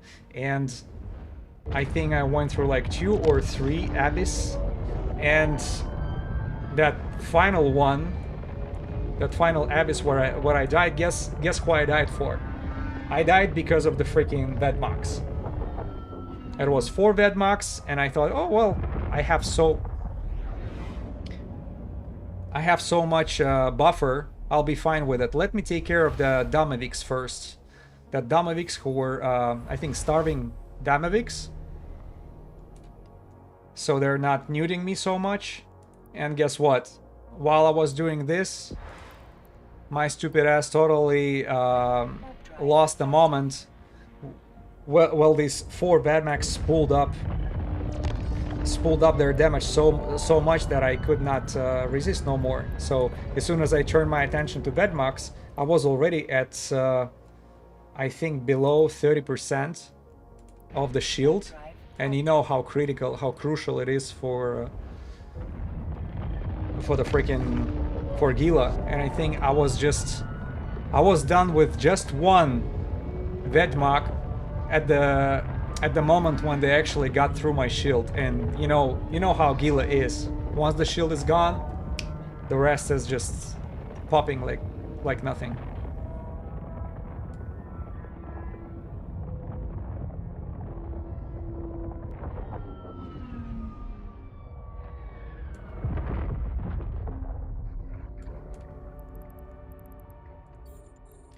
One second.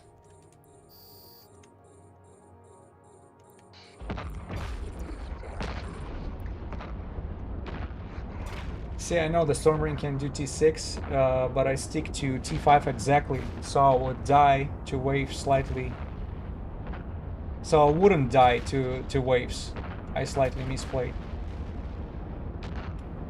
I've been drugged, but I didn't DPS drug, which I think was another mistake. Freaking Vedmox.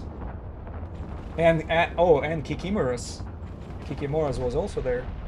I also wonder if I would have shot the DPS Vedmak over the Newt Vedmak. You know, with this ruthless Vedmak waves, maybe that's a good idea, or at least split between. You know, focus on at least on 1 damage Vedmak first, and then turn to the starving one, and maybe that's how you can jump in between. Prioritize them, but start with this. Start with the ones that putting the more damage. Kikimoras didn't kill me, but they definitely scare. Yeah, because of the speed, right? Because I did kill 1 Vedmak before death. I haven't flown Gila. I don't trust myself to not forget drones. Yeah, you get used to it. Yeah, that's a rough lesson to learn. It's a 3 billion lesson. 3 billion. That's quite a lot.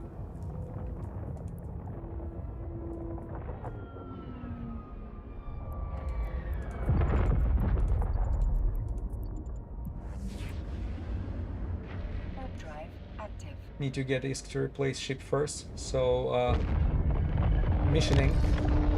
Oh, you're missioning now. Kiki, speed and spool, yeah. Yeah, and that's a lot of them, because I think there are some pockets with like what, 8 or 10 Kikimoras?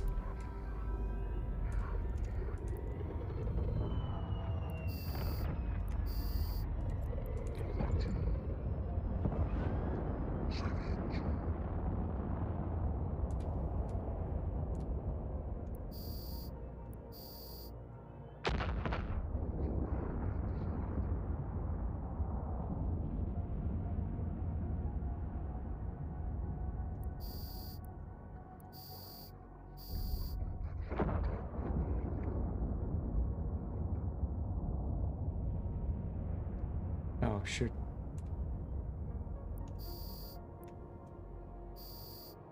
For a split second, I thought it's a Dread Guristas arriving. Warp drive active.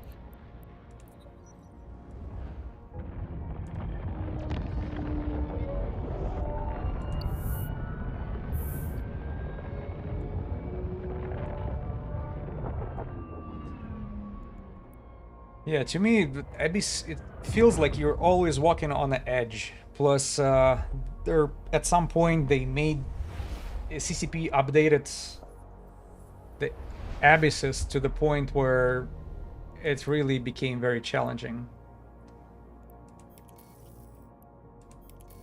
Now there are some absolute, like, definite death waves and stuff. You're like almost die for certain. Like, you know, when you're using certain ship, you're trying to avoid certain certain waves, and if it just spawns, you can only what, hold your balls and pray. And I know for a lot of ships and fits, it's Sancha somehow. Sancha waves are pretty ruthless.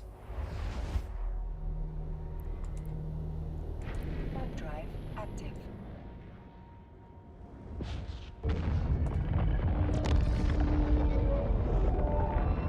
I think Abyss is a fraction too hard. I think it's pretty telling that.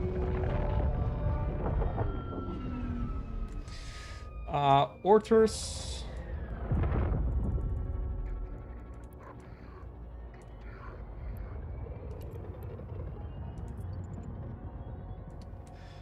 Orthros versus Jackdaw for anomaly farming. I'd say Orthros. Orthros. It just... Honestly, I would not take Jackdaw to... Well, I'll probably take it, just... It's very expensive feat, taking it to 4 out of 10. Oh, maybe not. I wanted to cruiser, because I flew Jackdaw before, a lot. And I actually wanted to try out something new, that Orthros. And it's really good. Plus, another thing you have to keep in mind, Orthros is alpha friendly, unlike that T3 tactical destroyer. So that's why I would probably recommend Orthros more than a Jackdaw.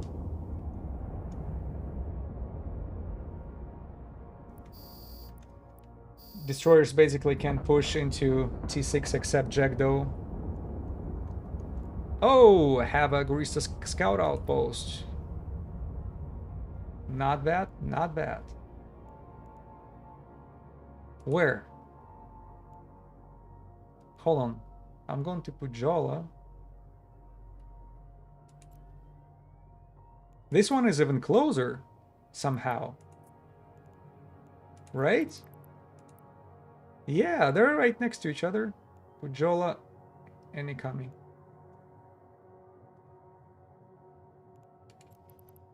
Yep, nice. Yeah, that's a hideaway, by the way. There you go. Hideaway just dropped an escalation for me.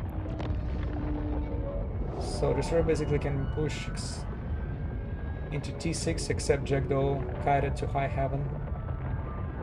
And second, the meta is Gila. Everything else is really hard to do T6. I use Confessor 410, and it's breezy.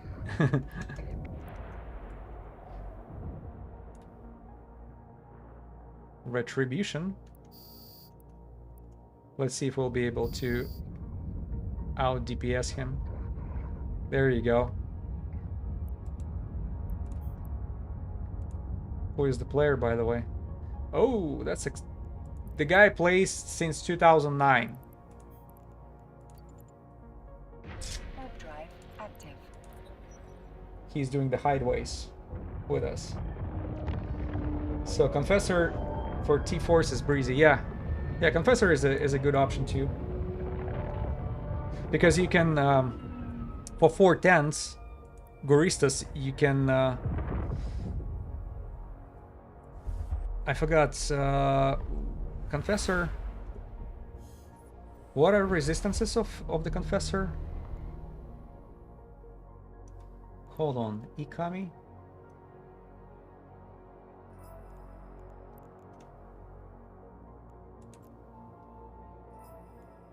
Ujora. This is a weird way it makes me travel. Wants me to come back to Ikami again. Our ships are pretty. Yeah, I agree with this. So I fly even when it's suboptimal. Jugdo is better for Guristas for sure. We're gonna do EM and thermal damage. Yeah, but I agree. I agree. The Confessor is much more beautiful than a Jugdo. Warp drive active. Alright. Time to say hello to one of the escalations.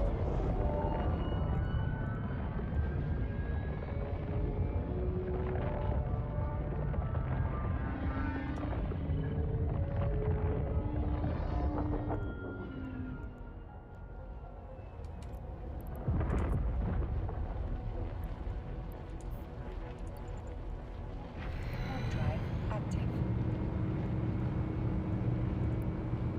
Just want to take a look a little quick.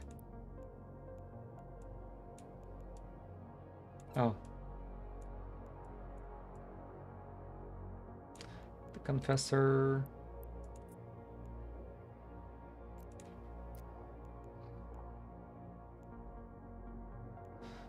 So it's mostly EM and explosive resistances.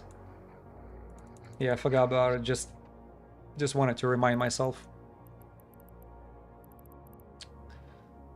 Gurista Scout. We're gonna be looting your buddy within a minute or so. Are you guys attacking or what? Thank you.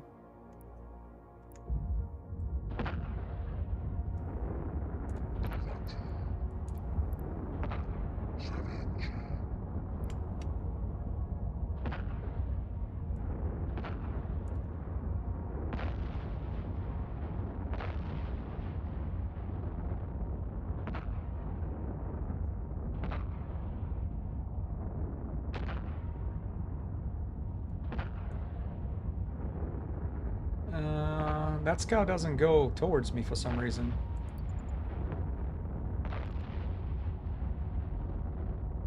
Well, let's pay him a visit. They start aiming at my drones.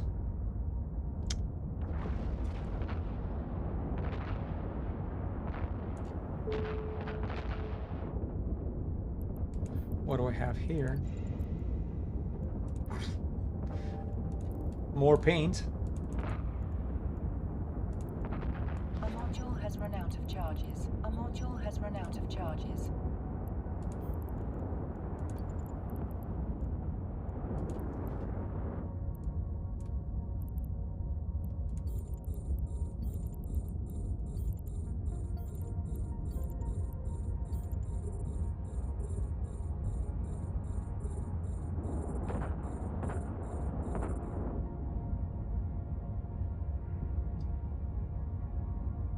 Yeah, this is the thing about the auto-targeting missiles. When you're not locking them, it's kind of randomly switches between the targets.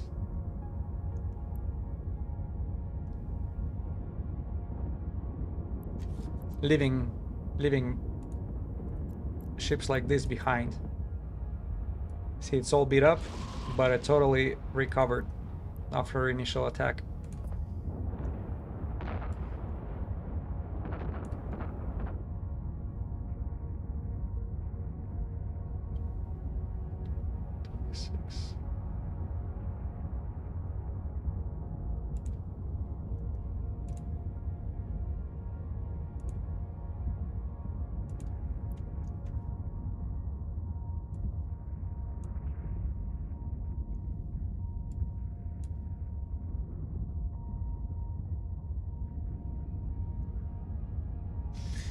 Yeah, well, yeah, it is closest. You're right. It's for the closest.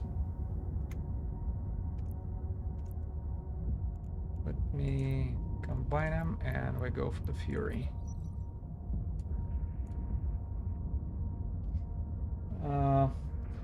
You could stack escalations. Yeah, you can stack. I am confused. Marcus Mallory, what are you confused about?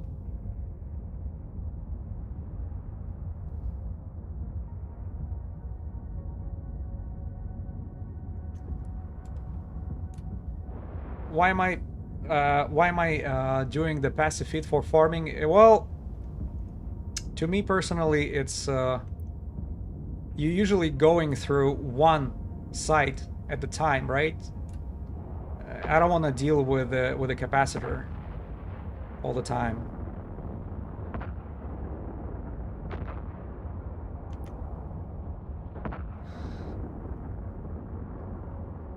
Also, you can call me Nam. Okay. Yeah, to me that the feats with a buffer are preferable.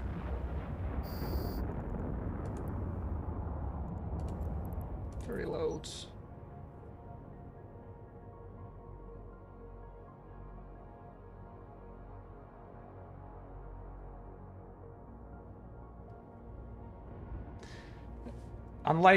Unless maybe if I would do the Jackdaw, for example, the Jackdaw would be definitely an active shield tank. For the cruisers, usually passive shield tank is enough.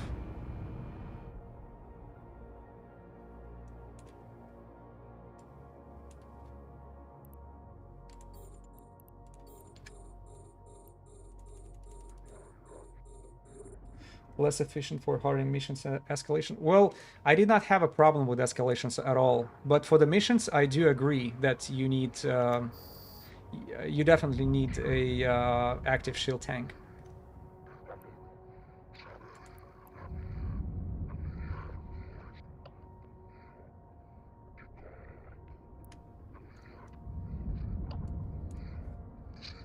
Most optimal is a cap battery and the shield booster, boost amplifier, and crystal pod. Yeah, that's what I used for my Jackdaw.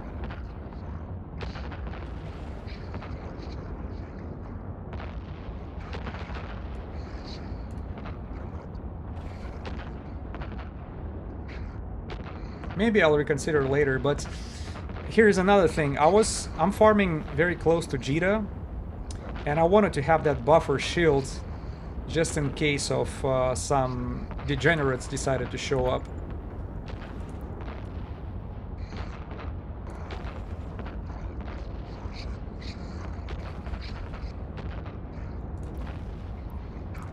"2005 players here."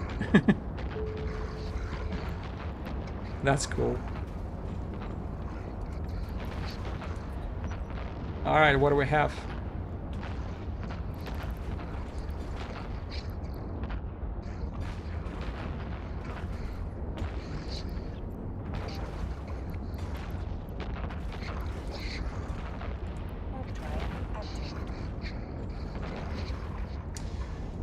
Just a stupid box. That's all we got from this. Not so lucky.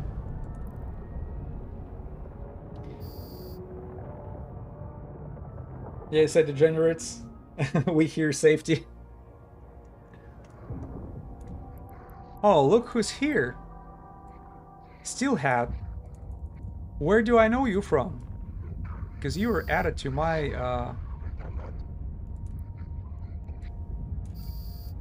contacts from time.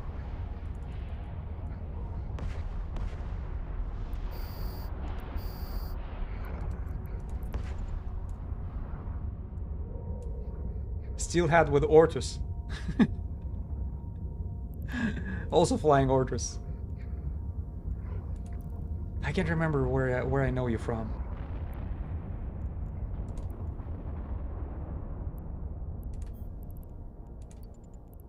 Warp drive active. What's up?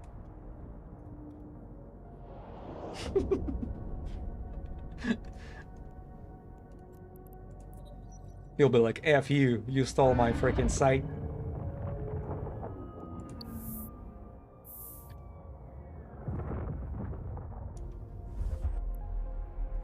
I'm used to farming in Highsec. So I was Godfather for GW for 20 years. What's the GW? Damn.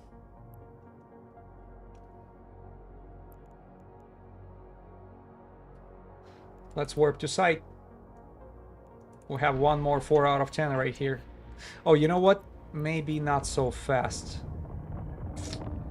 Maybe I should have...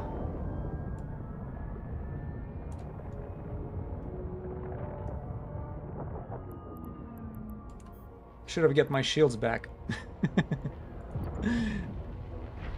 drive active. Oh, Great White Lens. Okay. Yeah, if you've been Godfather over there, of course Highsec farming is a joke for you. Yeah, own a chunk of modern Hath and Great Wildlands moons for the long time. Well, yeah. Our little profits over here is nothing for you then.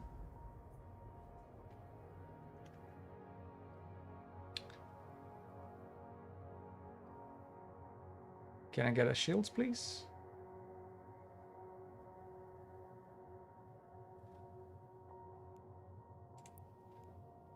Should be good. Warp drive active. Yeah, the only reason for passive shield tank is a...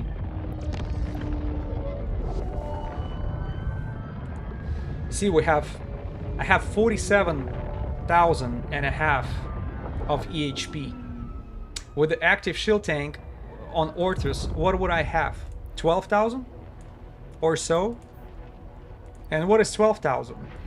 12,000 is when 2 catalysts arrive at your site and they pretty much, you know,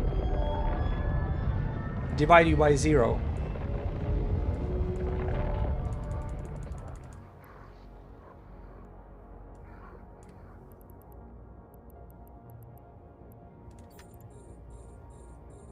We all start from somewhere, but in Eve nothing lasts forever. 3 billion in structures blown up. Holy shit. So liquidating a trillion of BPOs. Oh my god. I can't imagine how painful that is.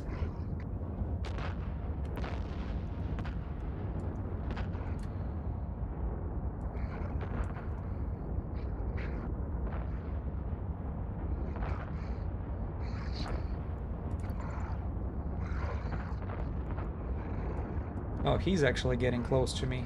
That's good. Come to daddy. Bam, bam, bam, bam. Gone. What do you have for me?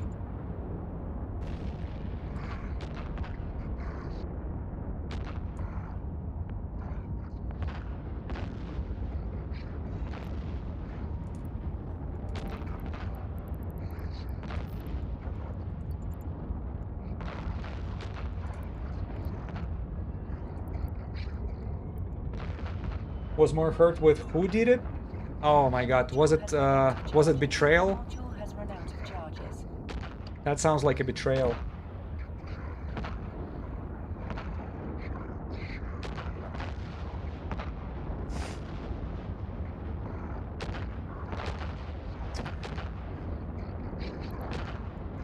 Man, people who did it, people who were allies for 14 years. Yeah, that's the hard part of playing EVE Online with in the community. It can be they can turn on you, and that's painful. 14 years, but a freedom is it has created. Now you can play the game and not to worry about. Not really worry. Yeah. No call to arms no more. Yeah, EVE should not be a second job. And I believe that when you do it professionally, like... yeah,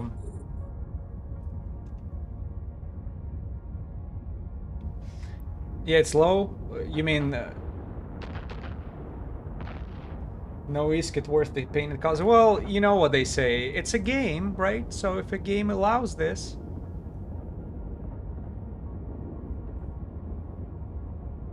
no risk worth the pain. Even to the self. Yeah, it doesn't feel good to betray others. They're hiding behind, well, I did not betray others. That's a game mechanic, right? So my playing character betrayed others for the sake of a game. ISK has a dollar value. Not only a dollar value, but also a time value. How much time was spent to do that? 14 years?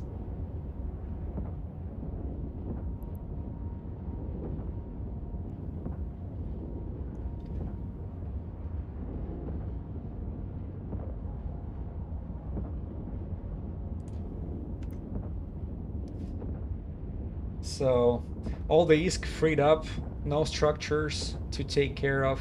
I had 10 bill a month, fuel block a month, cost, and 20 bill in magmatic gas cost.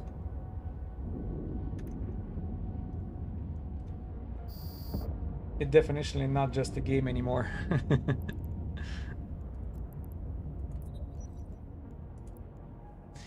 It definitely not just a game anymore, and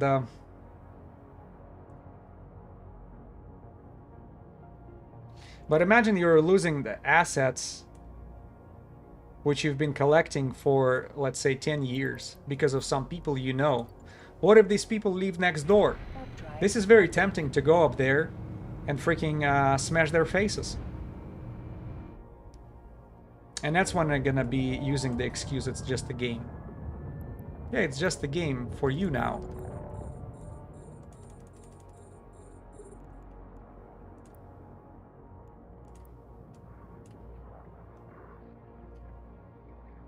Definition of, okay, my passive income was about 50 bill a month. 50 bill a month.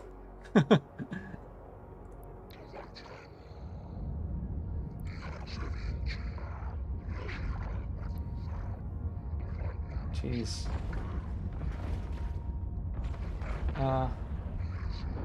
I can't even dream of a passive income of 5 bill a month, yeah.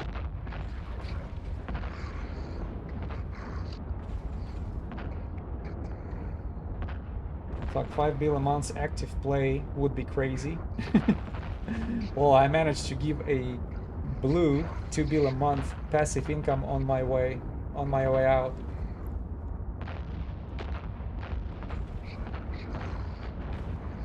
You're secretly the richest player in EVE.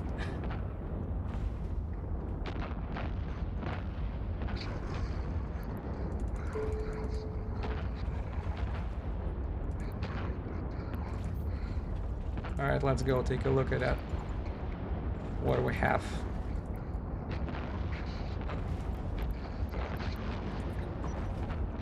Can I have one more Pitum? Oh, 25 mil. That's a remote repair, right?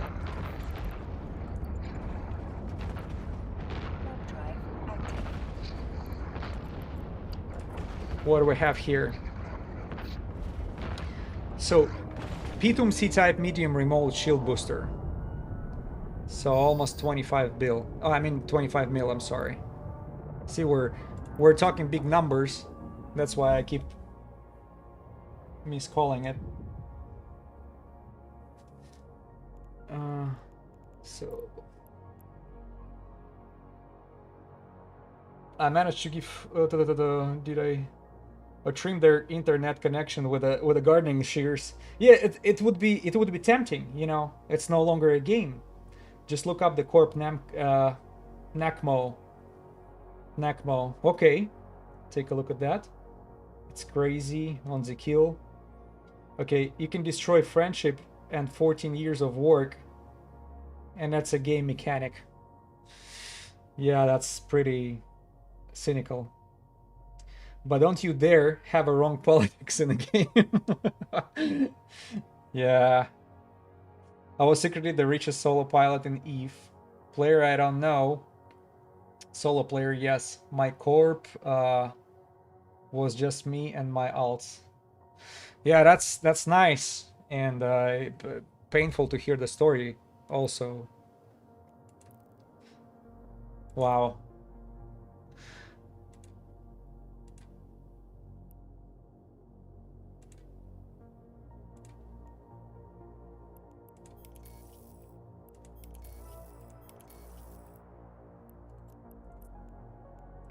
Warp drive active. Well, I can only hope that you had some sort of backups. Like, not all your assets were in one basket. Even though I do understand that probably the BPOs are the biggest source of it. You know, the fully researched BPOs, which you're not capable of taking out. Let's say from the Citadel that is being lost.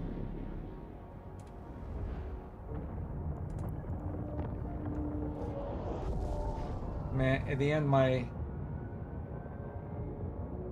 industry setup was efficient, had a fully fitted audio, so the memories and achievements made was priceless.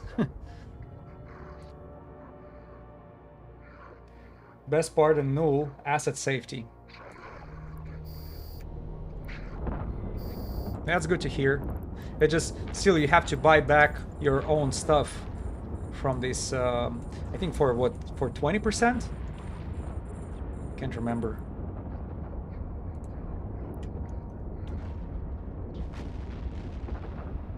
Best part, yeah. So everything is safe. Well, I'm glad to hear that. So it's not completely destroyed, but betrayal.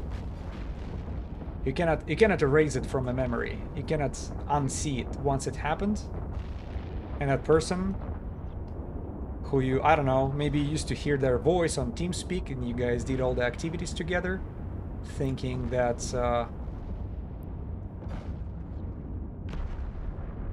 you know, because I think the experience that you guys having together is the best that Eve has to offer. And then when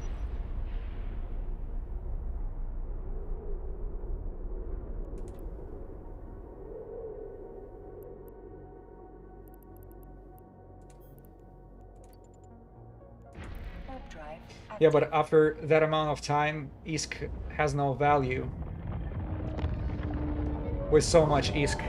Yeah, with so much ISK, you start looking at different things. First of all, like your influence and the community that you're playing with, all the people. And now you're getting this painful gut punch by somebody you used to know or play with. Yeah.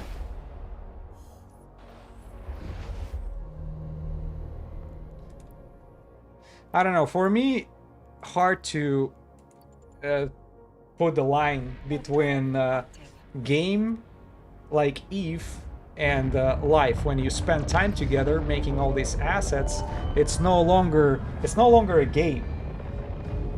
Isn't it the best freaking selling point for CCP that this game is more than just a game? Like in their advertisements, for example, they're saying, "Oh, it feels like I was there." You remember that old commercial they used to have? I was there. Exactly, because you spent all your time and efforts, and you've been fully emotionally involved into what was happening.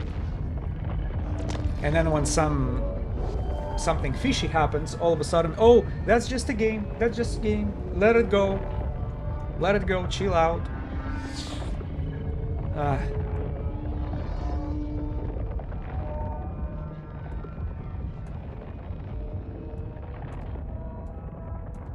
That would be interesting to try out all this corporation and alliances life eventually. But for all these years I play Eve, I've been lone wolf, so it's kind of hard to. There is no secret switch which I can turn somewhere and totally change my character, how I play, and how I trust people, which I don't. There is a conflict between what the game is and what the devs want it to be. Yeah.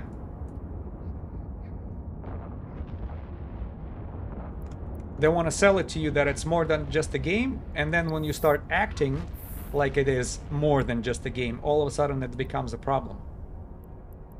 When you're trying to hold people accountable for their actions beyond the game, oh, and that's just a game.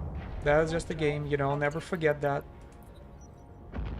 I'm not saying, you know, show up at their doorsteps and fuck them up, but, you know, expecting no reaction for betrayal and for assets or efforts of years and years in a game gone to nowhere or being taken by somebody.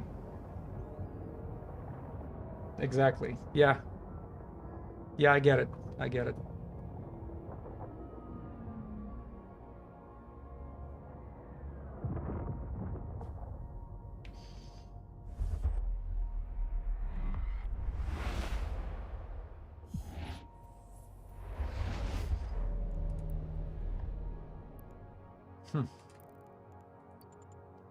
Warp drive active. Am I deep in Forge? Yeah.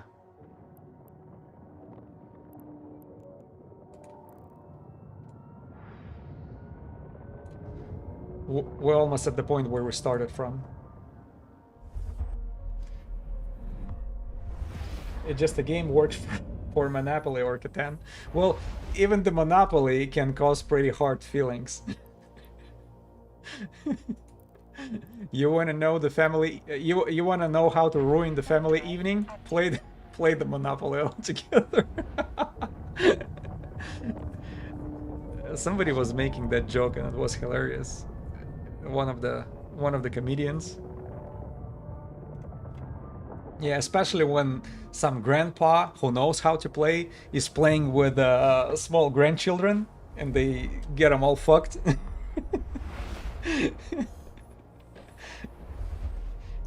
I'm not playing with grandpa no more.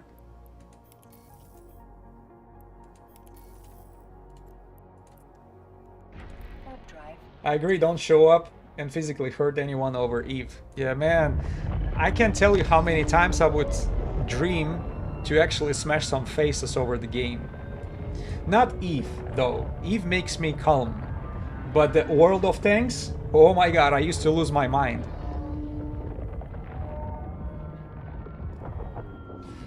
But I don't think saying, get F you, get F you piece of shit, to someone who destroyed years of work is bannable either. Yeah. Yeah, well, you're gonna hurt their feelings. You're gonna hurt their feelings. Because oh, it just disappeared from a grid. Damn it. That was...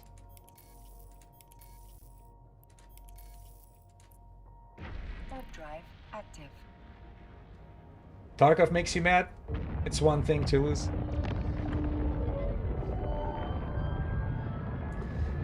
Yeah, I've heard Tarkov can cause some hard feelings. Oh, it's one thing to lose, and another thing is knowing another person winning. Do you cheating? Warp drive active.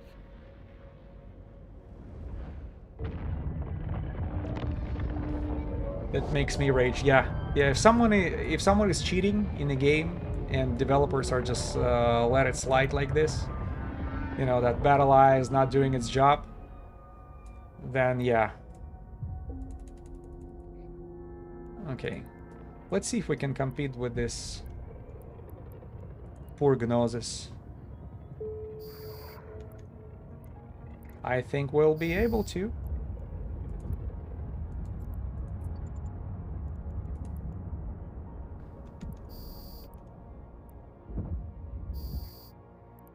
By the way, what's the Gnosis player? Oh, it's a fresh one. 17 days in the game. 18 days in the game. He'll probably looking at us like, how's these guys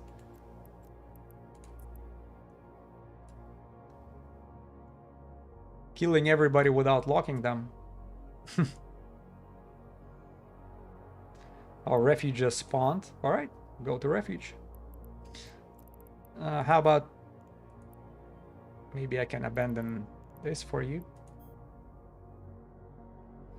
Why am I not flying away?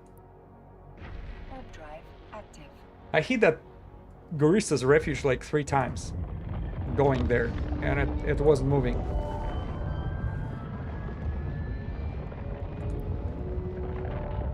Why did I turn that off?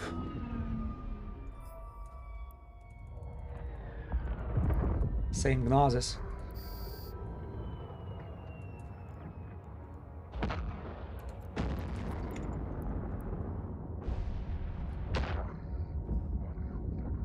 Same thing just happened with Vega conflict after 15 plus years.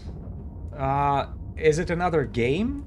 For some reason, that Vega conflict does not ring the bell for me. I'm sorry. I'm not aware of what exactly happened.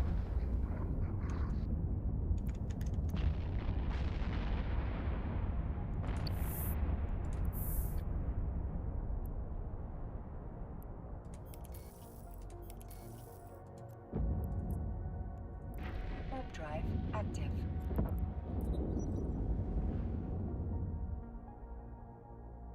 Castle. If you can expand on that, I would appreciate, because otherwise I'm gonna have to look it up.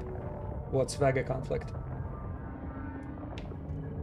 Plus 15 plus years, that sounds like a like a conflict big time.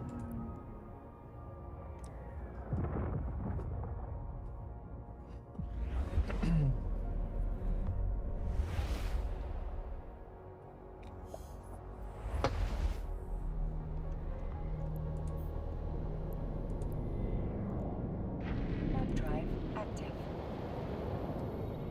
Man, this system. Hantogaira. 113 astronomical units to jump through.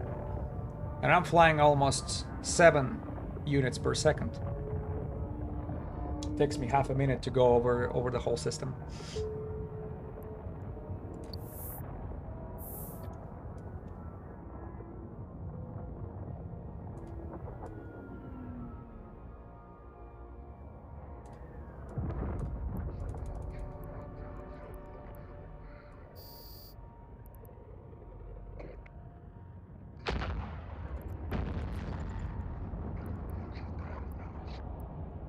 Ed Carroll's Castle. Yes, it used to be another game based on space. Developers dropped the ball with a lot of charges they made. Huh. Oh, well, you made me wonder. I love these in-game stories. I'll take a look at it.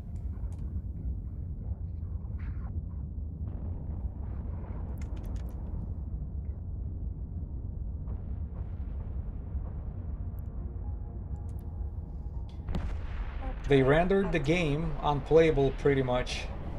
A lot of guys were furious. They shut down the game. Well, shoot, after 15 years of progress?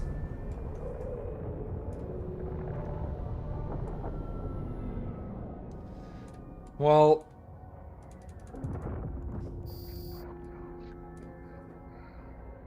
could they reverse their changes, maybe? You know, usually developers are paying attention to community.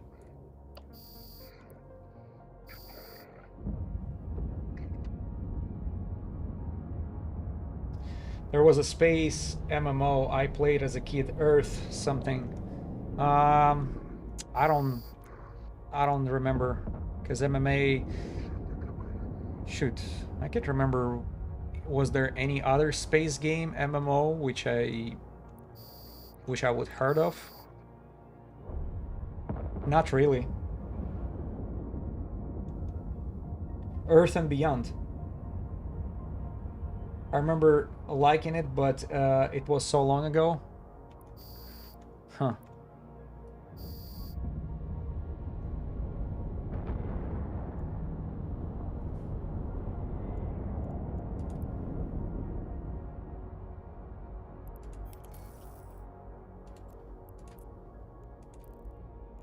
Warp drive active. I'm not sure, they shut it down permanently back in May of this year. Yeah. It's just happening more and more. The old games are just kicking a bucket like that, and all this many years of progress is going to nothing. And another thing what pisses me off is if it's a game which you purchased back in the days, right? But since it's an online game, you cannot play it without others, right? And developers are refusing to give away the servers, right?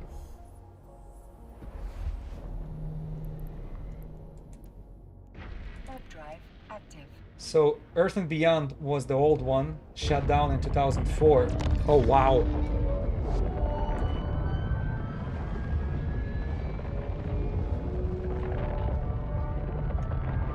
Earth and Beyond though. We're talking about very old games now. 2004.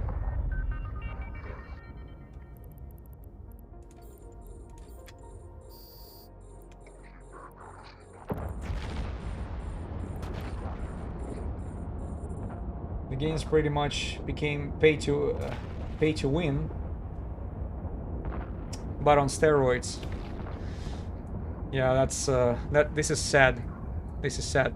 Yeah, here's my thing about the games. It's no longer a game which you get a physical copy of, right? You're no longer buying a game. You're buying access to the game. As soon as they shut down the server, okay, you don't have access, and you will not have a refund, right? You cannot sell your access to others because that game is no longer exist. So I've heard there was a game back in the days which also was met with a big backlash from players when developers announced the shutting down, and they asked, "Hey, can we maintain the servers? We'll be able, you know, if we maintain the servers." Oh, Dread Goristas just arrived. A module has run out of charges. A module That's has good. run out of charges. If we'll be able to maintain the servers, we'll keep the game afloat. That's what Stop Killing Games is about. Yeah, this is the movement I've heard of. So we have this and that. Anything worthy? Oh, that's expensive. I'll take it.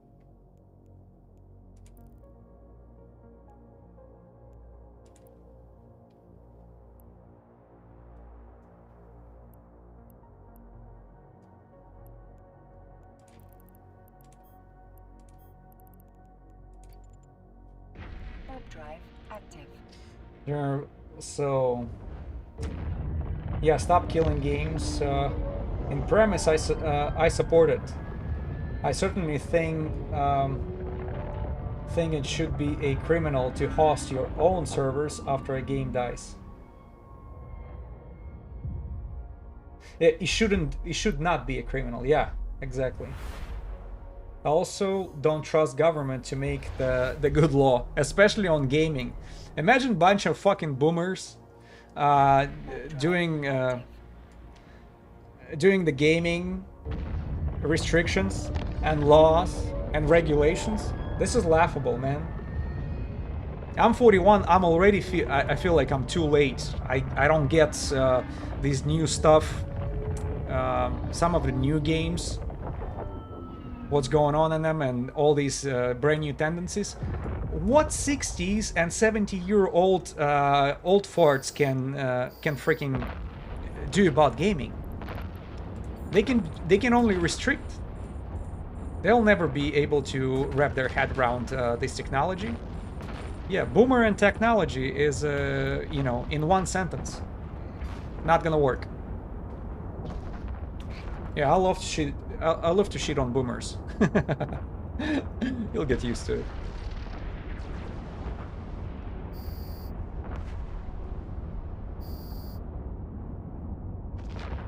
Yeah, I respect senior people and all that, but when they start getting into a young people business and trying to put their tentacles into something they have no idea what is this, with the regulations and shit, that's what I have a problem. Yeah, restrict the internet completely. Make it like in the good old days. Will that make you happy? So, refugees. Oh. That famous station which I wanted to pay a visit to. where I left my ammo, and now it's in my assets.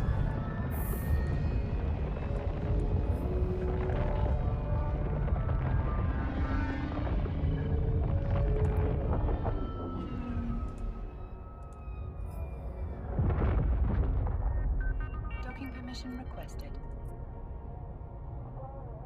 Atsasai? Docking request accepted.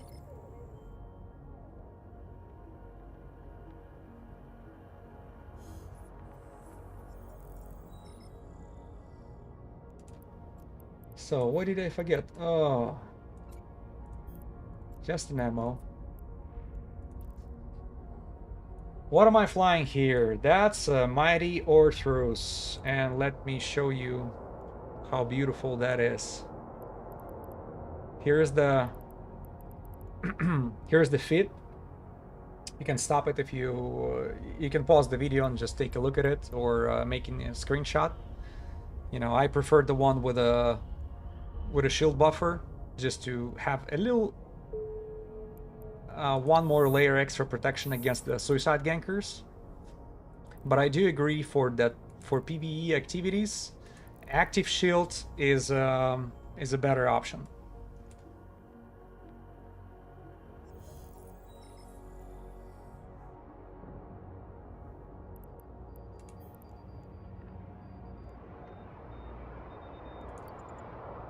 Do I have anything around me?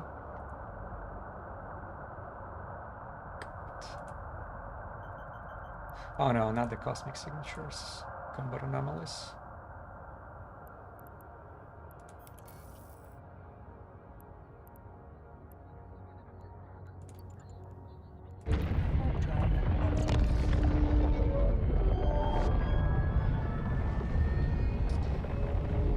Man, this Atsasai system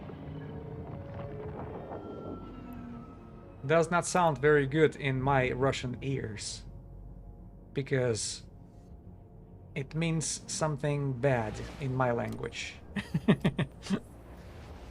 Atsasai means suck it. Ships destroyed. Escape pods. No. Let me take a look at something here.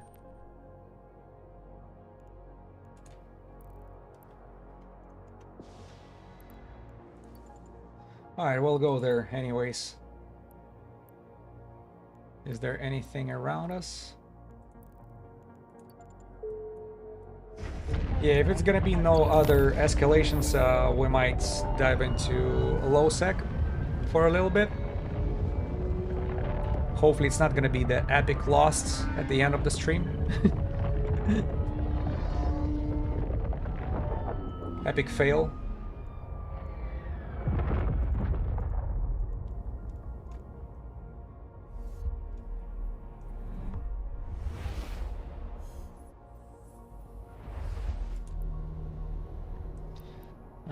What do I have? Oh.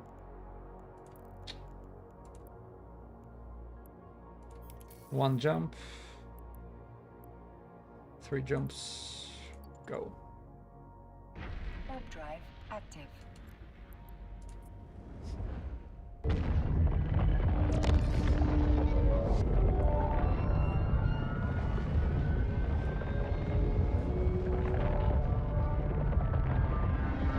I did not want to go deep into low sec. Now, if that escalation takes me only 1 jump into it, there might be okay. Man, that's a null sec right there. I'm definitely not going into null sec.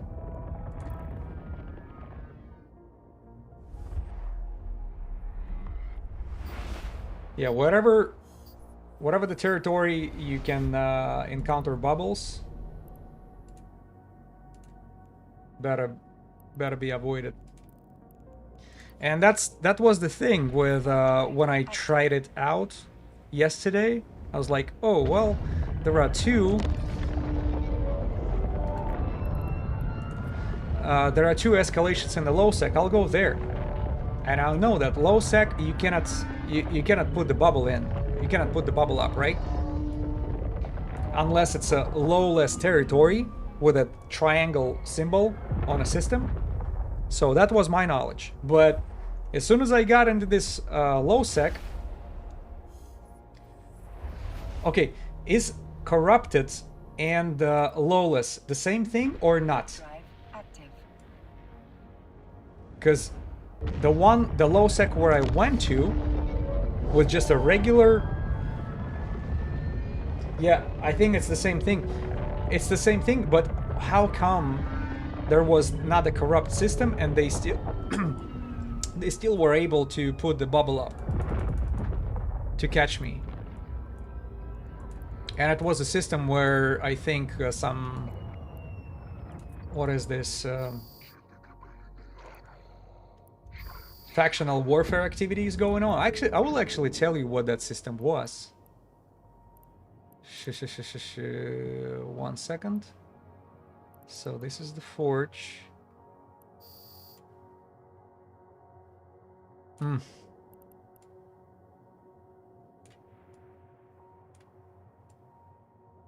Or I will not. Damn, I already forgot.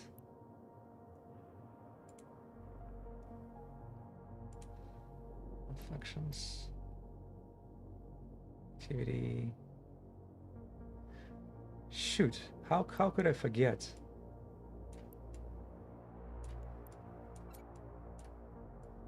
Oh, it's over there. It is over there.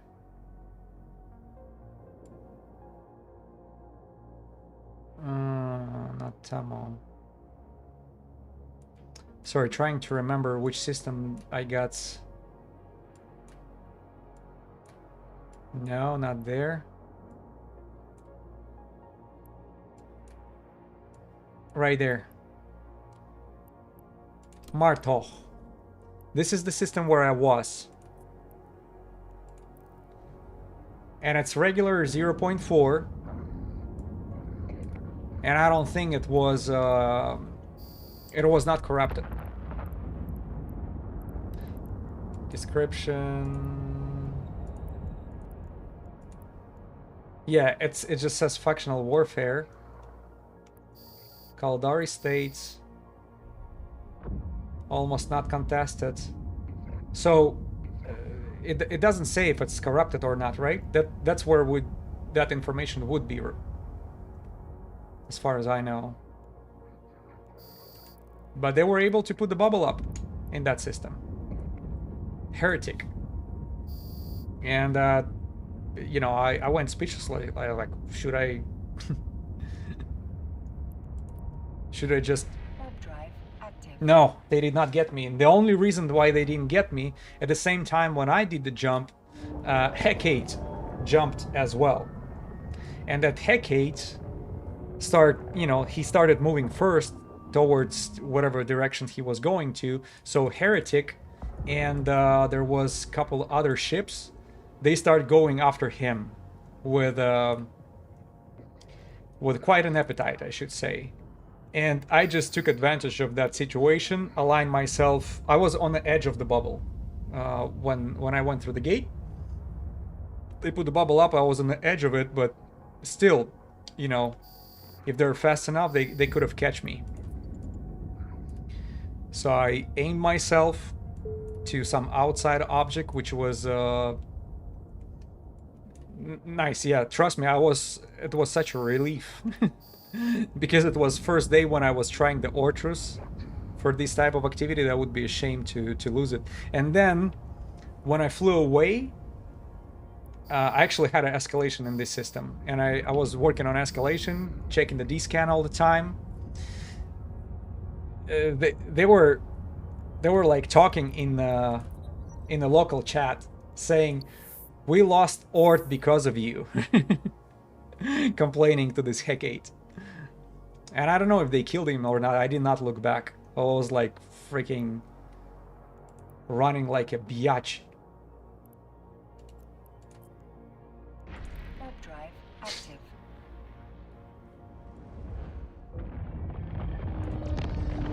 had a similar experience. 5 out of 10 low-sec system. Brought a shiny new Loki to run. Stupidly agreed to enter lowless system. And I suspect they got you, right? Oh. Had 2 interdictors bubble soon as I entered. Fortunately was able to shoot them enough to force them to flee and got out of the bubble. Well, lucky you. Because they did not have anybody as a backup, right? Hooray. Ham lucky, yeah. That's cool. But they did not have anybody else next to them, right? Like Gnosis and other Tengus and God knows who. Because that's exactly what was the situation with the Heretic. Oh, another Ortrus.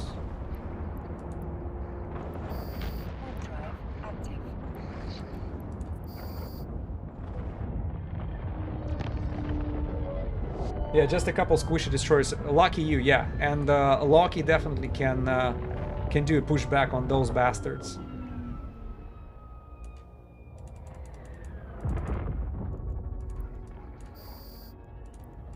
But that, what these dictators were counting on, they were probably waiting for the backup. That was a freaking ambush right there. But I'm glad you got away, because Loki is especially the brand new, shining, not a single bird took a shed on it yet, and then all of a sudden it's in a situation like this.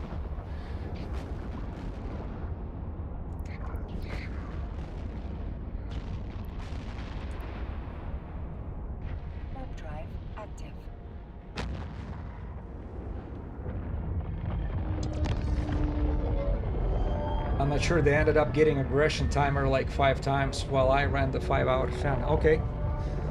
Well, they're probably killing... Ah, it's the same Ortrus. Shit.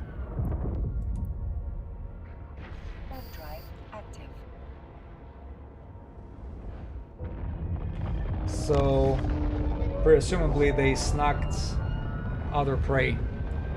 Yeah. That's what they do. That's what the EVE content is for them.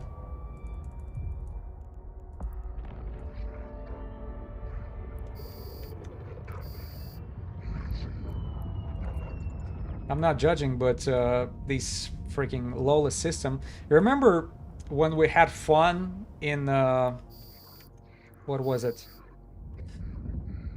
In Pochven, right? It was such a success for my destroyer. I think I had Talwar back then, killing like 4 different other ships, 4 or 5. And then on the way back, when I took all the loot, I was flying through the lawless system, and they got me with the bubble, and I totally freaking mismanaged that shit.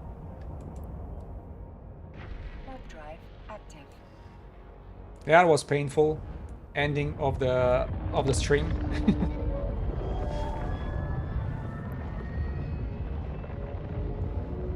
I think that Ortrus is already at the refuge right there.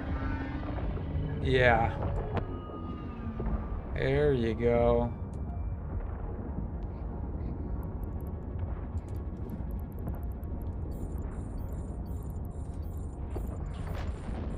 Well, damn it. I'm gonna join the party, regardless.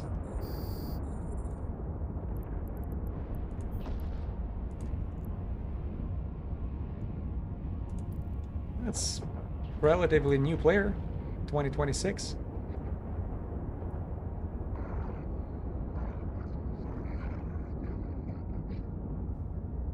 A module has run out of charges. A module has run out of charges. Just perfect.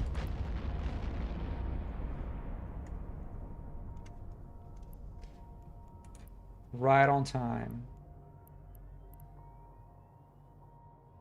Yeah, nothing is around here. Going to the next jump. Where did he go, by the way?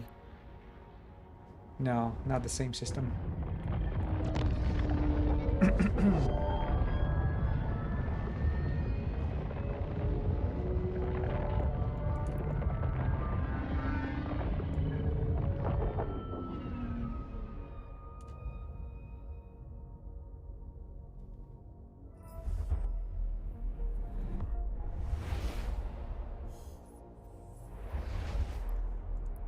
refuge just appeared. Warp drive active.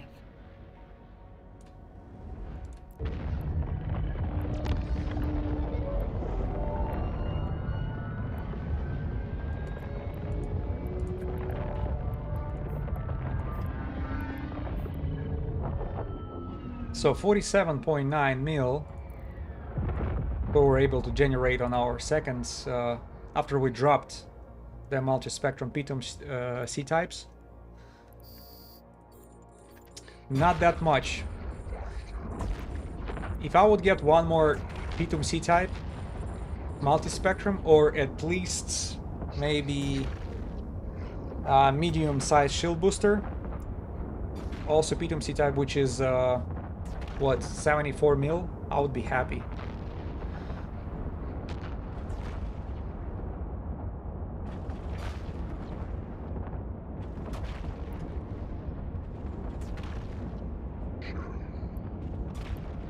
Oh, I forgot to deploy my drones. I'm like, why they're not doing anything?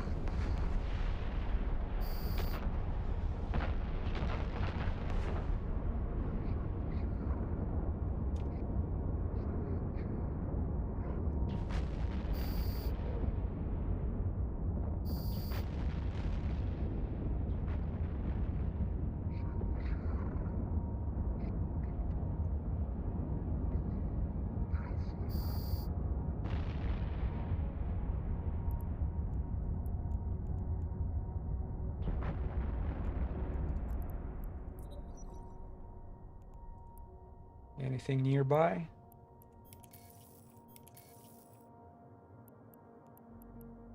Yep.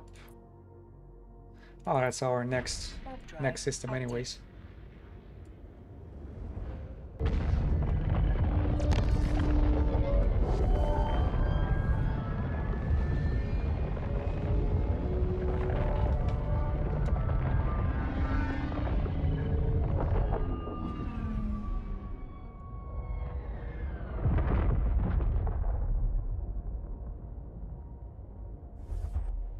Come on, maybe one more escalation.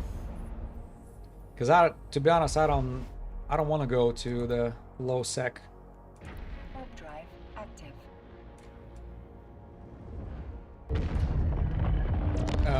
Should somebody just close that refuge where I'm jumping to?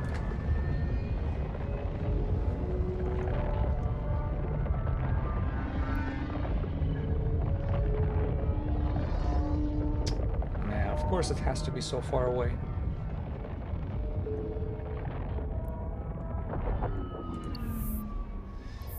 Alright, well, turn around. Warp drive active.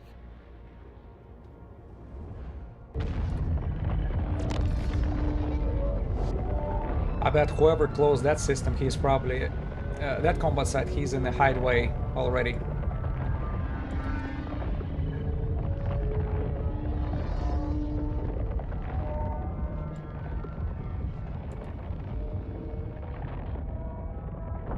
No.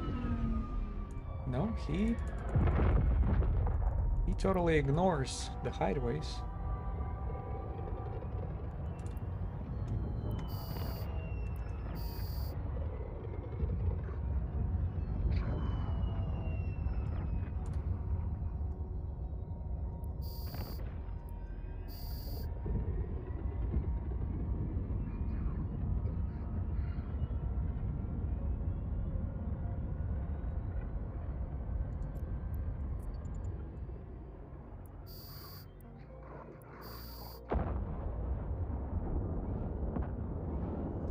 You made a Storebringer fit for just Highsec sites, not doing escalation. So yeah, it's gonna be even more efficient than Ortrus.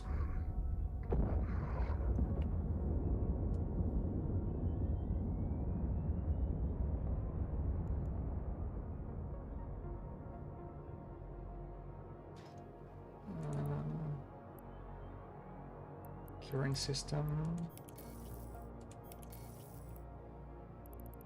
Let's go to next one. Warp drive active. So not doing escalations, just warp and align time and enough DPS. Enough DPS for one shot all the frigs with a bounce. Yeah, it's very nice. Do you mind to share that? If you're in game, maybe you can add me or start a conversation so we can take a look at it. Because I will definitely take a look at it from a perspective of somebody who's going to be running it. Because I always wanted to try that Edencom ships, and I definitely have enough skill points saved up for that. 30 seconds to clear the refuge.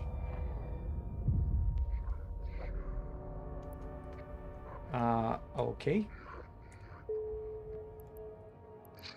Give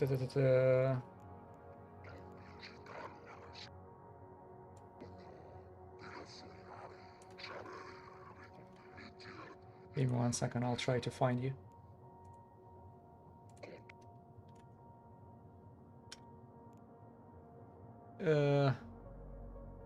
No results. What about this? Oh, you already added, so can start conversation.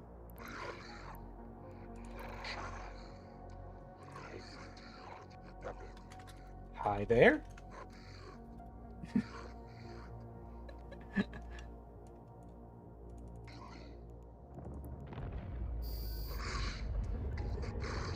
Yeah, if you want to drop your feet for the Stormbringer, I would appreciate that. PvP feet sites.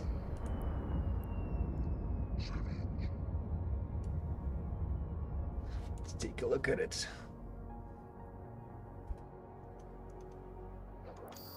And it's all tech 2. Yeah, shield booster, medium cap battery. Oh, 2 medium cap batteries. Multi-spectrum shield hardener, shield boost amplifier, inertial stabs, and vortal tuning systems. Yeah, that's for the DPS, right? So low friction nozzle joints and hyper special velocity optimize. Yeah, that's cool. Let me simulate that. Man, 700 mil for that beautiful ship.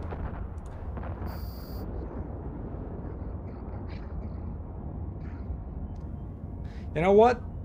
If we manage to catch an officer who will be willing to drop me officer modules,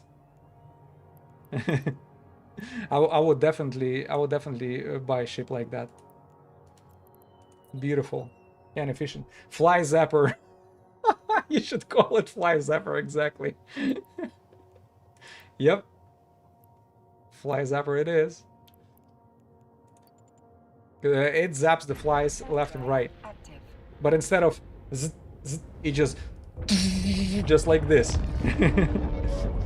Constantly freaking zapping everything around it.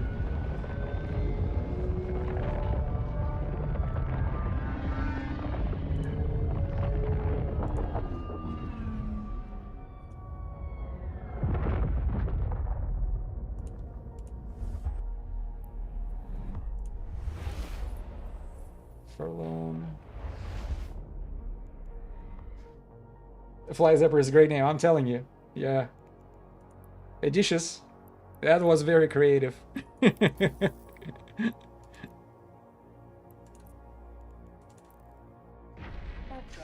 feels like that you see so many pops, and at dens, it's beautiful. Yeah. Yeah, I can imagine.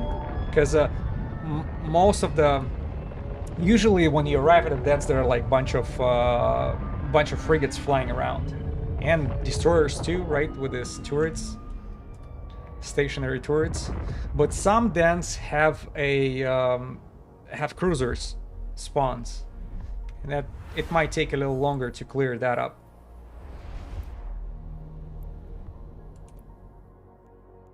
Warp drive active.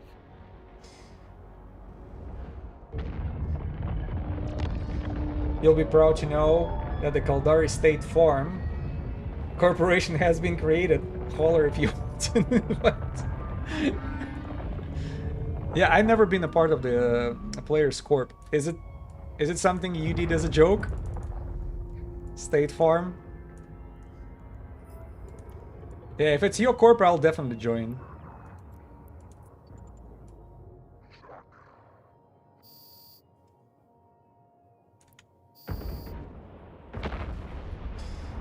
Cruisers take 3 volleys, but it's great because it kills everything else by accident. Yeah, created on an alt character. I don't play. Currently has 1 member.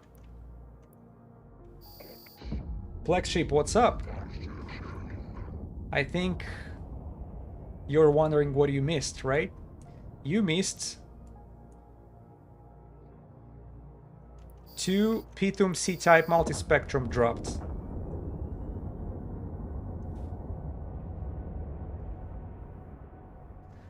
Was a bit outside looking into the stars and moon with the audiobook. That's beautiful, man. Why did you stop?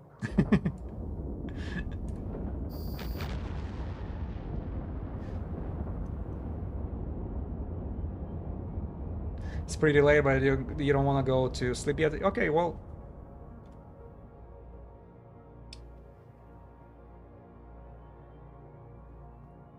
Oh, you don't know what's that Pitum C-type? Multispectrums? Warp drive active. I'll show you. What?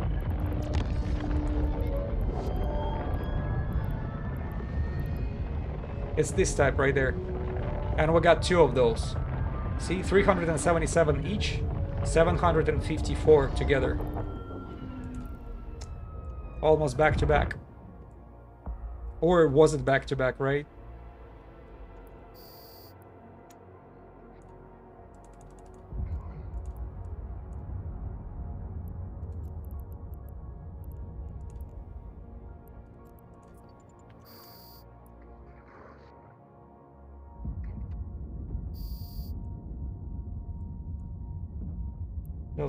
Target frigs and cruisers, never destroyers. Destroyers always die in the first hit. Yeah,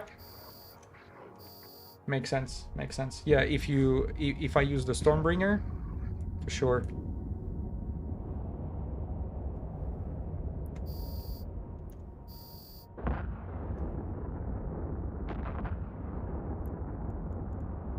I think I closed it, right? Oh no, 1 more refuge decided to show up. It's not a PvP feat, that's just to scare people off. 1-shot destroyers, 1-shot freaks, and sometimes it's 2. I don't think it needs 2 cap batteries, but didn't know what else to put there. Okay. But it clears dance and the refugees so quick, it's worth it, worth the bulk. Yeah, makes sense.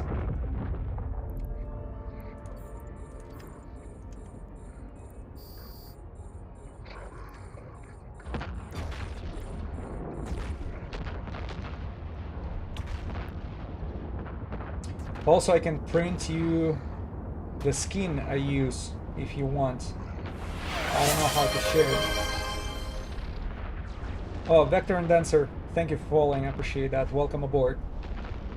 I think the skin can be just dropped in a chat as well, and I can open it up. The skin itself, like for example, see the Ortrus I'm using? Wrong button. So we go to personalize and see that skin that I have. Can I cannot drag and drop it.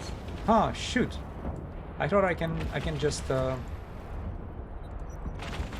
what if I show info and like this? Oh, okay. So you have to open it up as a show info and then you can actually drop it. Okay, skin design. Oh man, that looks like a Sarum family. Yeah, I love it. I love it. Just like a basic paladin. Sarum family colors. Yeah, that gold or platinum with red looks just beautiful. Yeah, awesome skin. Oh, as I was gum flapping here, we got and escalation we were asking for. Let me see how far we are. At what point? Want a copy? You'll print it for me for free? Man, you're too kind. It does look sick, yeah. Yeah, and thank you. I would really appreciate it.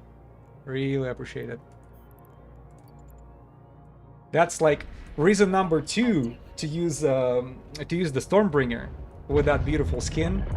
And I know it's worth a lot of plex, like 75 plex to make one. So I really appreciate it. I know it's not free for you to make. So thank you very much.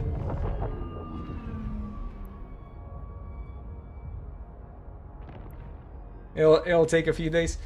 Yeah, I know it takes a few days. I never made the skin on my own because as soon as I found out that it's worth real plex,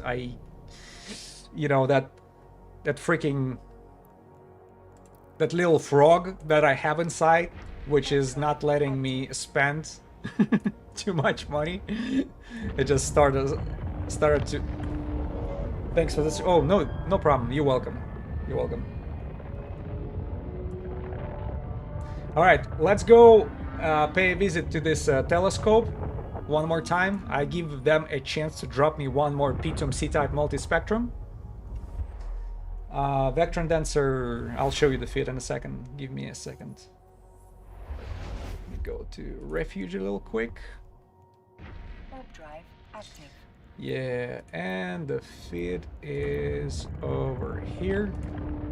So basically, we're dealing with extremely fast warping due to this hyperspatial velocity optimizers Ortus with this nanofiber internal structure plus 3 ballistic controls.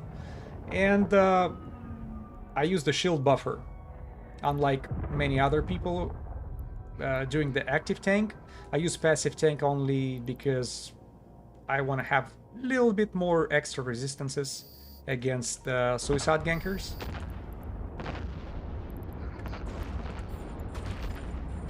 But if you're not afraid of them, similar to your Tengu, yeah. It just on Tengu you have much more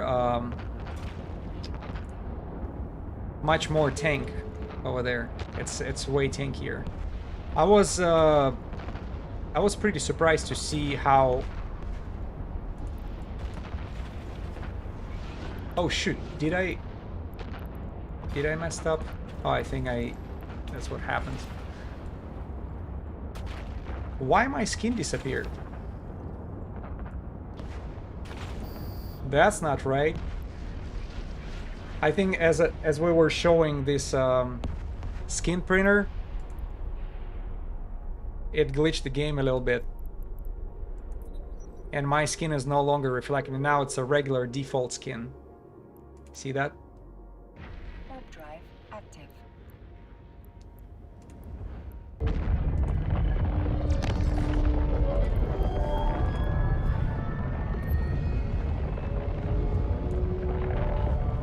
Yeah, one more time.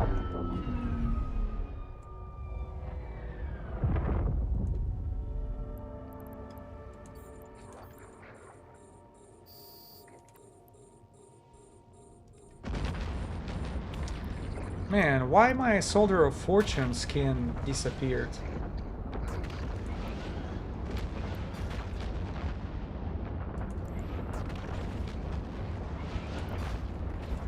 See that?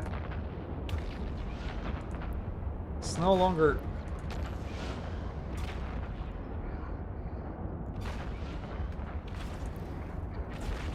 Jimor, can you link my fit quick? Yeah, yeah. It's right there.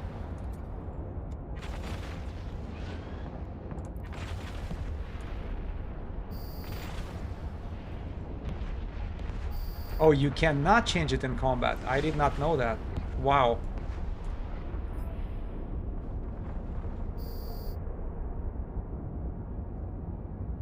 Sometimes you need to duck to fix skins. Yeah, I've seen it on other people's streams too when they were like start playing with a skin maker. Oh, poor Merlin just appeared here. Yeah, let's go to the next one. Now, we're not in battle anymore, right? Let's go to skins. Oh, there you go. Thank you. Now it's much better. Even though I love the default skin as well, but this Soldier of Fortune one is absolute beast, in my opinion. With it kind of kept that silver coloring and put the red lines like a blood lines on a surface.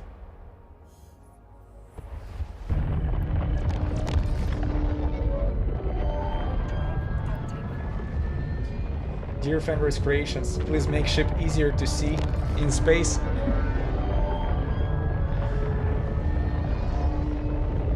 We don't want to look at the shadows, we want to look at the ships. Yeah, I think I was behind a planet, that's why it was so... Man, I'm still in the shadow.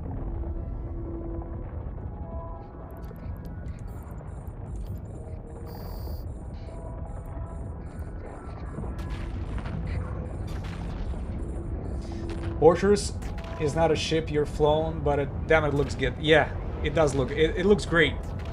It looks like a little version of the Drifter. I think we'll see that pointy nose right there. Flat pointy nose. It reminds me of that Drifter battleship, the one that can doomsday you.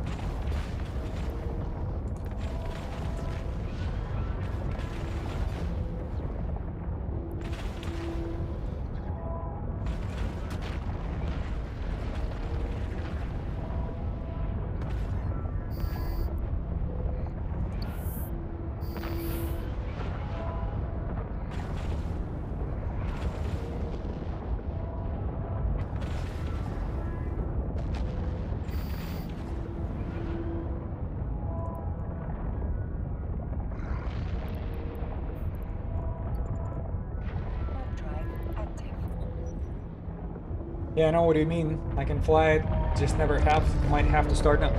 Here's the funny thing. I just purchased that ship. I never flew it in 8 years before. Like, I played this game for 8 years, never fly the Ortrus before. And just for that stream, for the sake of the stream, I decided to buy it because everybody was recommending it as an absolute kill machine when it comes to the combat sites. I think the only ship is better than Ortrus when it comes to clearing up the combat sites would be a Stormbringer. And I think that Stormbringer that Jimor was showing. Where is it? This one. Yeah, Jackdaw is also good, but see why I would pick Ortrus over, because it's alpha clone friendly. So, but if your Omega account,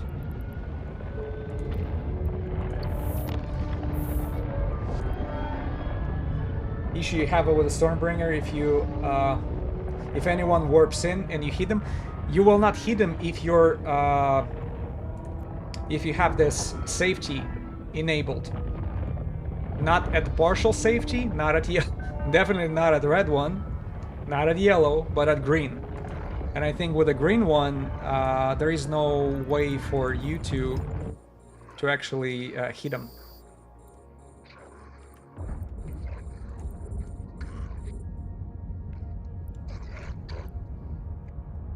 I'll link the passive fits one. I think need an implant though.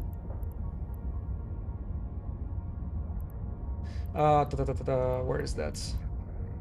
So I had to drag. I'm sorry, this is a PvP feed sites. I'm gonna simulate it. Oh, okay, I see the passive feed now. And you have, you have 52,000 EHP. That's great. Maybe that's because of my mid-grade Nirvana implant. I don't know if it's applied on that simulation or not. Probably does. But technically, you have more. You have more tank than that Ortrus has, the passive tank.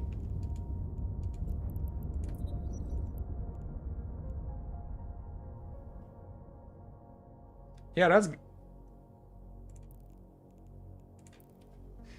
You might swap to that fit. Yeah.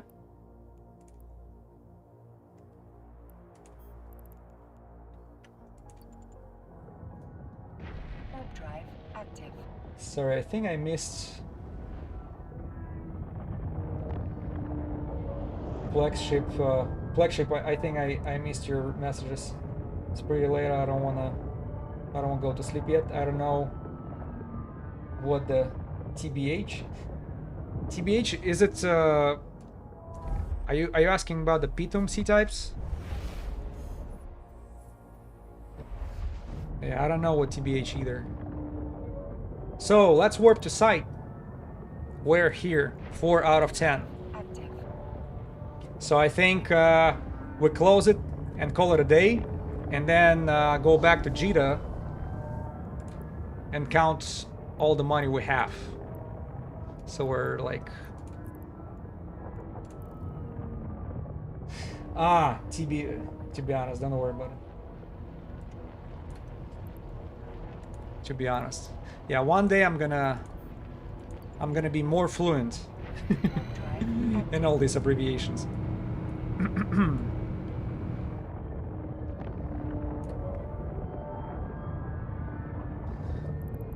Scouts. Let me get that right away. Alright guys, you have a chance to make me happy.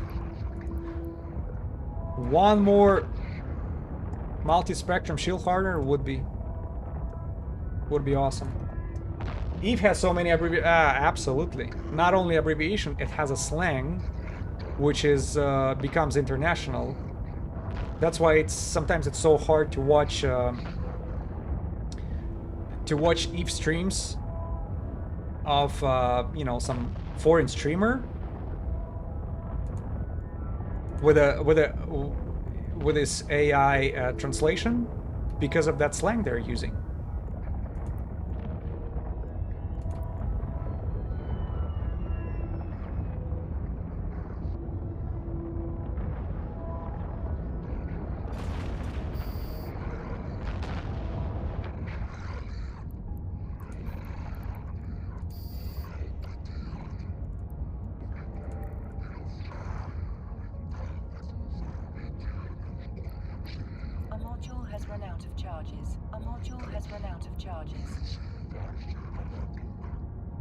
I think I just lost the...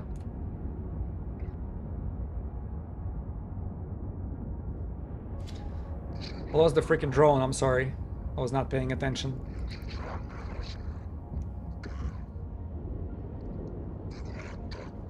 There was so many abbreviation.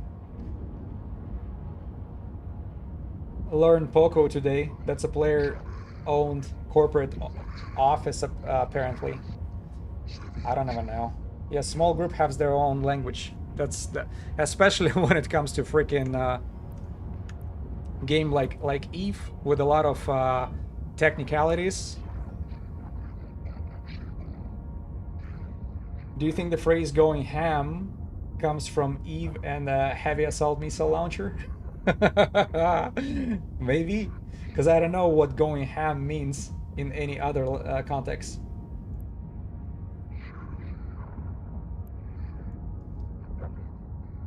No, that can be true. Going ham must be older.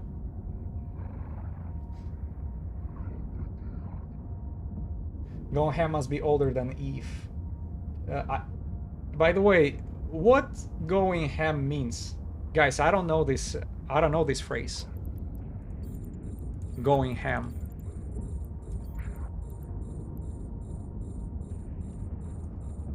Sorry guys, I have no idea what that means.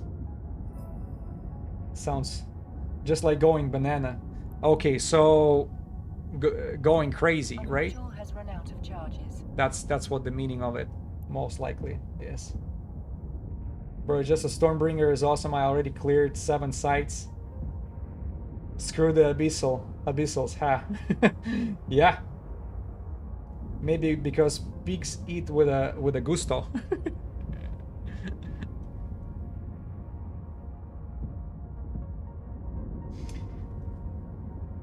Going ham is like going hard on something, putting a significant effort. Okay. Going ham means going hard, committing everything, fighting as hard as you can. I think I confused it with going banana. Yeah, confusing. Going banana is probably more like going crazy meaning, rather than putting the effort. It's just, you know, going absolute berserk. That's going banana, in my opinion.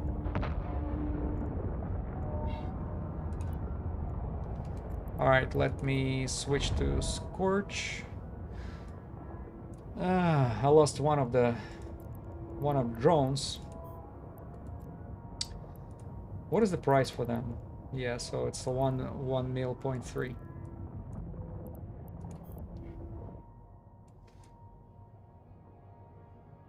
Why is banana is an adjective for crazy? That's bananas? Yeah, that's bananas.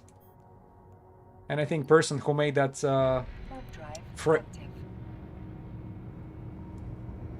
person who makes it famous is was it a guy with the podcasts? Joe Rogan. I think somebody just took his phrase, hey, did you see this? This is bananas. And then some random video plays in shorts of YouTube, right? They just took his phrase and used it to make it viral.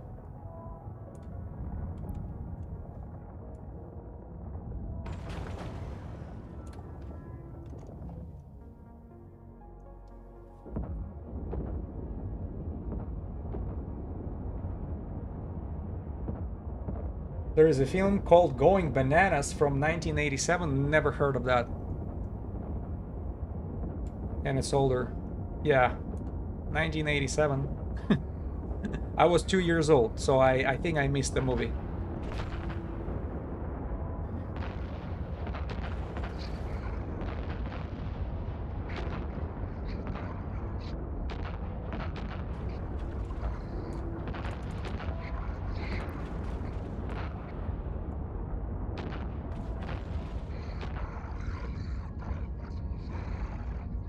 And with my one drone missing, oh no, I got it almost on time.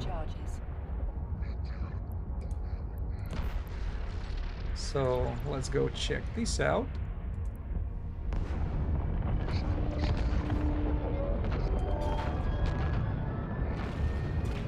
Come on, what do we have? Box.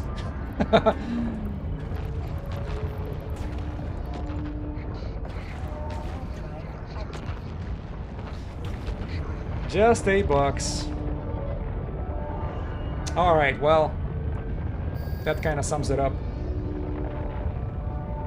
I think going bananas makes no sense, but it sounds lovely somehow, and I like it. Yeah, it just catches your ear.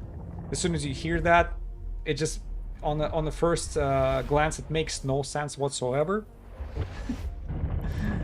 So it's just a humor behind it.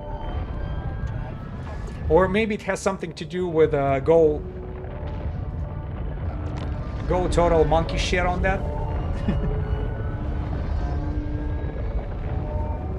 Maybe that has something to do with it. It completely works somehow. Yeah, in English. If any fruit is crazy, it is bananas. Yeah, I have to agree with you on that.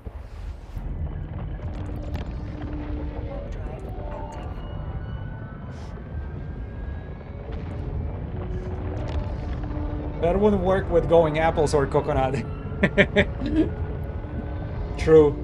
Yeah, going bananas sounds absolutely ridiculous and cool.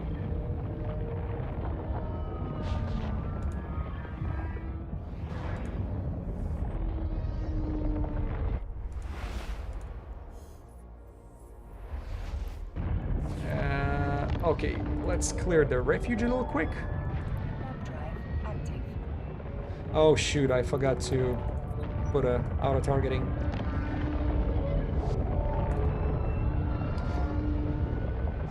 Well, going coconut might work for something, but I don't know what. Go completely coconut. I mean, it sounds sounds weird.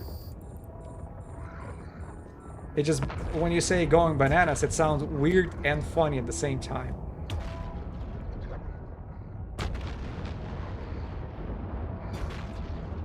Let's bring it apart.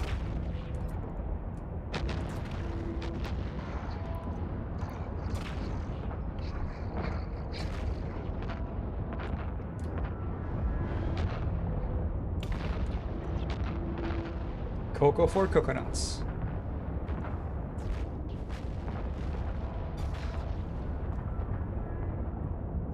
My dog's Labrador, her mom names Coco.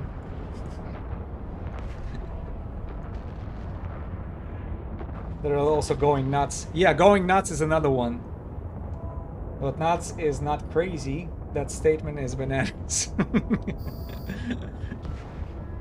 We got lost in translation.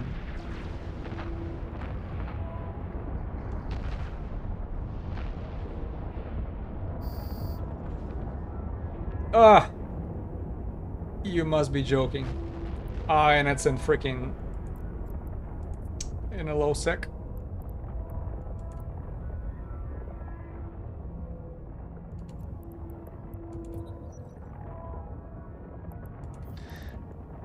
Yeah, I'm all for having fun with words. Even when it's offensive. It's so offensive. That's the point, guys. Because offensive is funny most of the time. As long as you can take a joke to yourself.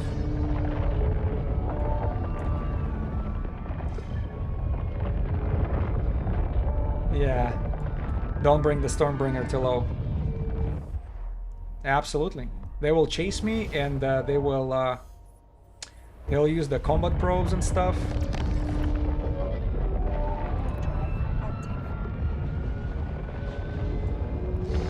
Even with the cheap fit, they want the fancy kill melee. Yeah, that's the thing. That's one of the reasons why I decided not to go for the Stormbringer. But since I'm trying the new ships as a new experience, like Tengu and this Ortrus. I think Stormbringer is would be a great next step. Oh look, we're competing with another Ortrus.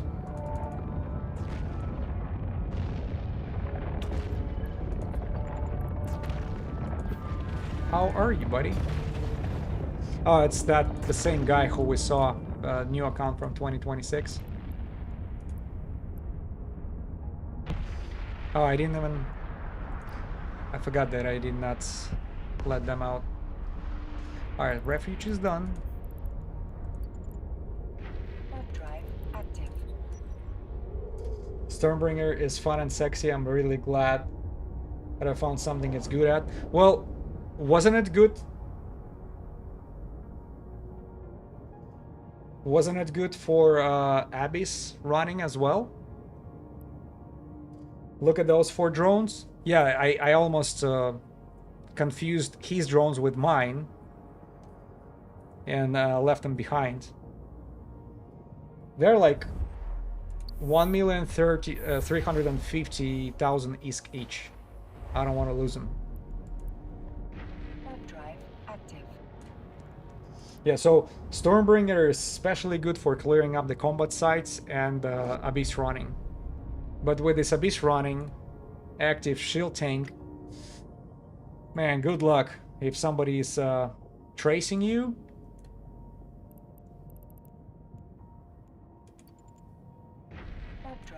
active. They'll get that Abyss exit and they'll be waiting for you there. So it's good at Abyss too. It does have a guaranteed kill though. 3 times overmind.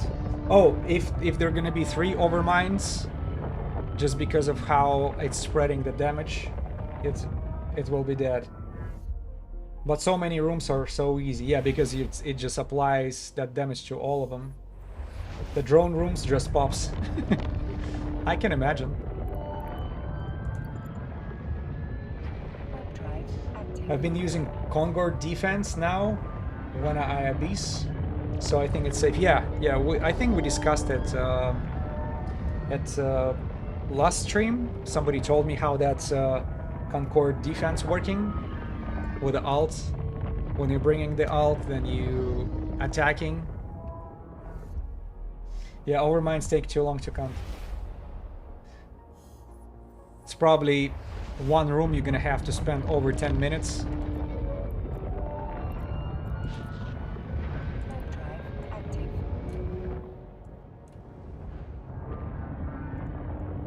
Autopilot engaged. So I think with a good drug and good piloting, 3 overminds might be survivable. Yeah, but what if you go to the next room and there is another freaking fat NPC over there, like Docking permission this request. drifter, for Docking example? request accepted. All right, Autopilot disabled. time for the summary. Engaged. Let's take a look.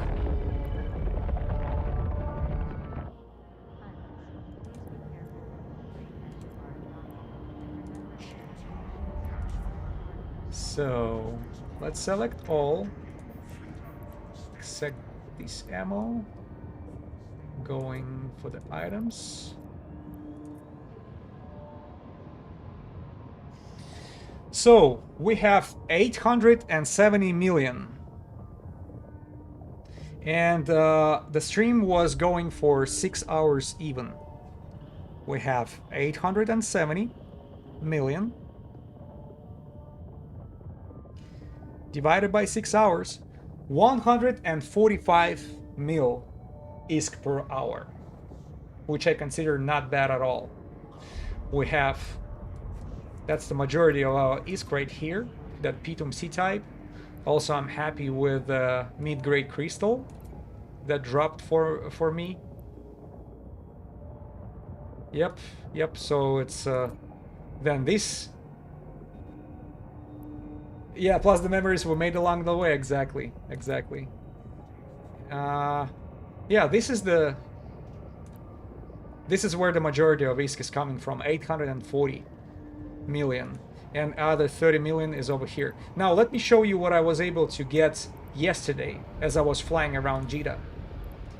So this is another 184 mil just from yesterday, and what I was able to get is the Hydra Alpha, mid-grade Hydra Alpha blueprint, which is 25 mil, I think, for this one, plus 2 Pitum C-type medium shield boosters, which are 73 million each, so 147.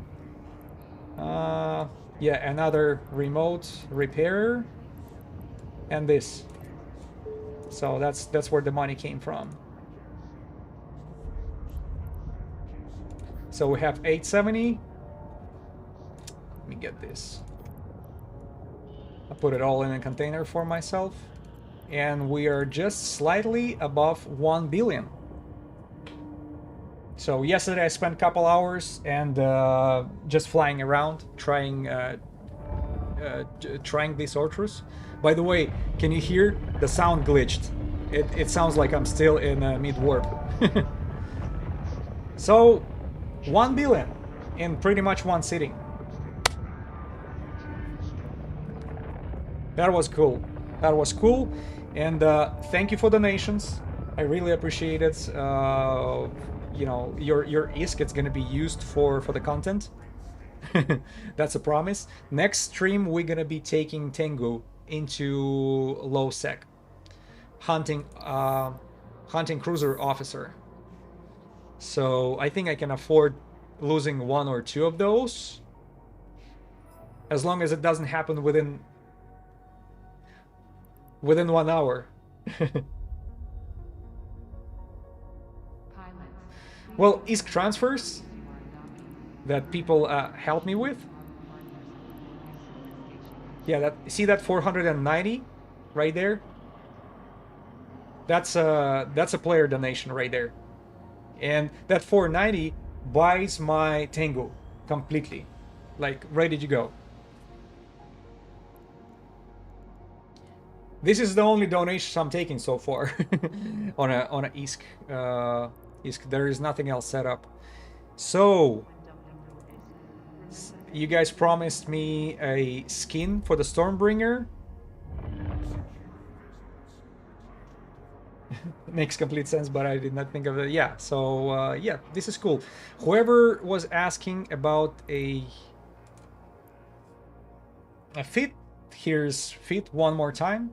That's what we're dealing with here, and it showed itself absolutely beautiful. Just great fit. If you can't afford Stormbringer, or if you're paranoid like I am with a Stormbringer, which you should be, so this is definitely. I'll get it in the cooker within 30 minutes. Yeah, thank you one more time. I appreciate it. All right, guys. Here we go. 145 mil per hour. That's what. This is the result for today's stream. Yep, and maybe going forward, I'll try it out in Serpentis space, because I suspect it's almost as good as this, just because the stuff is not very expensive, but it's more often dropping. Yep. But next one definitely in a low sec, dealing with the officer. All right, guys. Thank you very much. Thank you for being here, and I'll see you next time. Noblish out.